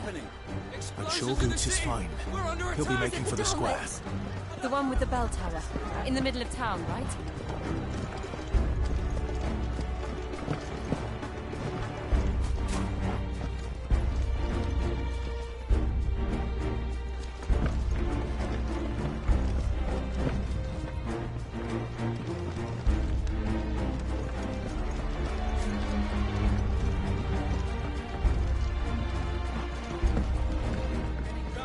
Watchman or sentry is to be slain on sight. And spare the citizenry.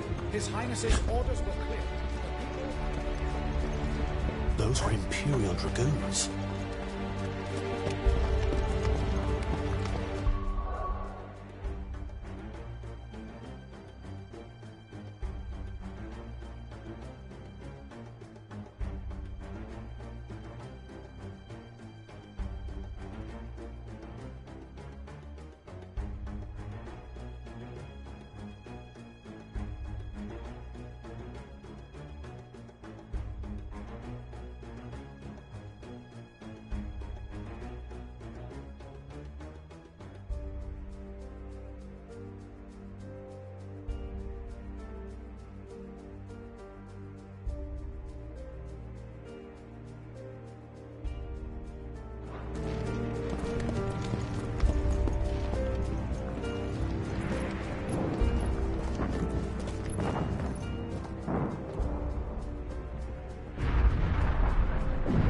What in the hell is going on?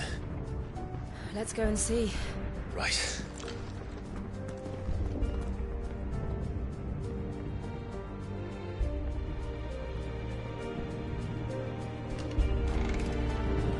But first we find Goots.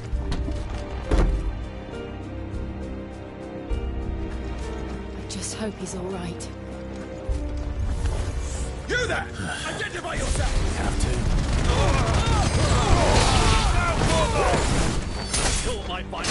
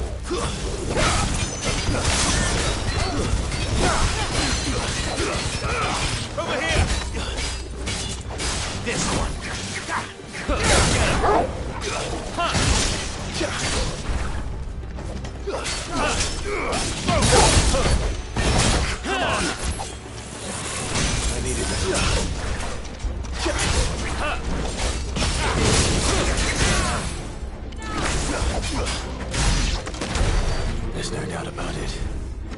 They're dragoons. What is this thing? A civil war?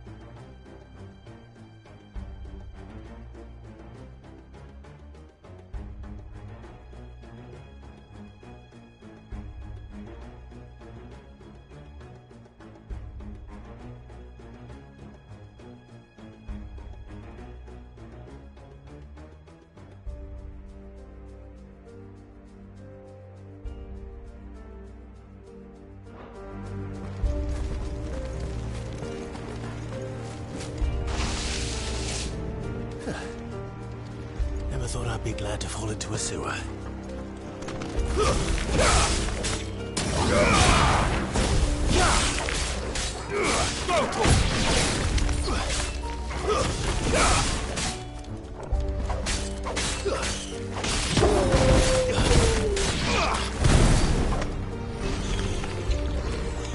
Ward secured, Captain. None of the empty forces remain. They gather the men.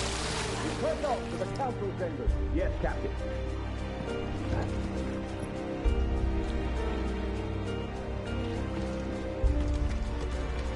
What of the men and women in the market district?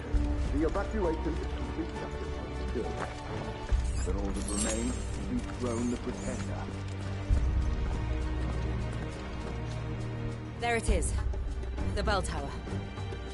Right. Let's go.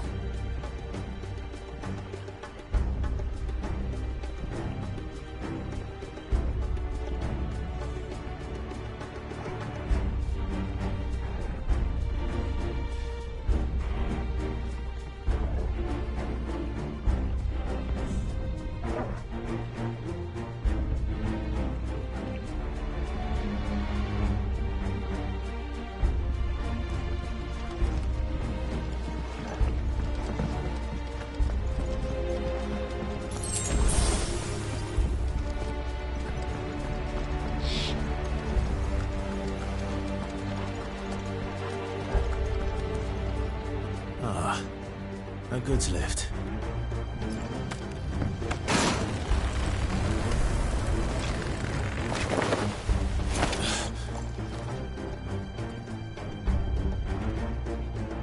Where in Gregor's name did you come from?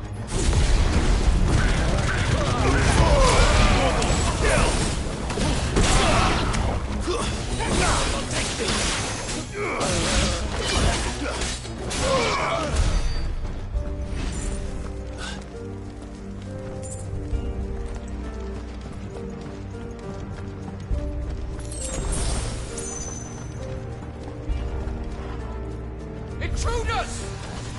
Defend the gates!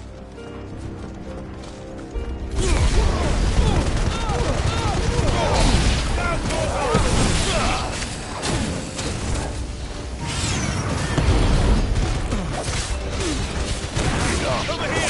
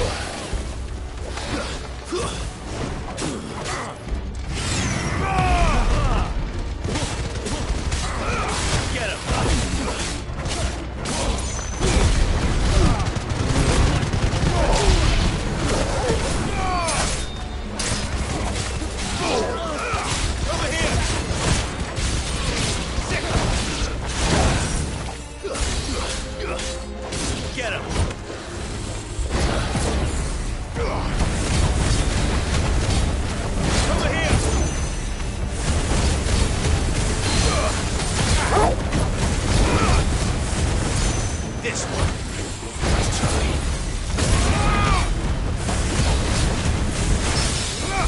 Get him! Sick him! Waken, wind!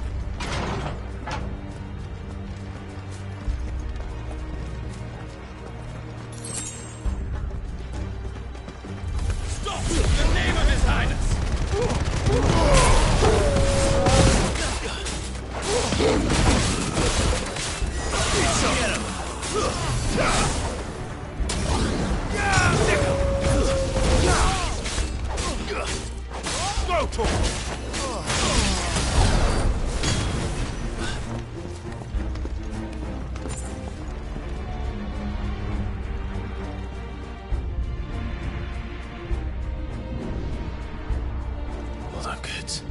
We're coming.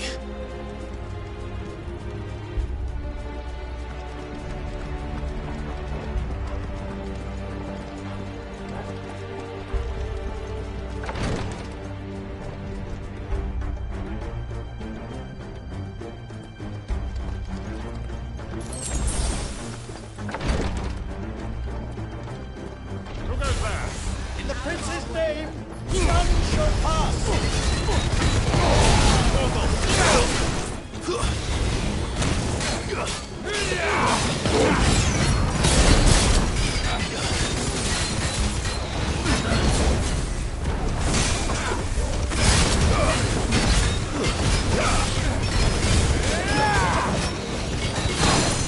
You're finished.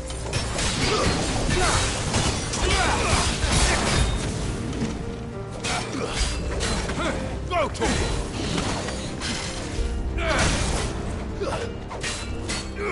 Get him! Go to him.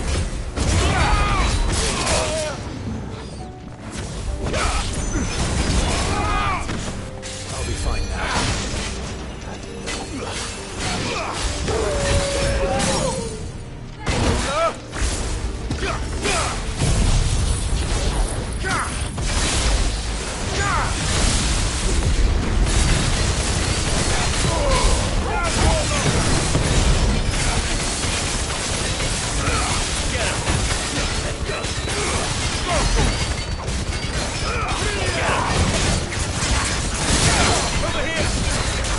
This one! Over here!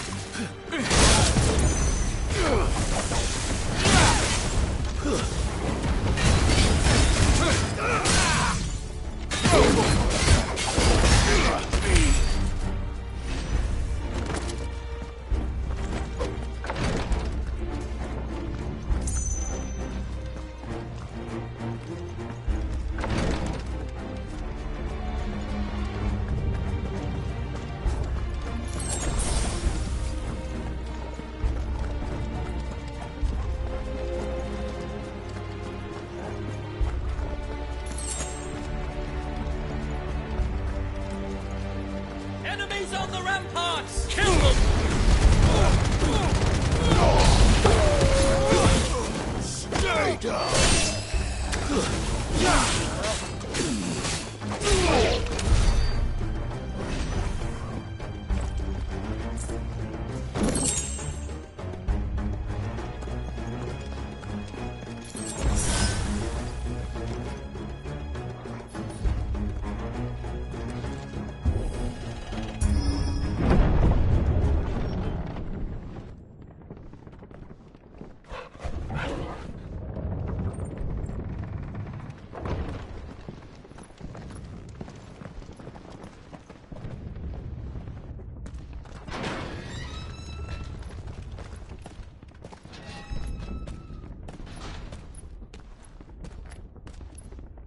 Can you see him anywhere?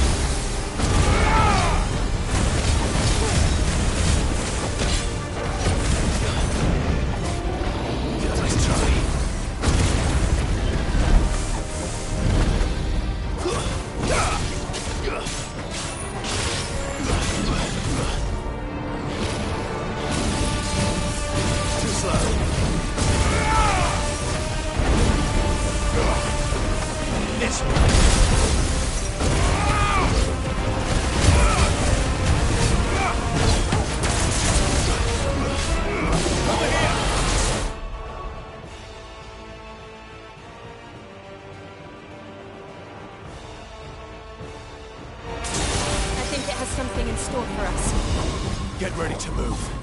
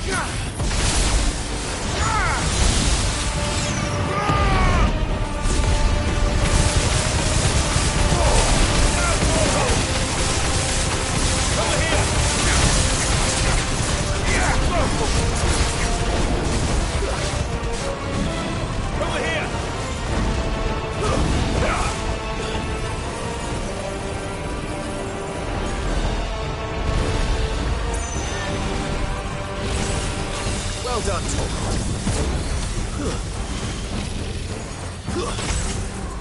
Stand fast.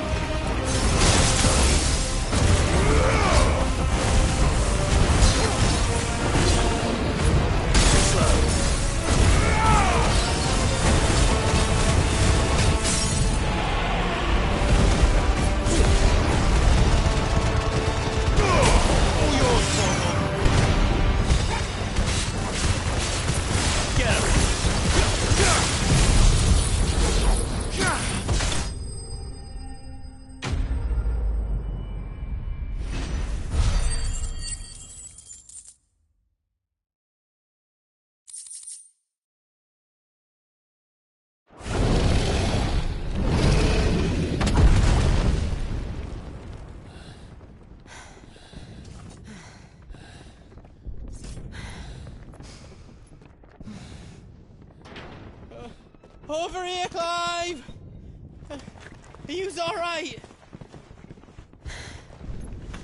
Goods, there you are.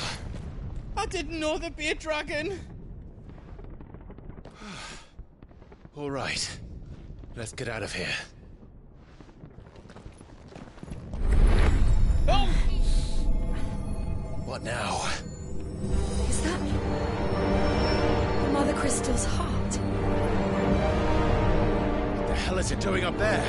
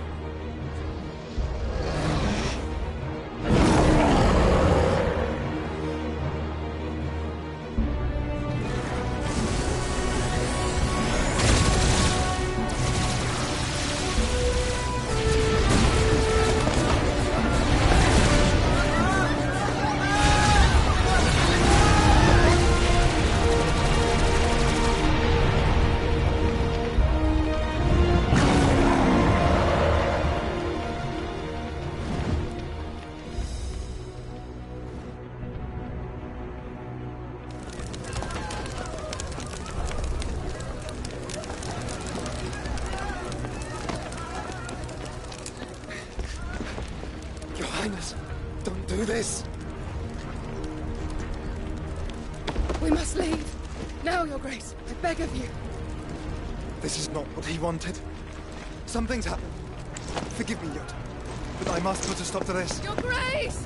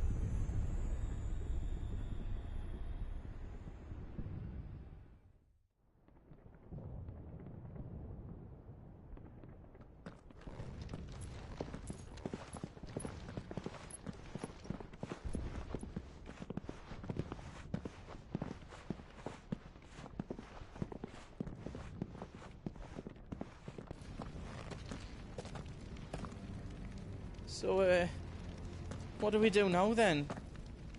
We destroy the heart. But he might come back! As soon as the flames die down, the Imperials and the Dalmex will move in. This may be our only chance. And Bahamut has gone for now. You should get as far away as you can, Goots.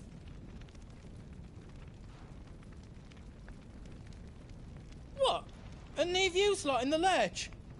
I can't do that. If you're staying, then so am I. I packed everything up before I made a run for it, so if there's out you need, just ask. But I won't be giving it away for free. Nana'd never forgive us if I did. Thank you, Goots.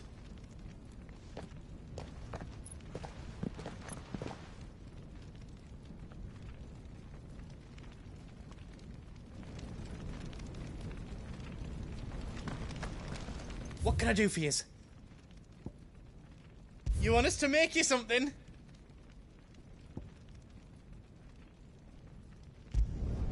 Did I do it right?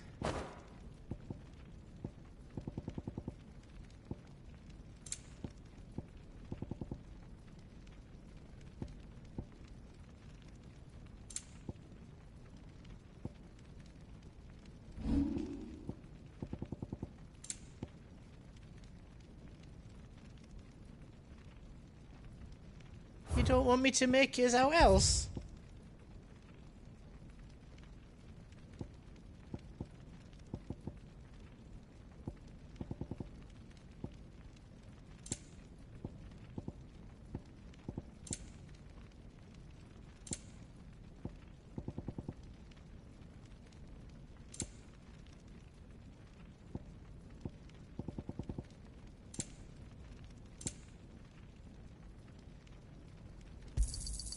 Righto, here you go.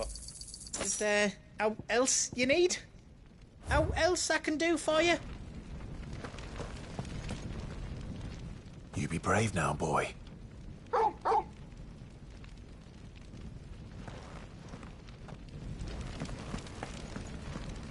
Drake's tail is right there, Clive.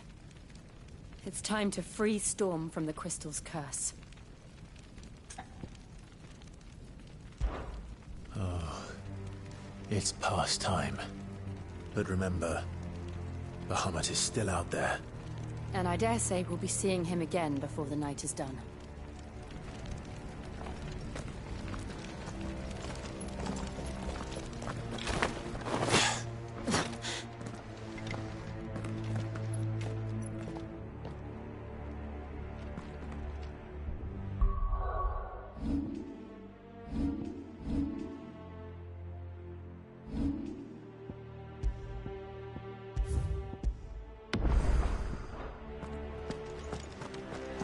No more roads. We'll have to find our own path. Do you feel that, Clive? Ether. Just what we need. Another flood. It's already turned them. Then there's no reason to hold back. Stay down!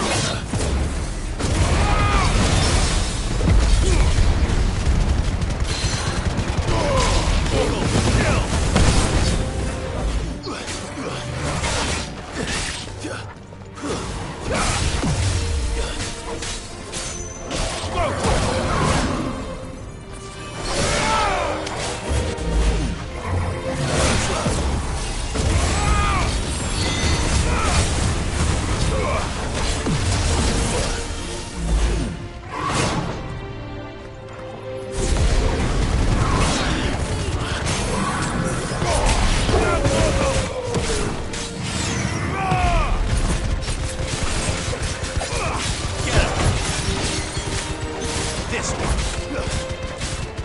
Get him! There must be a way to climb up.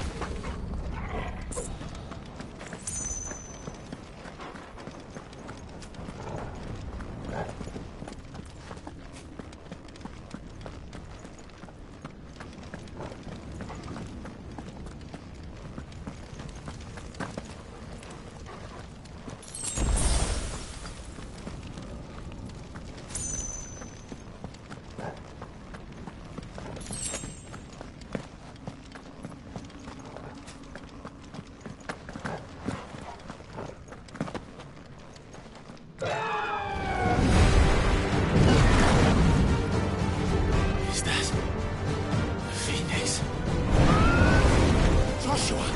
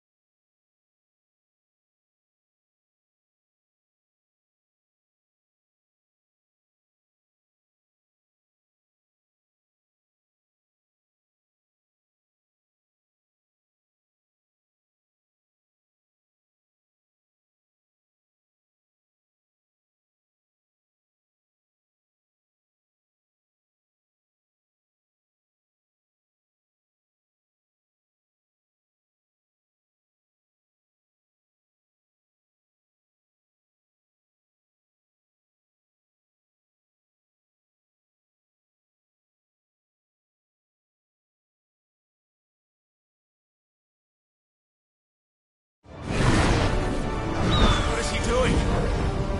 Keeping Bahamut occupied.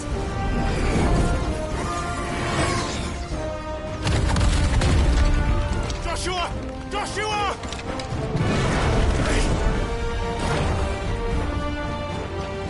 Don't, Clive. It's too dangerous. Fuck! Hold on, Joshua! I'm coming!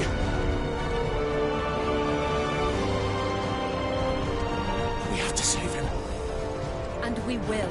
We just need to keep moving.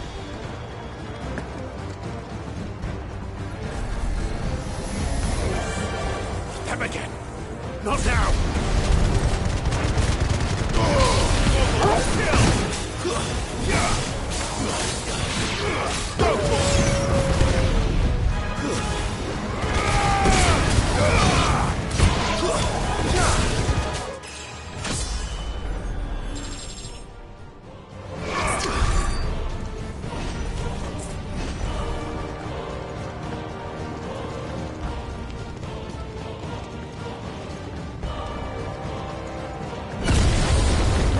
What was that?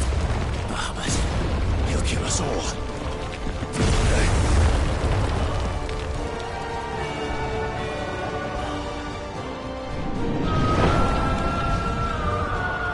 There he is. Joshua! I'm here, brother!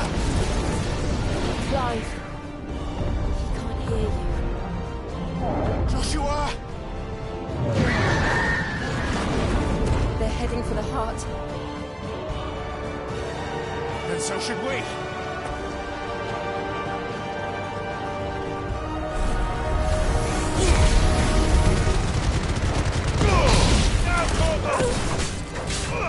Get him!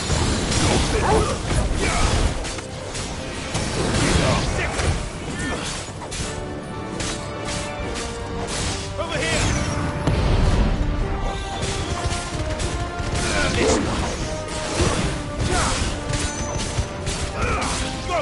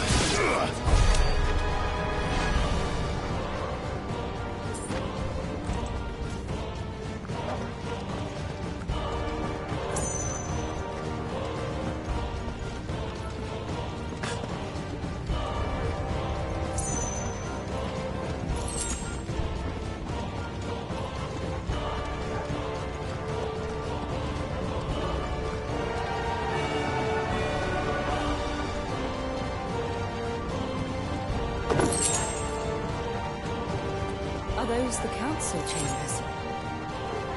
How are they still standing? I don't know.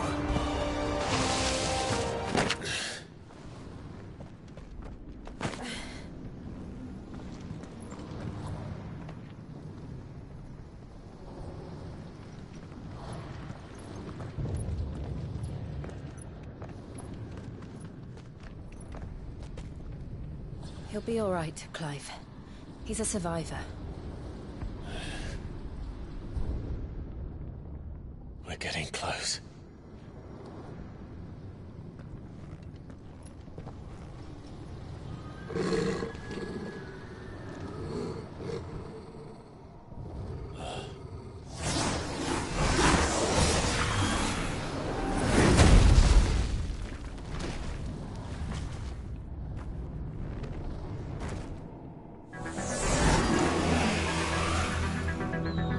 It looks like somebody doesn't want us getting any closer. I don't care what it wants. Neither do I.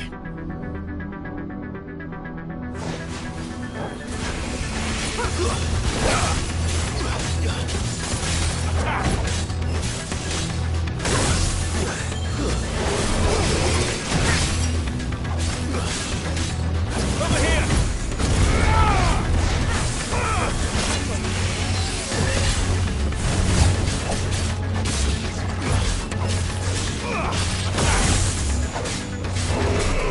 Over here! This one. Too slow.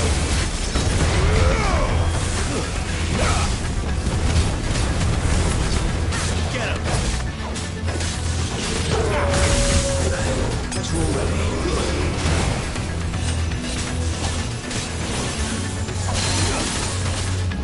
Get him!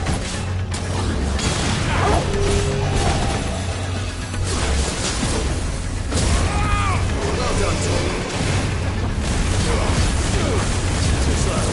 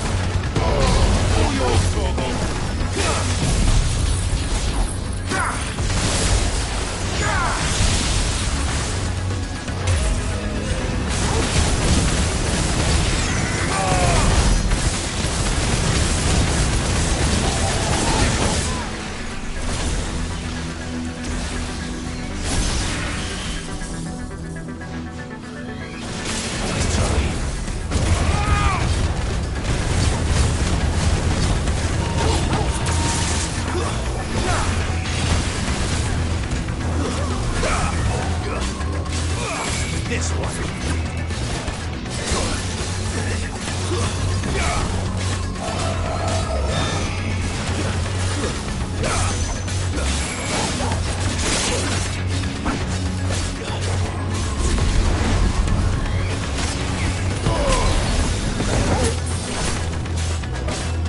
Get him!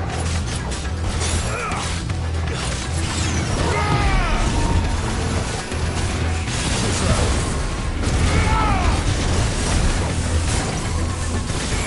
This one.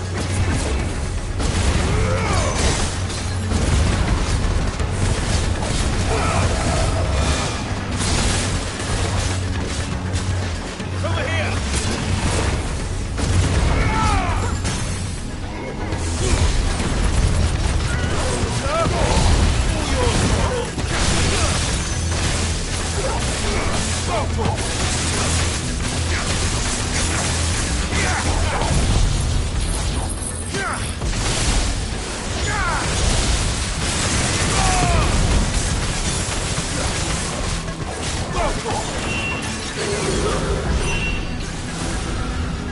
I don't want to know what that is.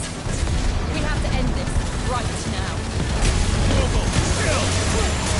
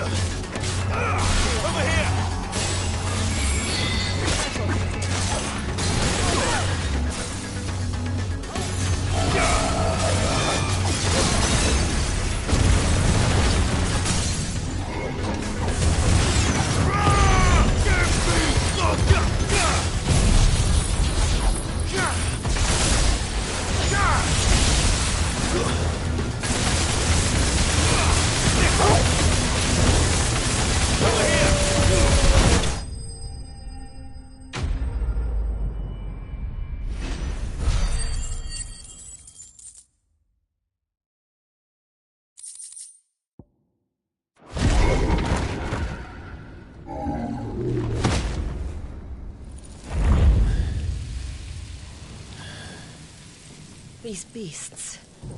they're getting stronger. We can think about them later. Right now, there's only one thing we need to focus on. The heart.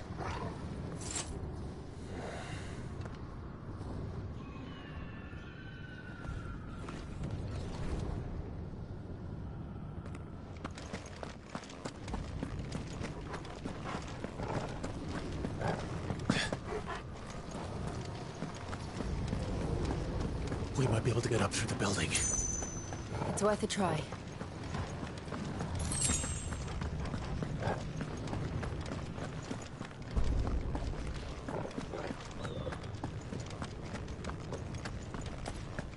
Quiet. There's someone up there. Is someone there? Mother. It's you. What happened here? He tried to take him from me. Oh, my boy. My darling boy. Is this the child you made with the Emperor? Why, Mother? Why did you betray us all? You have no right!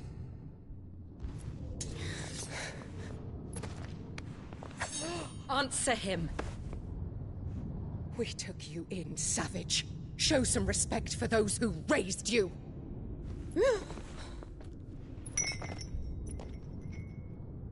Honorable Elwyn, always thinking of his precious homeland. But what worth is a homeland in a world beset by the Blight? Father did not seek to protect his country. He sought to protect his people. A leader's duty is not to protect his people. It is to protect the source of his sovereignty.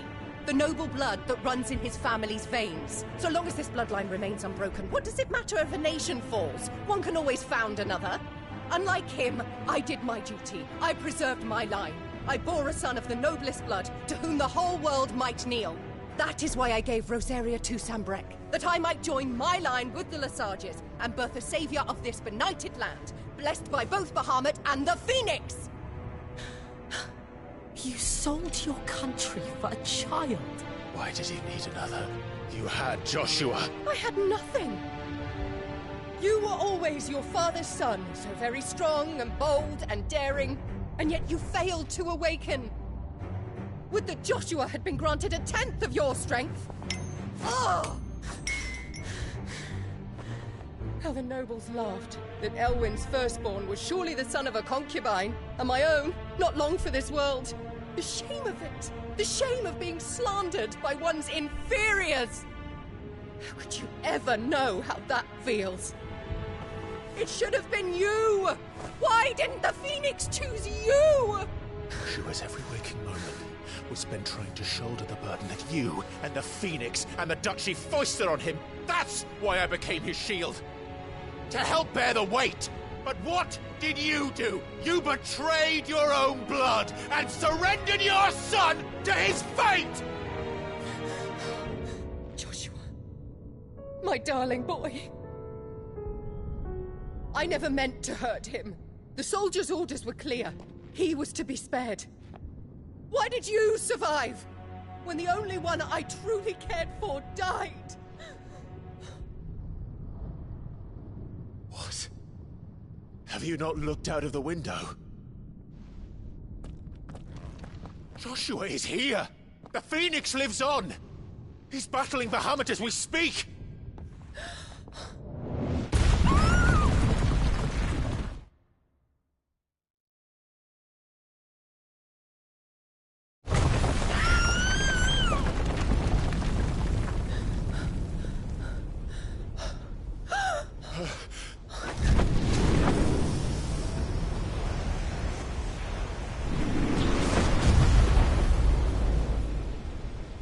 Joshua!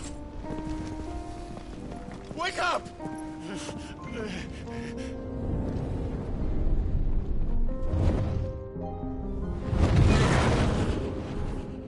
I am a shield of Rosaria.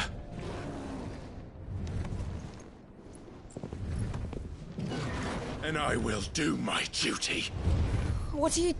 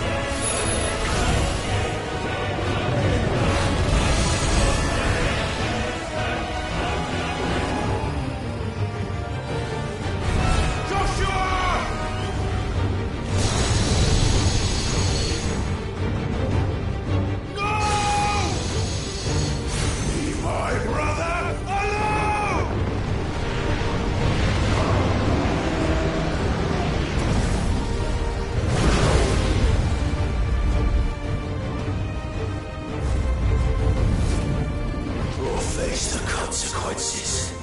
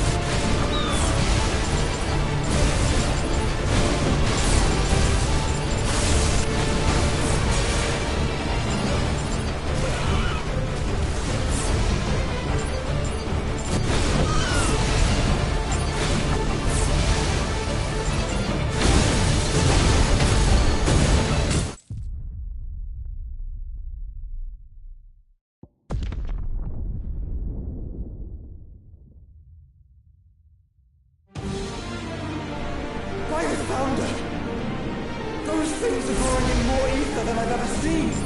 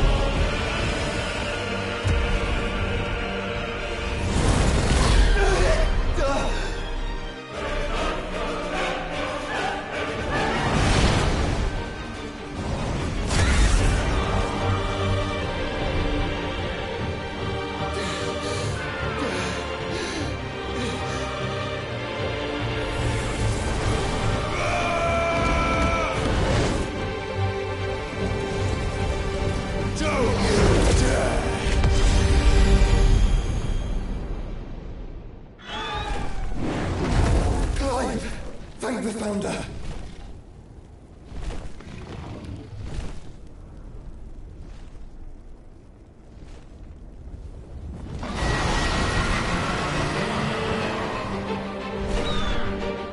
It's now or never, Joshua.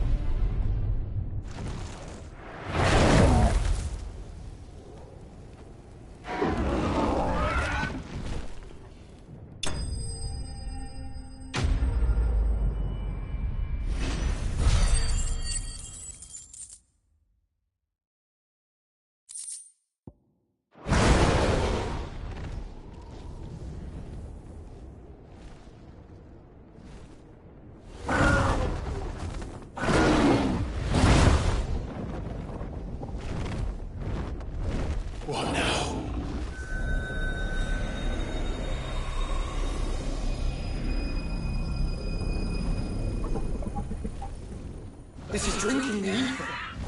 We have to stop him.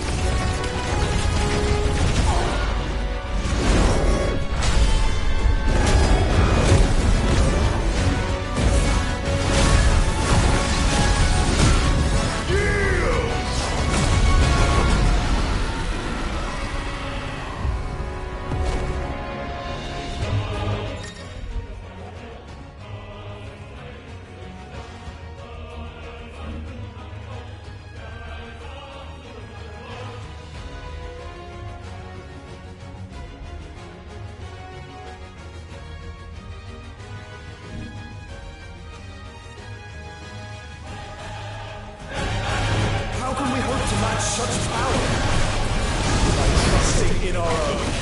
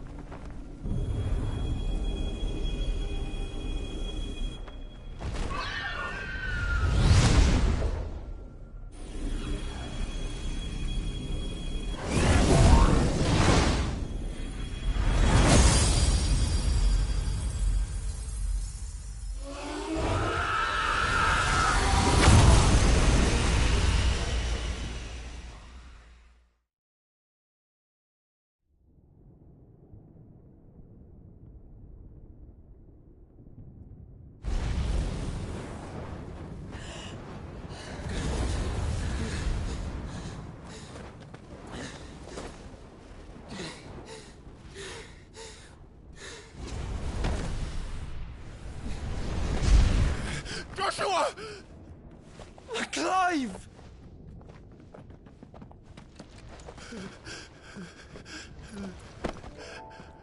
My brother. I'm sorry. I'm so sorry. You're alive. We both are. Nothing else matters.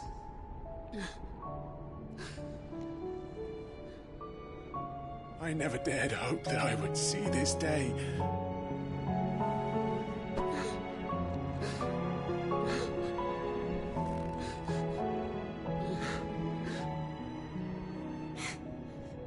Reunited at last.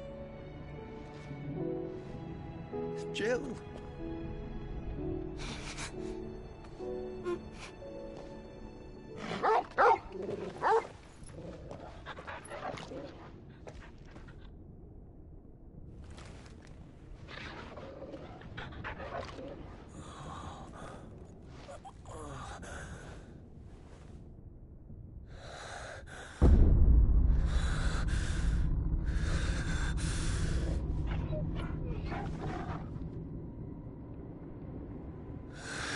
This is for my father!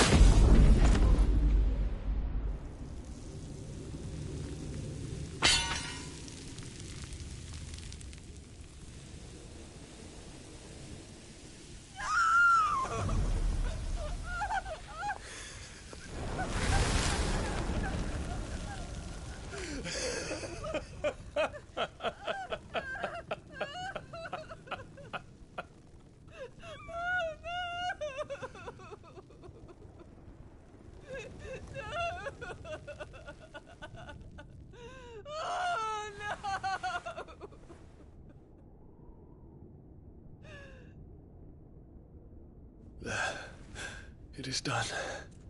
The demon that would tear our house apart is no more. Father.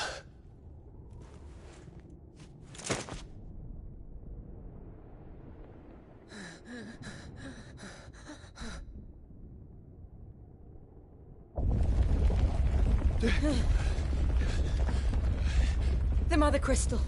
It's collapsing. Right. We need to leave. No. Wait.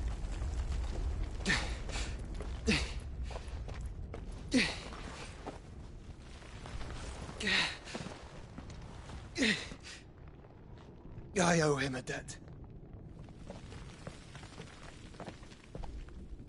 Fine.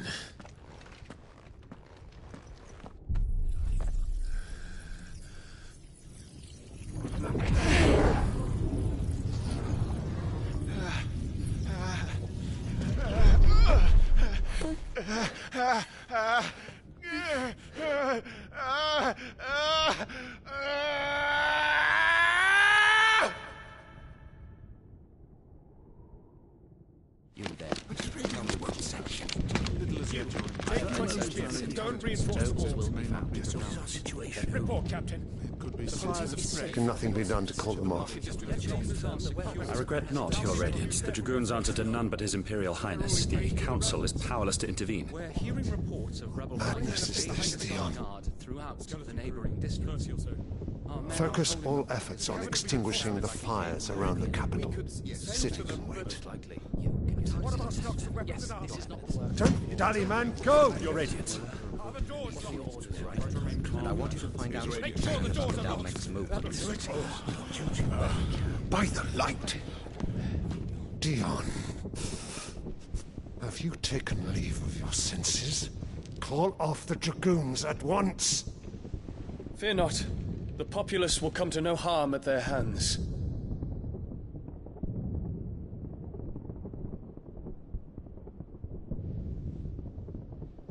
I am here to save you, Father. Save me? A creeping darkness hides in the heart of Sanbreque. It stems from your wife, the traitorous Annabella.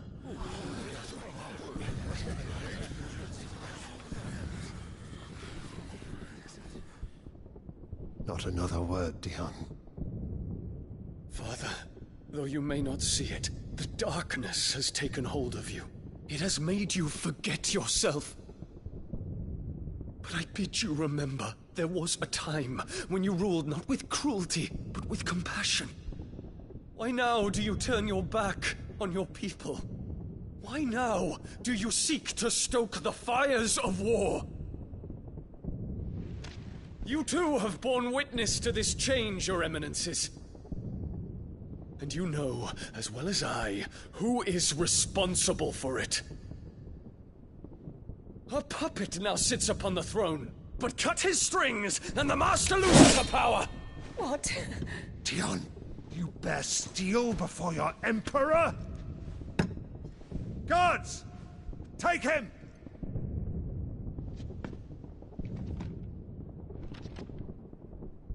For every citizen who falls, another can be bred. For every home that burns, another can be built. Those were your words. But when the last of your citizens has fallen, and all of their homes have been reduced to ash, what will become of your empire, of its rulers, of your god? As the Mother Crystals crumble one by one, and the Blight sweeps in to claim all that we hold dear, our people look to their Emperor for protection. Yet he labors not to secure their futures, but to seize what is left of the twins for himself. Even if it should come at the cost of everything his loyal citizens have labored to build. Dion, you must understand. A small price to pay, is it not? You've been blessed with great power, Dion. Enough to win me the world. So go, claim Valisthea for me, brother.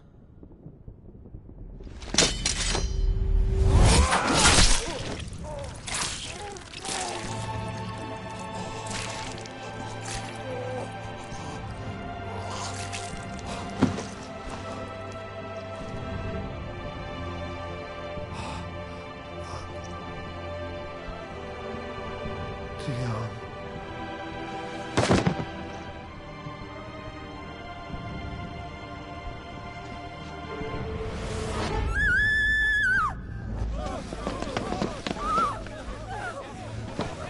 Gods!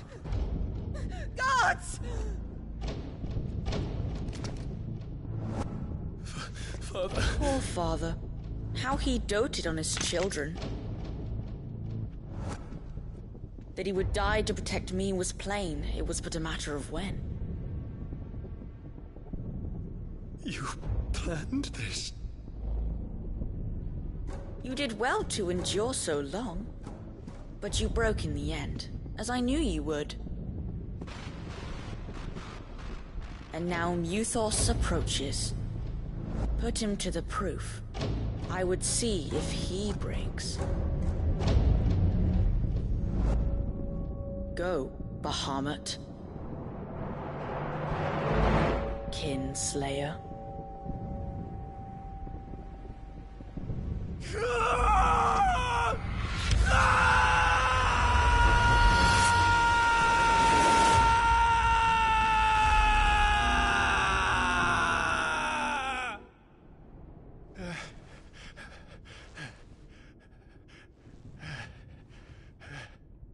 Not again. Brother? It's a long story.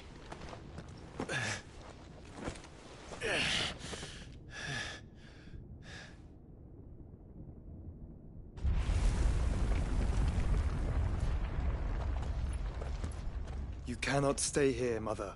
Come. Take my hand.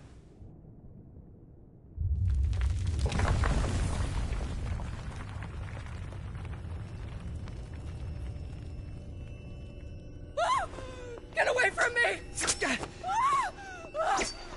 This is all just a dream, just a bad dream! You will not take me, Shadow! You will not take me!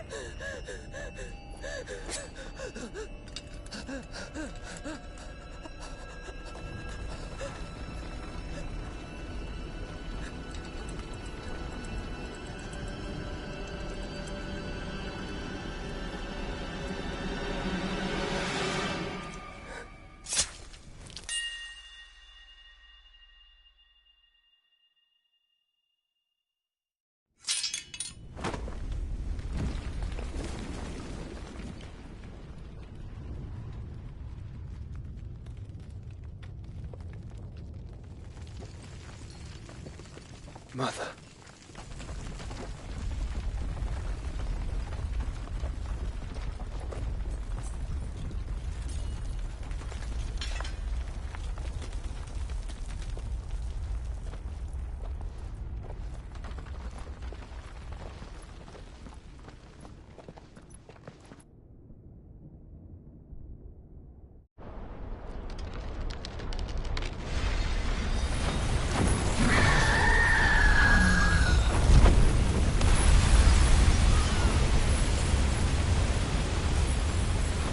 If it is consciousness that weaves your wills together,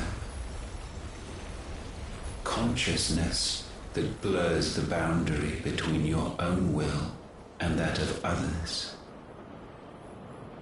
then we shall set you apart once more. The ties that bind you shall be severed, and humanity return to its proper place.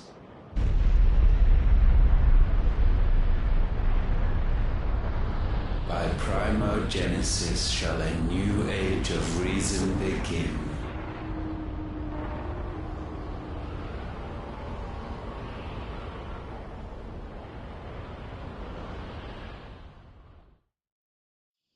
Relax, Your Majesty.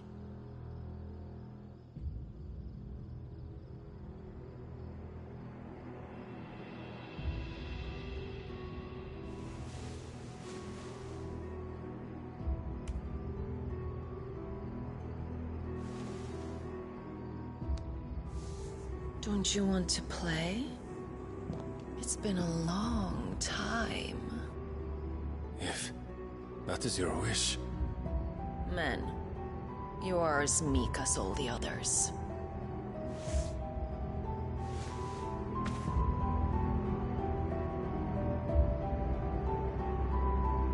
Such feeble creatures.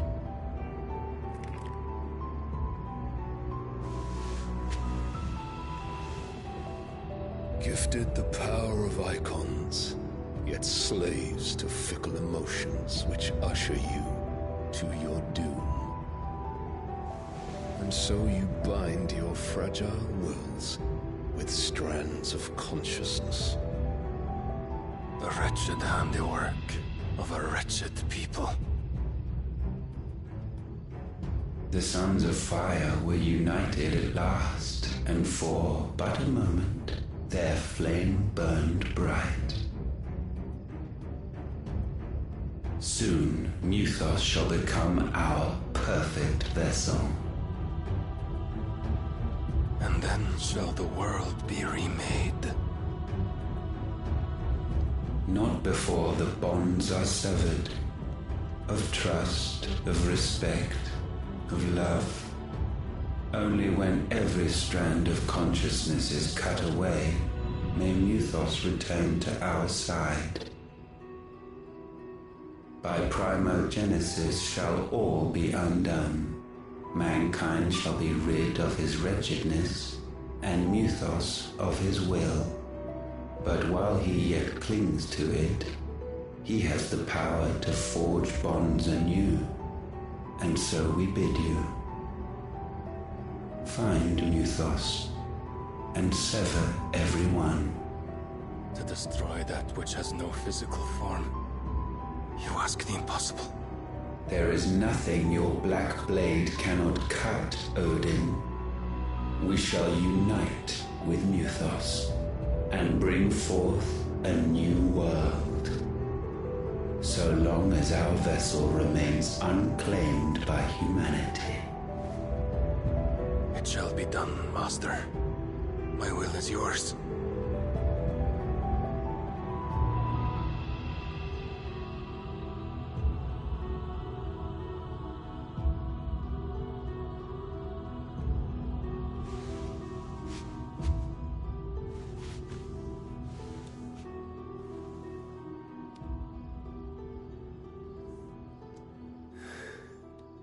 Mother.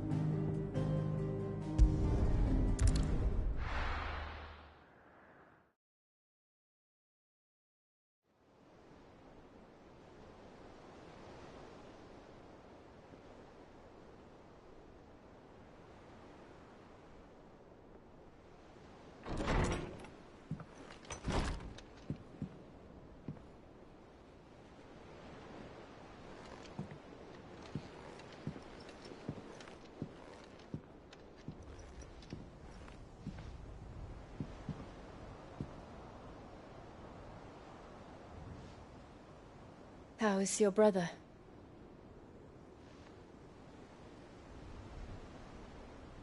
Asleep since I returned from the Dominion. Taya says he should be back on his feet soon enough. For a while, at least. She discovered something on his chest. A swelling, circled in stone. The curse.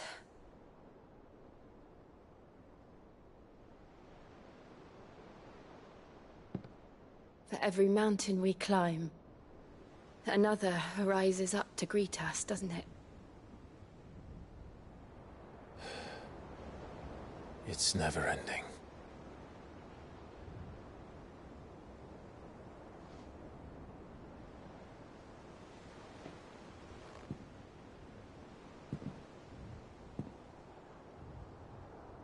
Even the sky seems to have grown tired of it all.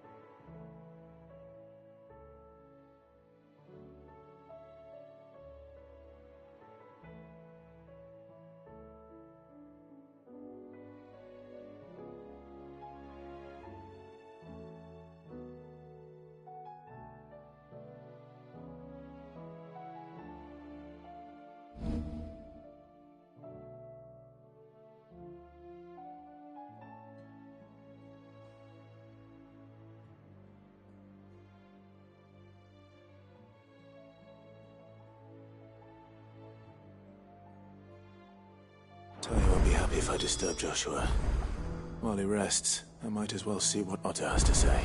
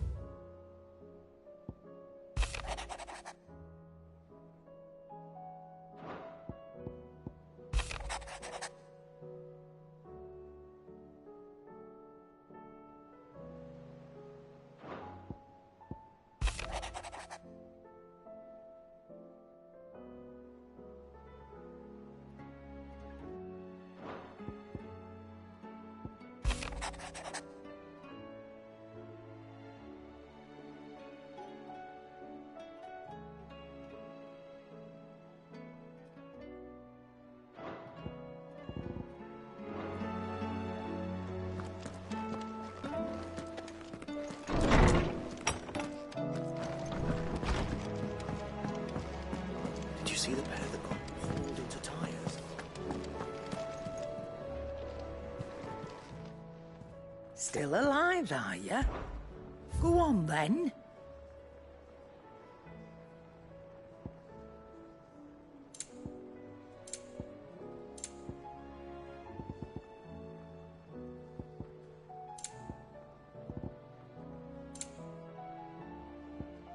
Let's not be greedy now.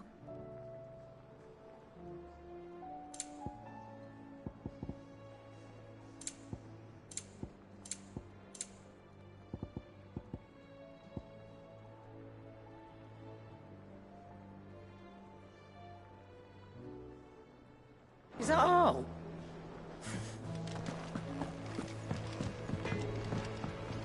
Trouble with your gear, or... So, will it be?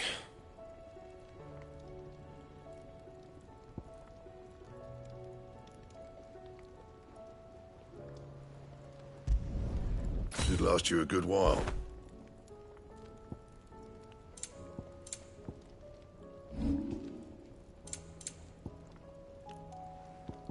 And?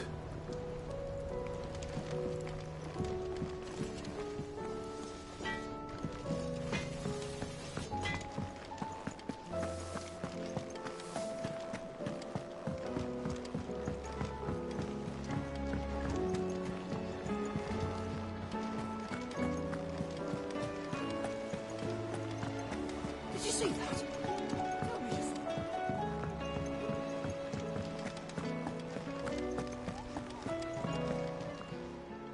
Welcome to the Patron's Whisper. Come to claim your just desserts? Here you are.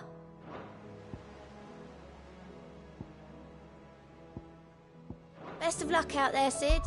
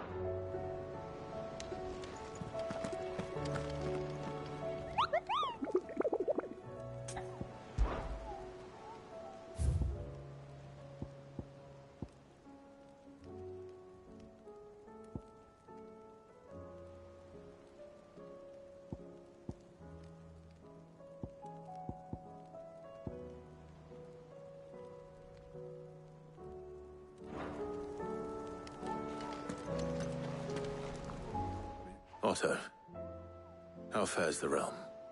The realm? Oh, she's just fine. As long as you look past the fact storms out mother crystals and her skies are a roiling cesspit. And Gav? He's with your uncle in the Free Cities, helping Mid with her project. Sent an owl their way the moment the winds turned foul. Still waiting on a reply, though. Do you have any good news? Well, that depends on your definition of good. All right, fine. What do you suggest we do? Oh, no, I'm just the messenger. I leave the scheming to those more suited to the task. Could be that Lady Vivian and Old Tomes have their own thoughts on the current state of things. Could be that they don't. It certainly can't hurt to ask. I suppose not.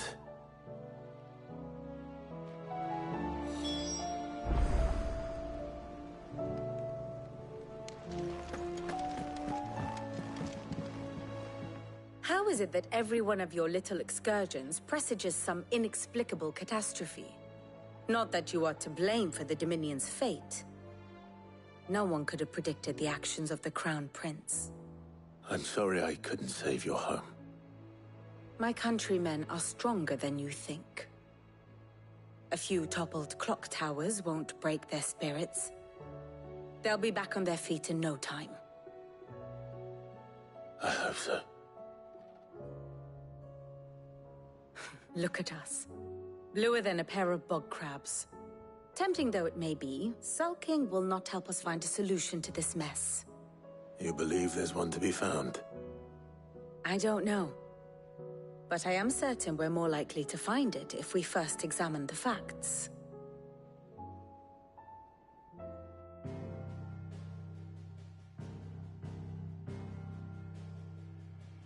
Beneath these darkened skies, fear and confusion reign over Valisthea. Oh, the lands around the fallen Mother Crystals had already begun to wilt for want of ether. But not like this. Crystals that filled wells and fueled furnaces, now nothing but pretty shards of rock.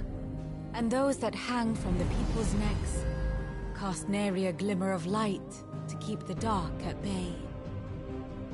It is only a matter of time before the common folk convince themselves that the end of days is upon us. Yet I fear a swift end is more than we can hope for. While most of the world thirsts for ether, the remainder drowns in it, spawning Akashic in droves. And amidst the hordes of mindless beasts, with magics as like to fail as function, even the strongest nation would falter. Rosaria and the Iron Kingdom teeter on the brink of collapse, while the tragedy in Twinside has all but paralyzed the Holy Empire. Dhalmekia fares little better. Rumor has it the ministers fled the capital after the fall of Drake's Fang, leaving their beloved republic to crumble. Waloed, meanwhile, moves in earnest. The Einherjar has been sighted off-storm. The world, in short, is in chaos. It would seem our civilization was nothing but a castle of sand, to be washed away at the whim of the waves.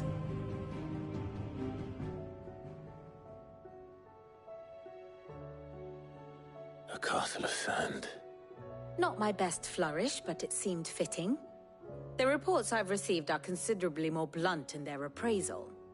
Without the protection of their nations, it will fall to the people to defend themselves against those who would take what is theirs. Which is only ever going to end one way. Defending a farmhouse against a band of chocobo thieves is one thing, but pitchforks and palisades will do little to stall an army's advance. Should the King of Waloed deign to invade, there would be none to stop him. None but us.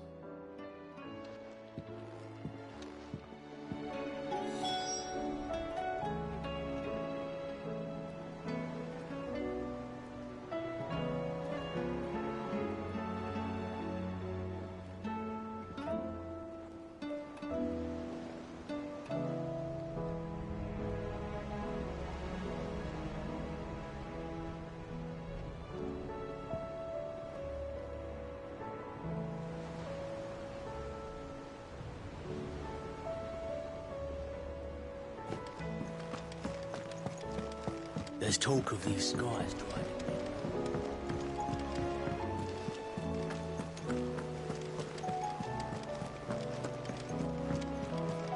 Mother, save us. Might be hard now there's only one. Then we're all doomed.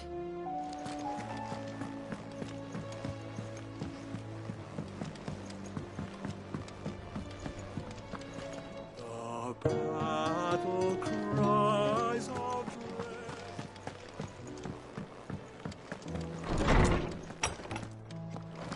Is a storm coming, Sid? Let me guess. You're here about the skies. Is there anything you don't know, Lawsman? It doesn't take a court astrologer to augur the obvious. As for what has disturbed the heavens, that, I believe, is a question the Fallen might be better placed to answer than I. And on the 6th day did the gods tear the sun from the firmament, visiting darkness upon their prideful sons and daughters. but I dare say you remember your childhood lessons on the sins of Zemeckis only too well. You think they're connected? That Ultima was one of the gods responsible? Well, he has certainly exhibited powers that we mortals would associate with the divine. There is nothing divine about him.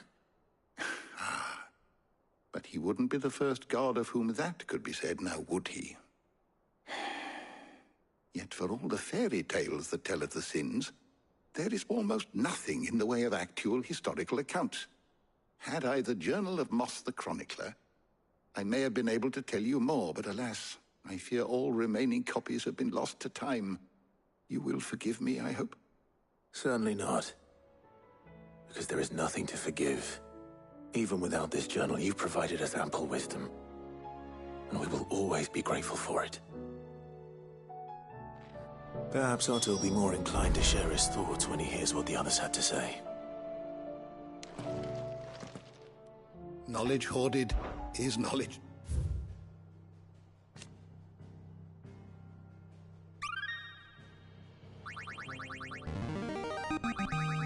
There is a rather fascinating excerpt I've been meaning to show you. What subject shall we consider today?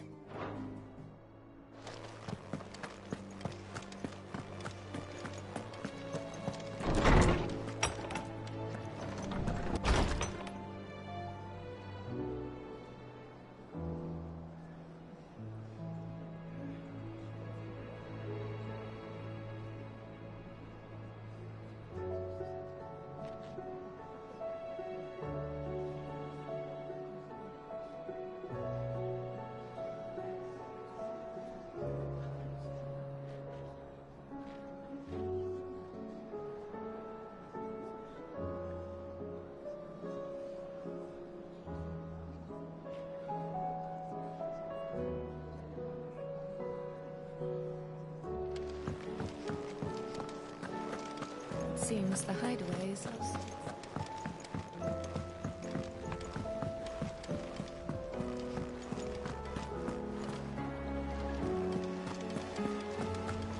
Did you see that? Tell me you saw it.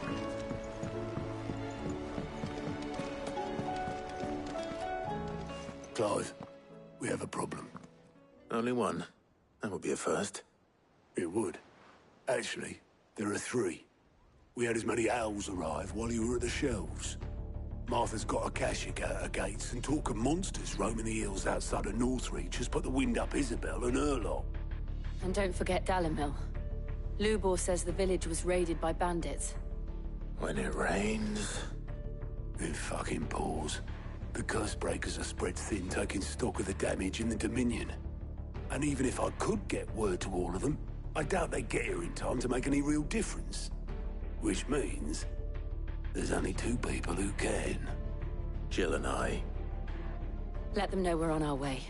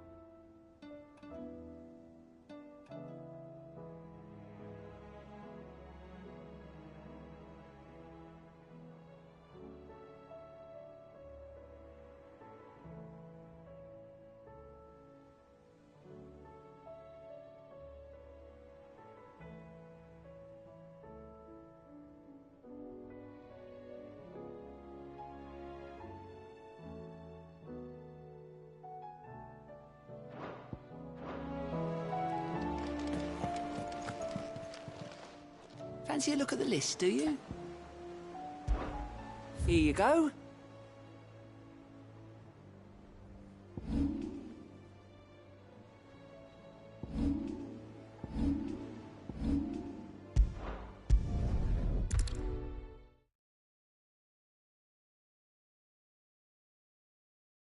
First we find Isabel.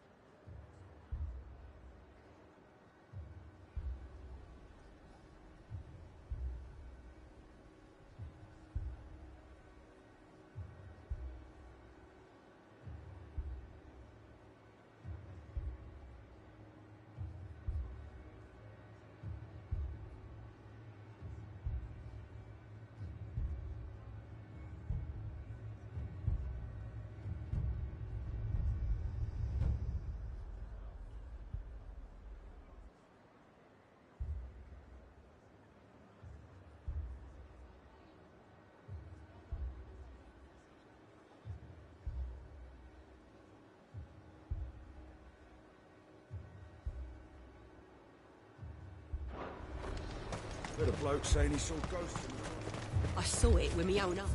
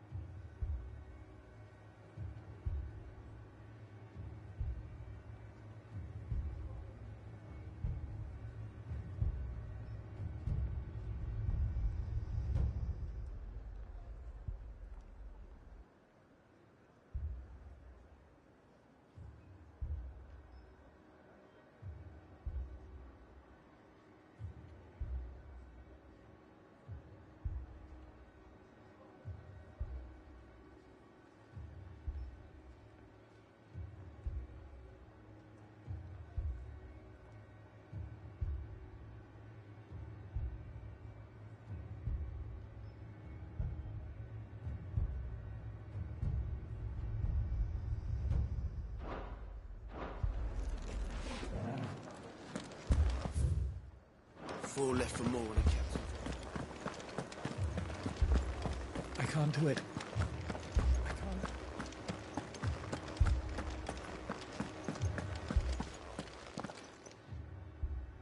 My lord. Milady. We received the dame's message. There have been sightings of strange creatures, I understand. With the blue eyes. Yes. Like a Kashyyyk, but different. They've taken so many. I've lost count. A Kashyyyk, but different. Ultima's thralls.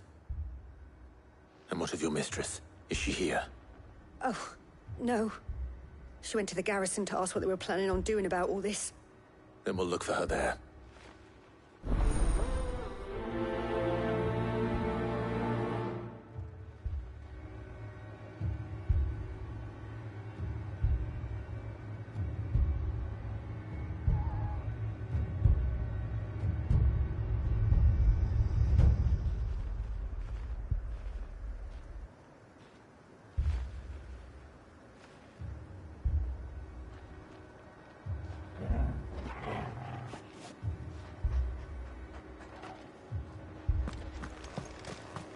More arrived from the capital this morning.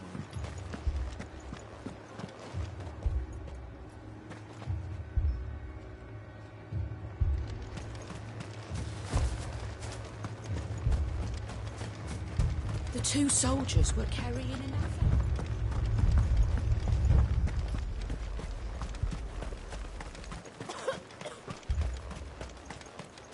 Madame, please!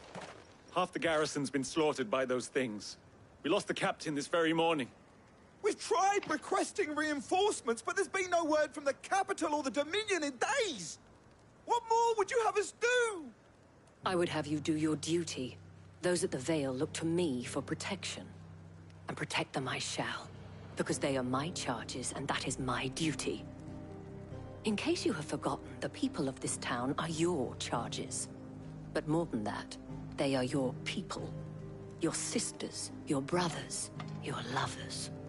So you have a choice. Lay down your sword and watch as they are slaughtered, or take it up and do what is right. She speaks the truth, you know. This here, it's all we have. It's all that's left. What we have left is our lives! Do you really want us to lose them as well? Not if we don't have to. Look, there's a cask under the captain's bunk. Let's talk about this over a drink, eh? I'm listening. I'll have a word with him.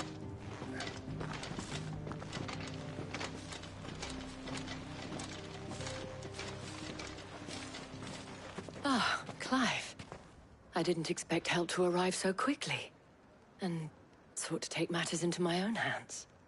It was a noble effort, but I thought you might still need some support. I'd like you to consider my needs. What we need to consider is where the creatures came from. The way the survivors speak of them, one would think they appeared out of thin air. And perhaps they did. It's hard to know what to believe these days.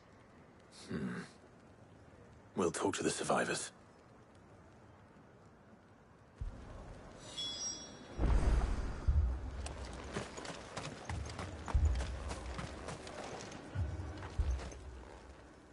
You're a pikeman, yes?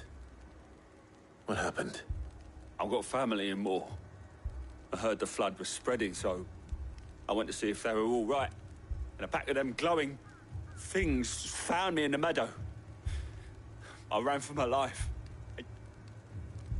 I never did get to the village. Leave that to us. My family.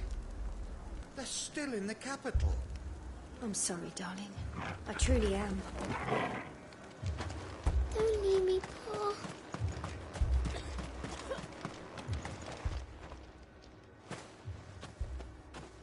Did you see the creatures that attacked you? Creatures? Yeah, They came out of nowhere. They went for Joseph first, then me, and then they were just gone. Do you remember where you were? on the road from Oriflamme. We just passed more when... Where's my Joseph? It's all right. Just rest now. At least we have an idea of where the thralls might be now. We should head for more.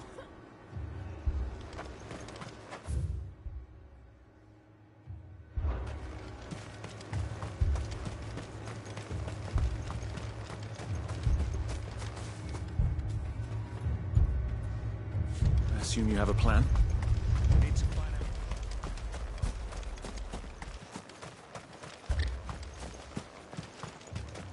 It was all they could do to escape.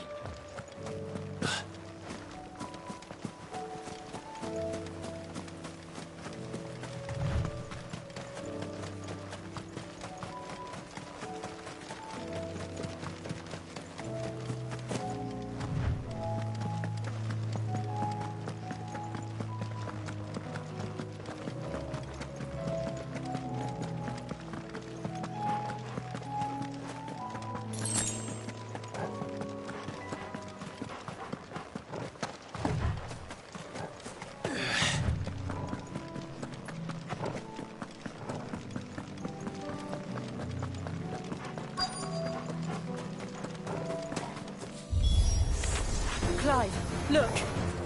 I see them. With me!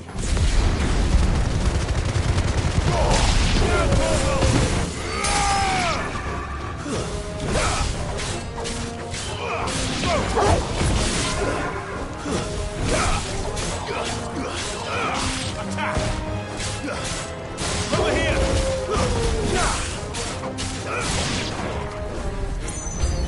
Should I prime? Save your strength. Kill!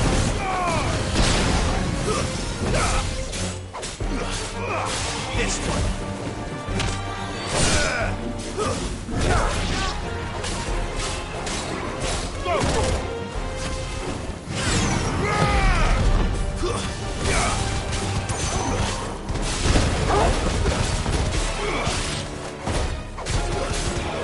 This one.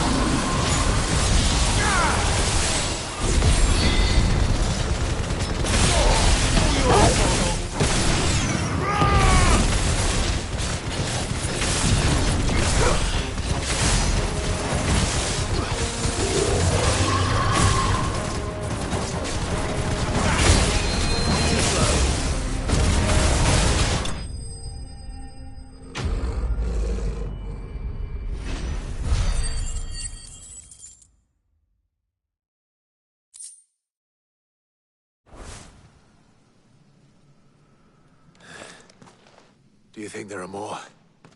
There are always more. But I'd say we've done what we can for the time being. Then we should let Isabel know.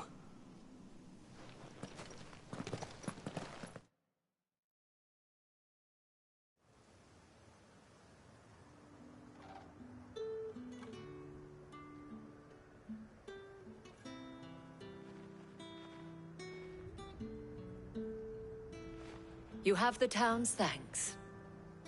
Don't thank us yet. There will be more. Many more. And you'll need to be ready for them. Oh, we shall.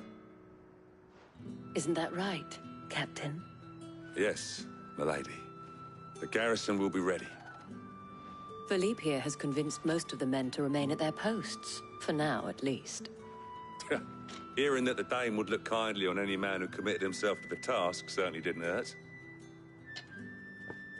It's not the most selfless of motives, I'll admit. But whatever it takes, eh? Now me, I never needed convincing. I became a soldier to protect the people I love. And the people I love include the ones standing before me. Handsome and chivalrous. Now, if you don't mind, I have sentries to post. Milady.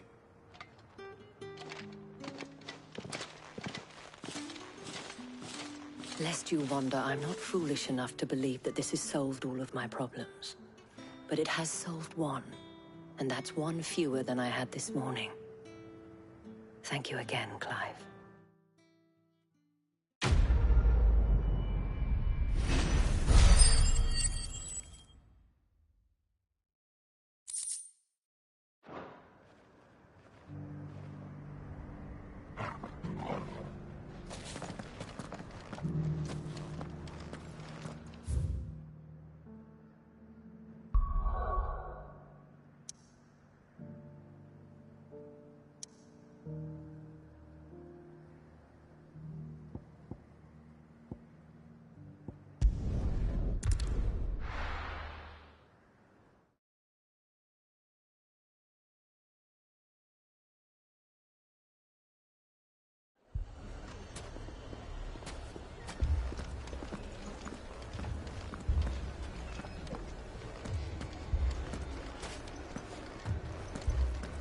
Poor bastard.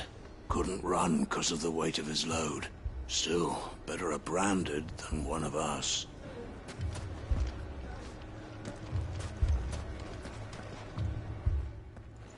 Cid!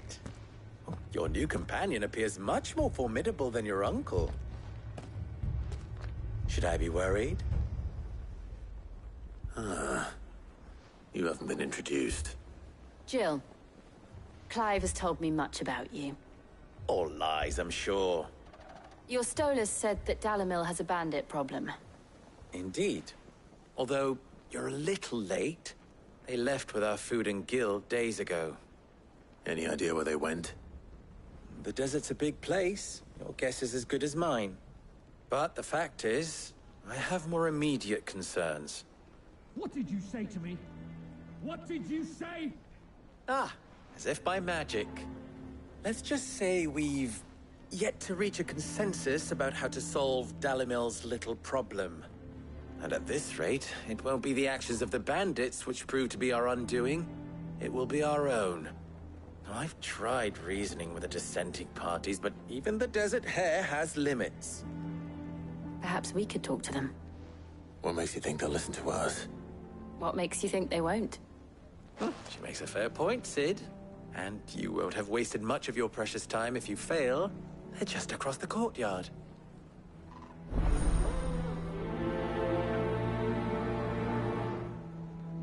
Suppose we just follow the shouting. Fucking leave it.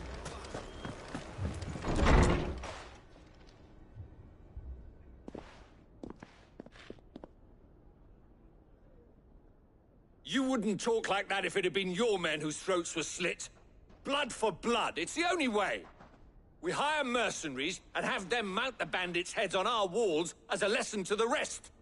And what happens when those mercenaries are slaughtered like your men? Are you going to hire more? We're better off using that coin to buy food and supplies. If we hire mercenaries, the only thing we're buying is the bandit's ire. And you cannot fill empty bellies with that. Do you hear me? But what happens when they come back? Maybe it'll be your throat that's slit. That's enough. Both of you. Any more of this and I'll throw you out myself.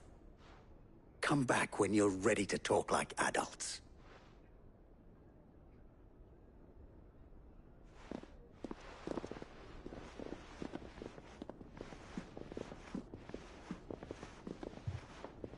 Victor.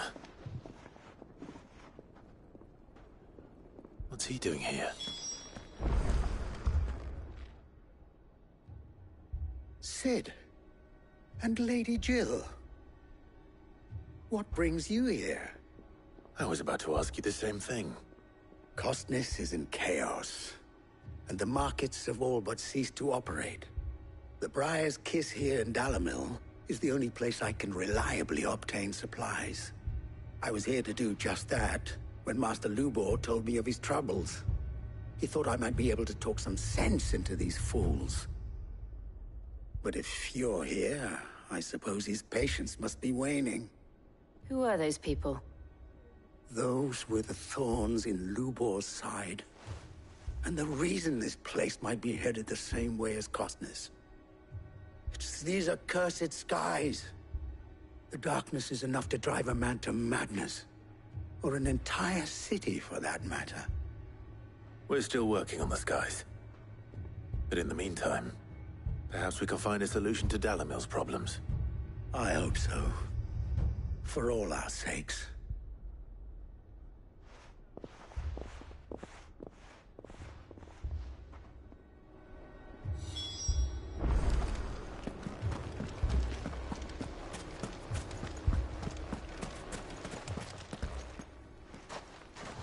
So, you see my predicament? What I saw was a room full of people who were angry and afraid. And with good reason by the sound of it. But if left to smolder, that anger and fear could set the entire town alight. My thoughts exactly. What to do? Both sides wish to protect their homes and livelihoods, if only they could agree on how. But as long as they are divided, we are vulnerable.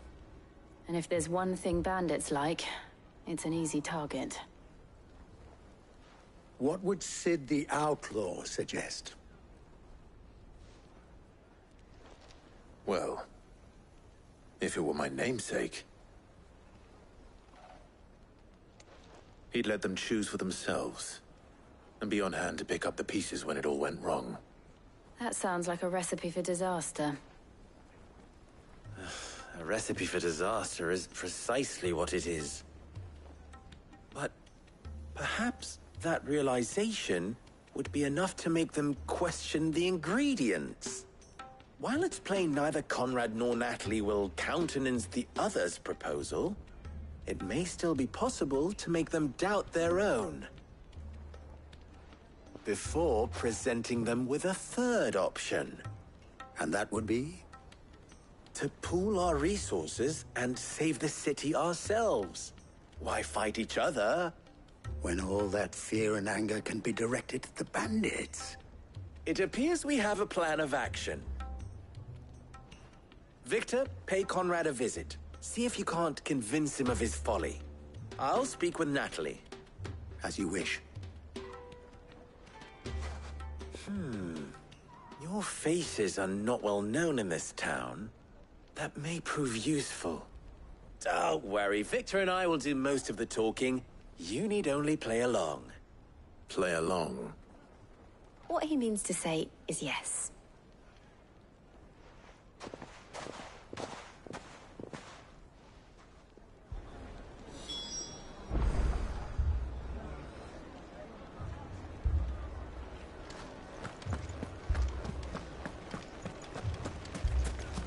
Picture it, Conrad.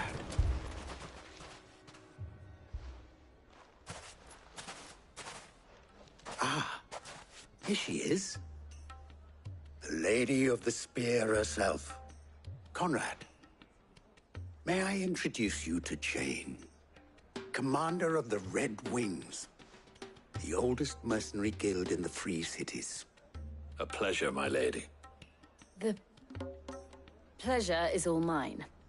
As I told you, I summoned the commander here from Canver to inquire about a contract. Victor says you told him no.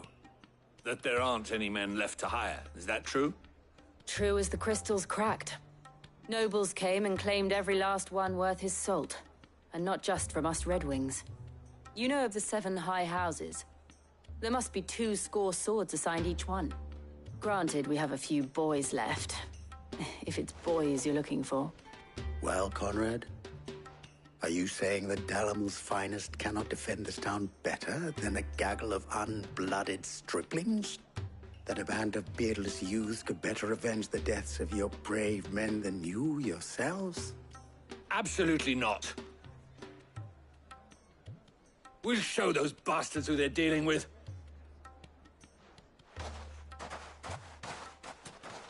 I can't believe that actually worked. Conrad's not what you call the brightest candle in the crypt. And there's a reason why I had you do the talking and not Sid. Well played, my lady.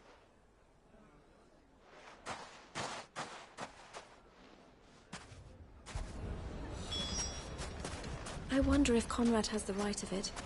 We always called on sellswords and the men of the Rock to guard our gates before.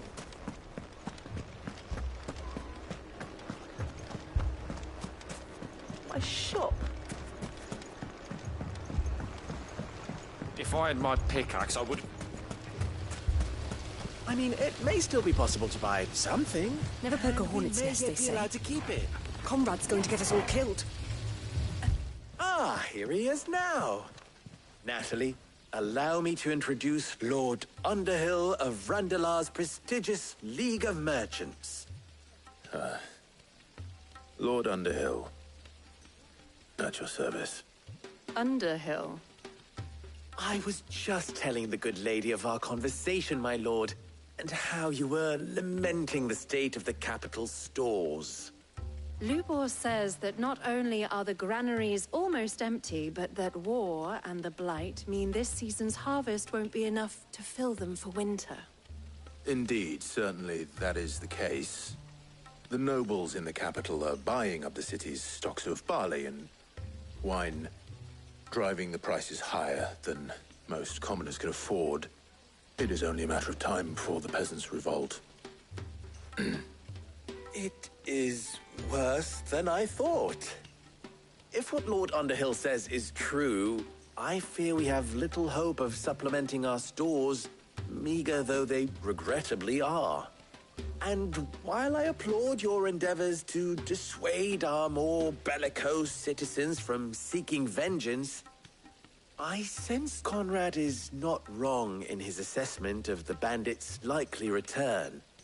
Which means that now, more than ever, we will need to secure what little we still have. Food, weapons, herbs, everything. If our humble town is to endure not only this hardship, but those that are certain to follow, we must stand united. All right. If it will help to protect my home, I'll do it.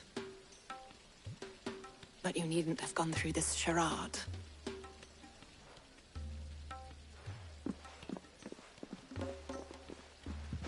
Thank you, Clive. Your performance was nothing if not workmanlike. She saw right through it. I didn't say it was good, merely that it produced the desired effect. Now, my scouts should be returning shortly. Meet me back at the Briar's Kiss, and we shall see what we face.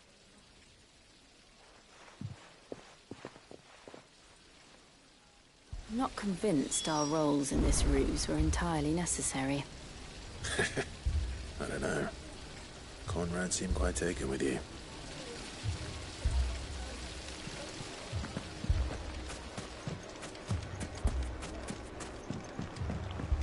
Mummy, I'm scared. Oh, I'm ruined. Good news, Sid. Both Conrad and Natalie have somewhat gracefully accepted their new roles. With time, they may even learn to... Time no longer appears to be the luxury it was before lunch. I take it your scouts found the bandits. Technically, it would be the bandits who found my scouts. It appears they march for Dalimil as we speak. All of them. You're not serious. They don't just want food, they want the whole damn town.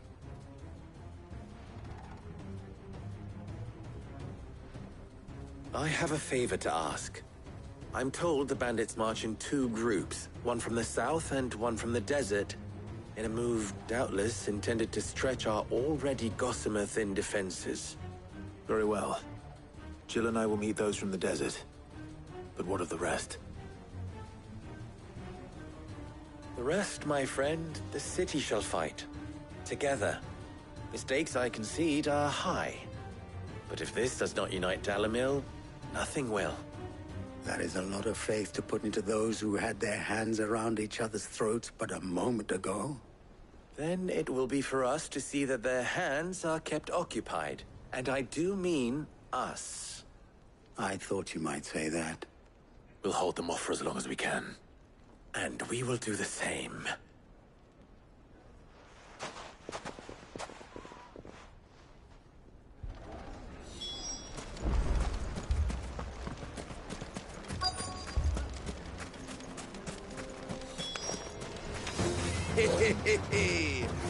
The women folk have come to welcome us. I'll take that one. He's all yours. This one. Stay down.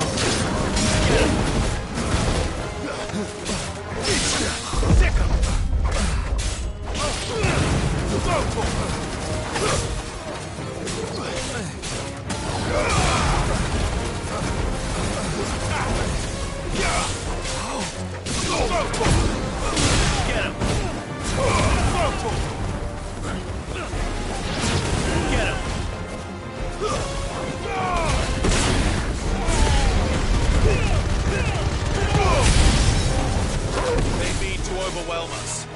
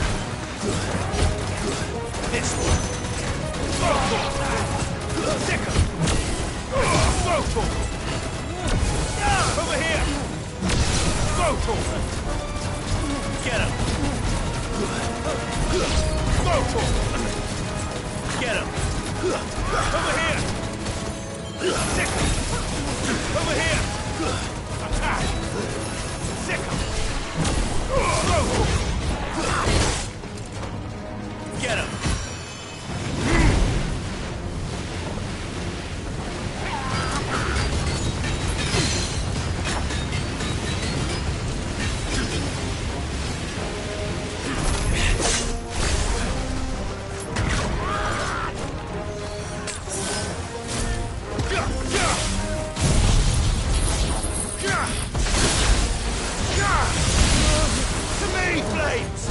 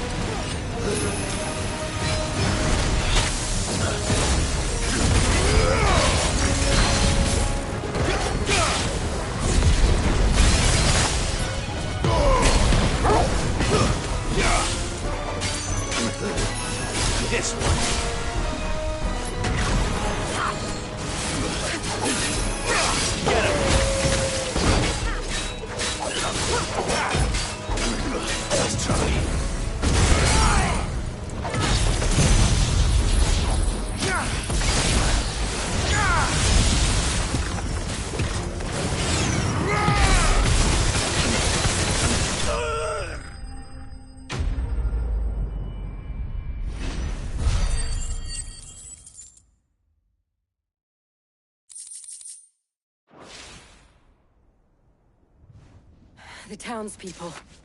Could they have held out? I don't hear any fighting. What do you think? That we should hurry.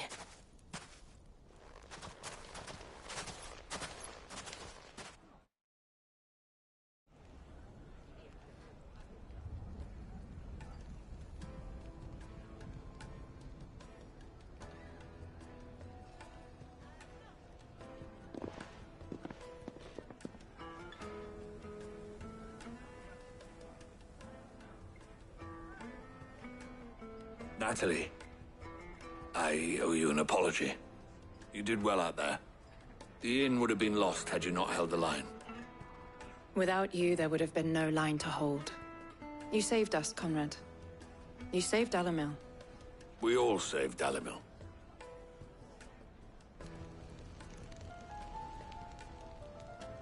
Conrad seems to have had a change of heart. I'd say they both have. I take it from your presence that our visitors from the desert won't be joining us either. Pity. The plan worked, Sid. Granted, it only took an army of bloodthirsty bandits at our gate. Calm now, Victor. Why quibble over the details? We are united, and that is all that matters. As for you, Sid, you fight considerably better than you act. I'll take that as a compliment.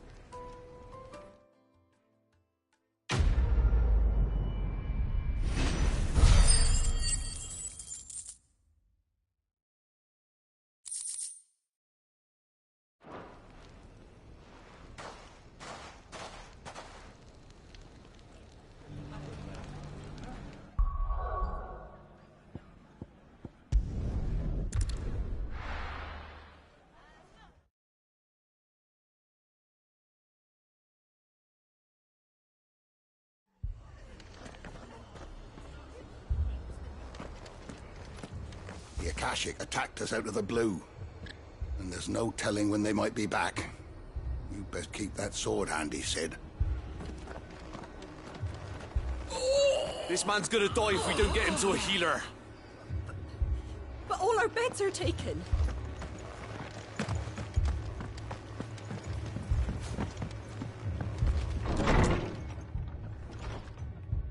Martha, it's good to see you. And you, Clive. Jill? Otto said you'd been attacked by Akashic. What exactly happened here? Those skies are what happened. Not long after they fell dark, we had our first visit. There were hundreds of them. Tried to storm the hill. Only a handful made it up here, but that was more than enough. The rest are still down there now. And while we have a few willing fighters holding them back, they're sorely outnumbered. What do you think, Clive? That we join the fight? I thought you'd never offer. Now, where I need you is the Fallen Gate. That's where the fighting is fiercest. Let the men know you've come to help. Something tells me they'll be pleased to see you. We're on our way.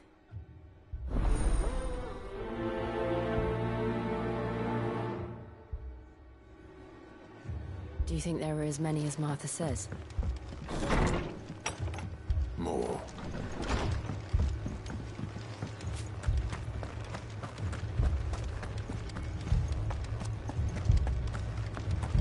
You don't think they've abandoned us, do you?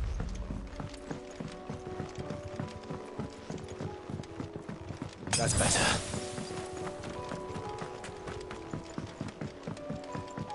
Better already.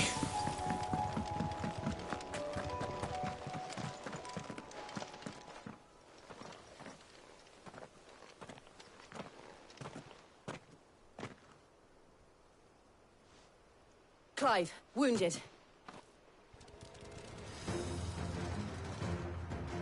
We deal with the Akashic first. All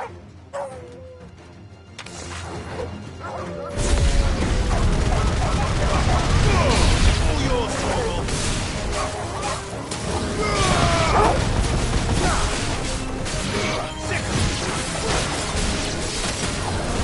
This one. Get him.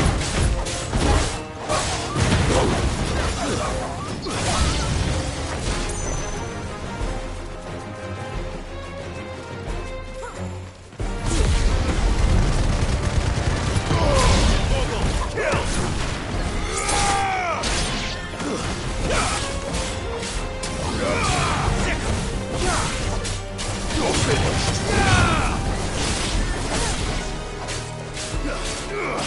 This one!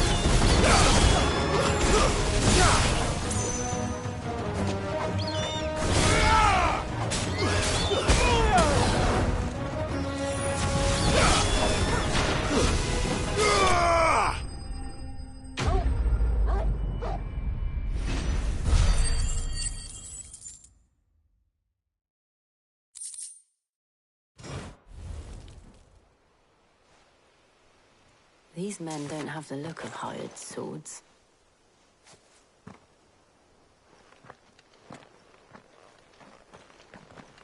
If you've come to rob this place...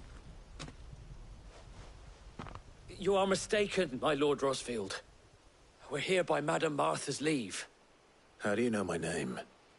Forgive me, my lord. There wasn't time for introductions. We're with the Guardians of the Flame. Wade's men? But how did you come to be here? Where is your commander? Sir Wade left earlier with a scouting party to find out where the Akashic were coming from. Did he? Take your wounded back to the inn. Martha will see you're looked after. We'll join you anon.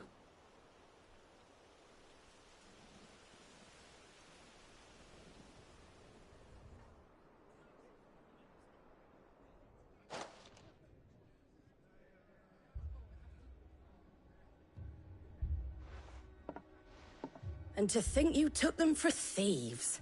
A fine reward for holding off the horde, that is. When did Wade and his men arrive?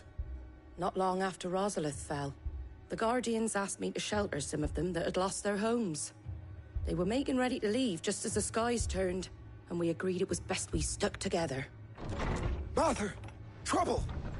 The scouting party's almost at the lift, but they got a pack of Akashic snapping at their heels! And they got wounded with them! They're not gonna make it! Damn it all. We'll worry about them, Martha. You look after everyone here. If any can still fight, send them to the lift. I will. You two be safe now.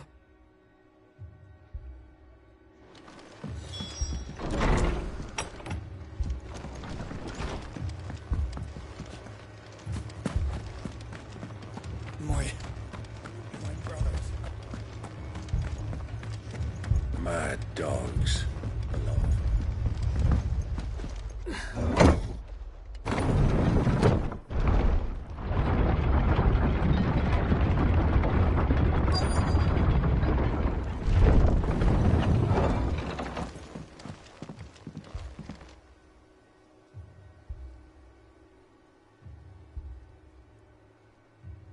Squire, I need you to get those who can still walk up the lift to Martha's. But what about... I didn't ask, Oscar. Sir. Sir Wade. Lord Rosfield. If you aren't a sight for sore eyes. Martha seemed to think you might need some help. And by the looks of it... We thought we could sneak by them. But we didn't know there would be so many. How could we have? Behind you!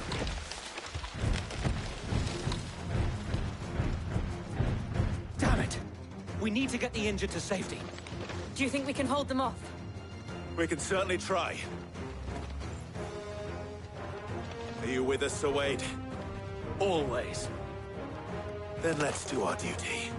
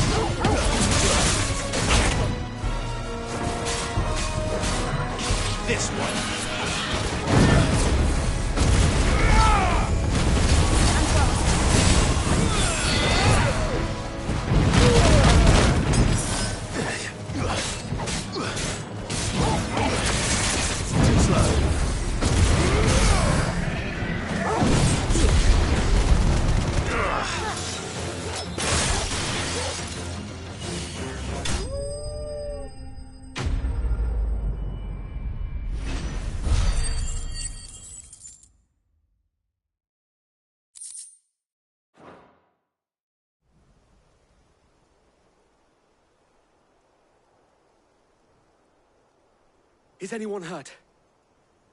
I don't think so. And yet again, you've pulled me from the flames. It's just a pity I keep walking into them. You've never been one to shy away from danger, Sir Wade. Like any shield worthy of the name. I see you're all in one piece. Martha! Is something wrong? The lookout saw smoke coming from down Eastpool way. Too thick to be a hearth. A second horde. Feel like finishing the job? Always. Jill and I will make for Eastpool. You'll need to move the injured without us. Don't you worry about them. The moment my men are safe, I'll follow. Good luck.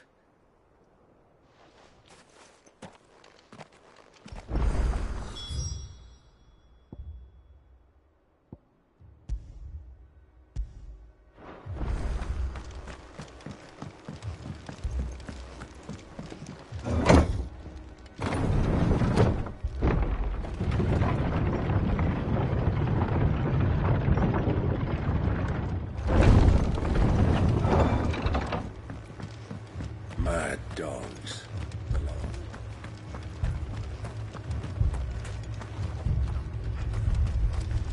What are you after?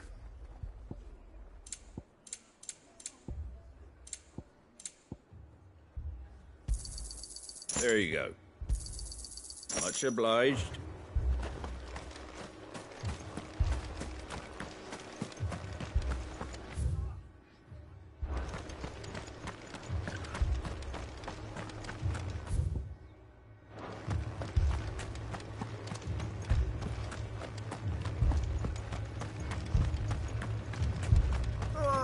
Just patch me up.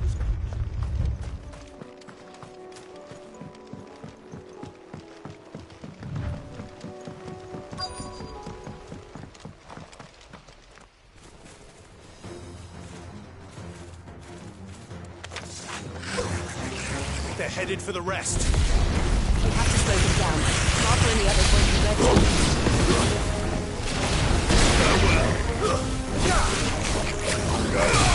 Get him! It's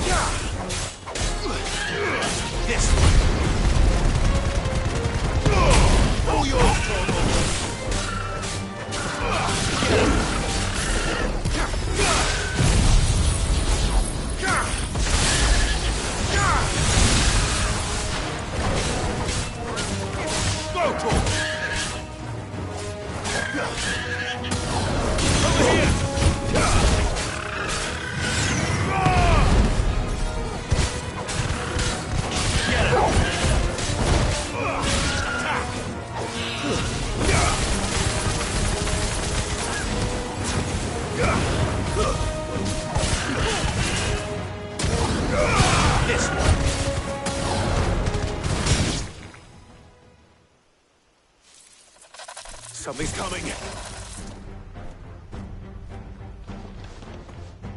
Apologies, my lord. Did I miss anything? Only the first round, so wait. Shall we?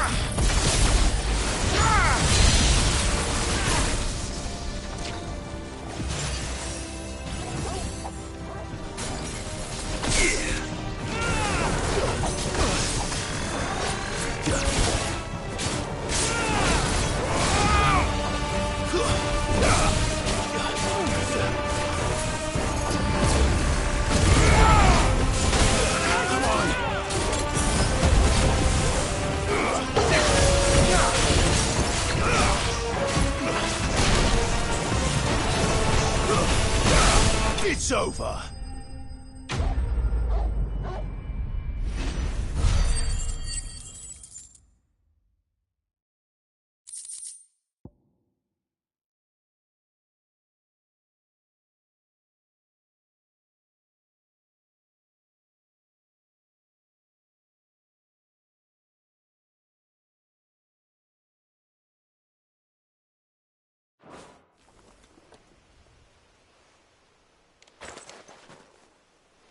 Do you see any more?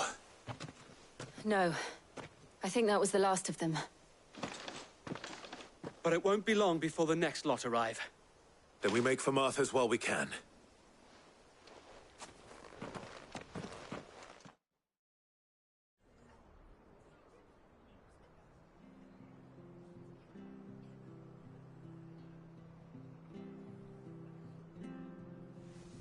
What did you find out there? The same as Sir Wade. Scores of Akashic. Well, wherever they came from, they're gone now. Our lookouts say the lowlands are clear. Hopefully we'll have enough time to lick our wounds. How many of your men were injured? A damn sight less than if you hadn't turned up. Thank you. It was a hard-fought victory. But as long as the skies remain dark, I fear the Akashic's numbers are only going to rise. It's not a matter of if the Horde will be back, but when. And whether that's sooner or later, we'll need to be ready. The inn here affords a good view of the land, and is easily defendable. I'd like to make this one of our outposts. What do you say, Martha? You'd have more men to guard the rest. Well, when you put it like that, of course they can stay.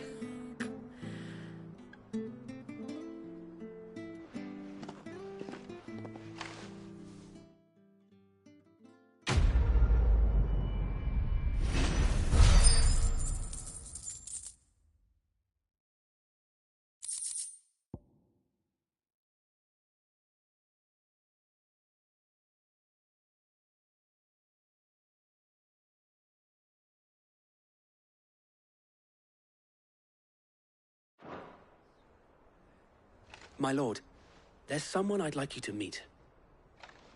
Oscar, over here.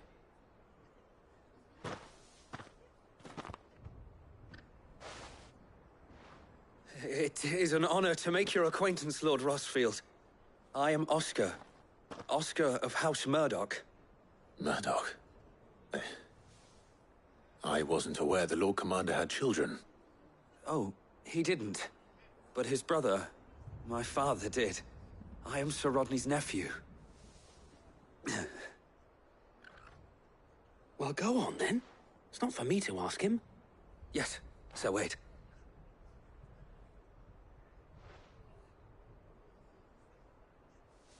If it please you, my Lord Marquis, might you take me as your squire?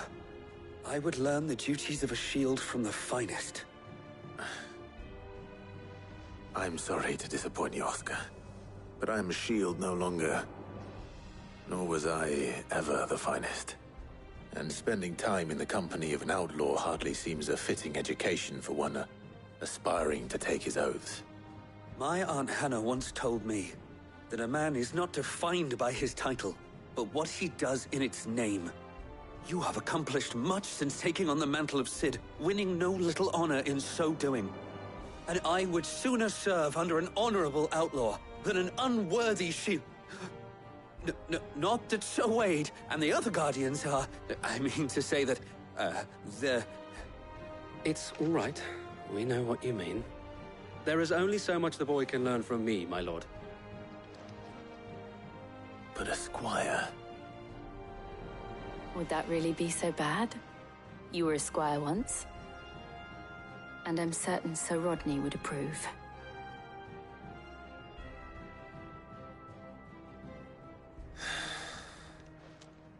Know that I'll show you as much leniency as your uncle showed me. I would not have it any other way. Our friends seem to have things under control. For now, at least. Let's go and put Otto's mind at rest.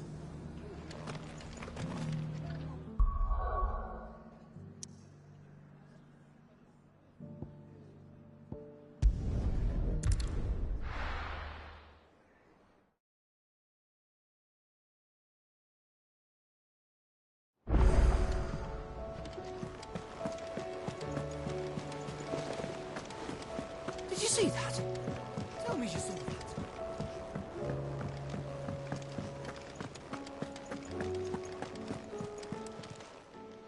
Oh, I wasn't expecting you back.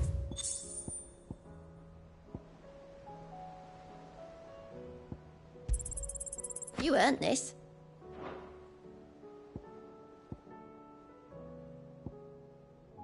Come again.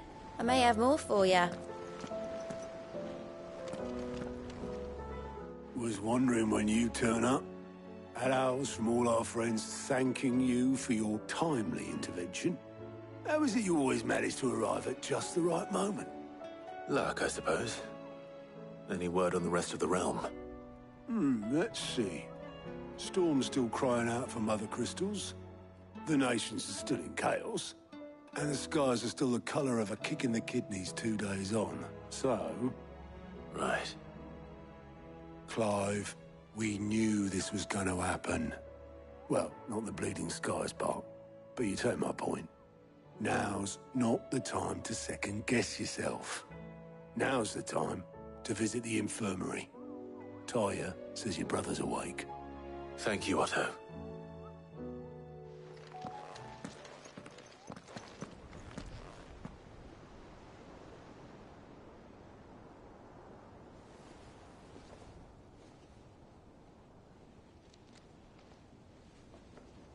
So it was not Sylvester, but Olivier who served as Ultima's puppet.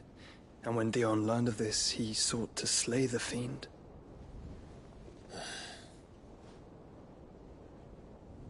Only for his father to take the spear that would have freed him. Enough to drive a man to madness. Small wonder he hasn't stirred. I would be afraid to wake. Had I but reached out to him sooner, warned him of the threat Ultima posed.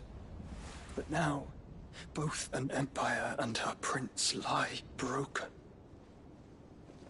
Joshua, what do you know of Ultima?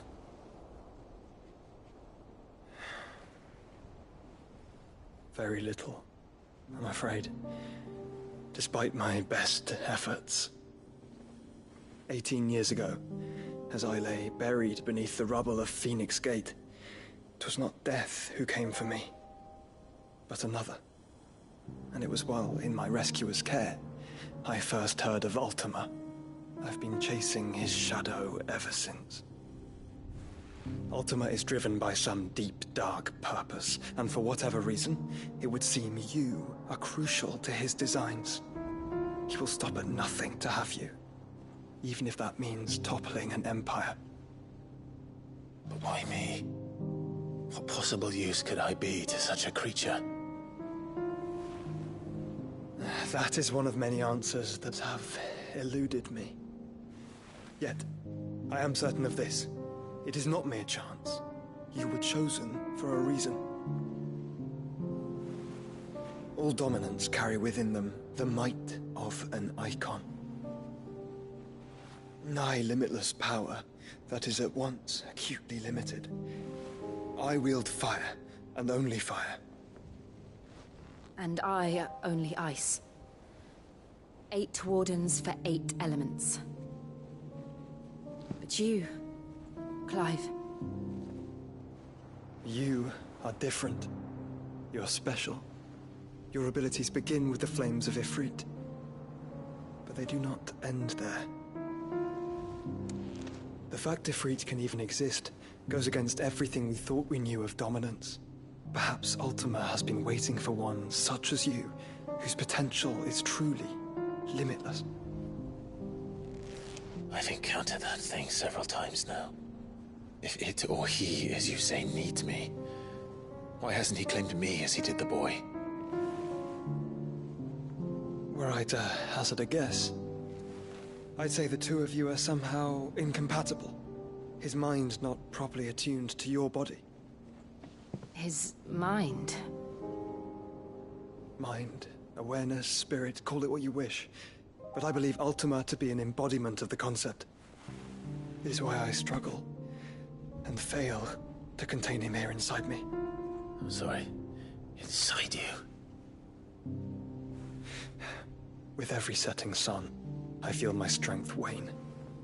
And though the Phoenix's flames mend the prison I have made for Ultima, they do so at a cost. We must find a means to bring an end to him before I meet my own. What were you thinking? It was that or let him take Clive. And I've always had a soft spot for my brother. But that doesn't mean you should sacrifice yourself to save me.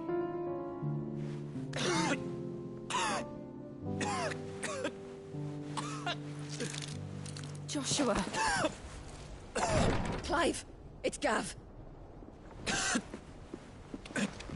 There's an army of Akashic at the gates of Canver.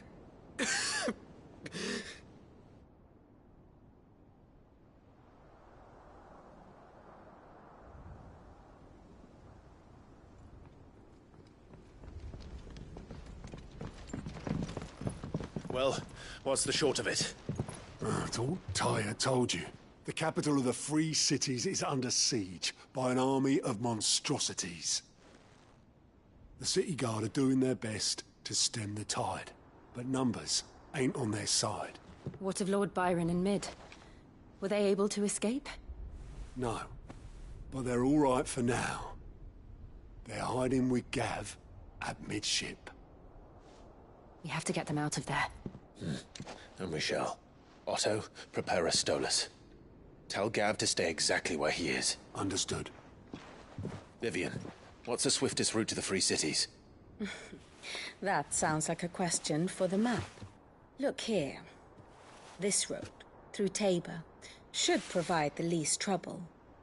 Good. What a coincidence. Tabor is exactly where I'm bound. Joshua, bed is where you should be bound. You don't think I told him the exact same thing? Were Tyre not such a talented healer, I would surely have been inclined to agree. But, thanks to her ministrations, I feel I may safely rejoin my attendant, who was to wait for me in Tabor if we became separated. All right, we travel together. Clive. If he stays close to me, he'll be fine. Thank you, brother. I'll look after him.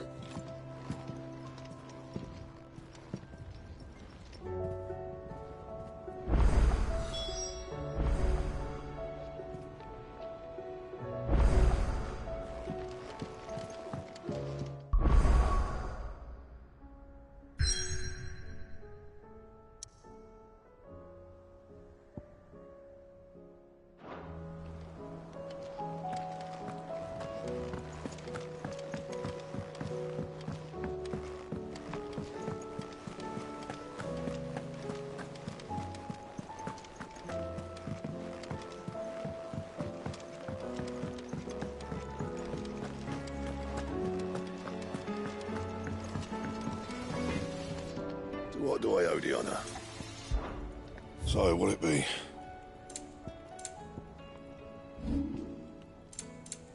That it? Fine.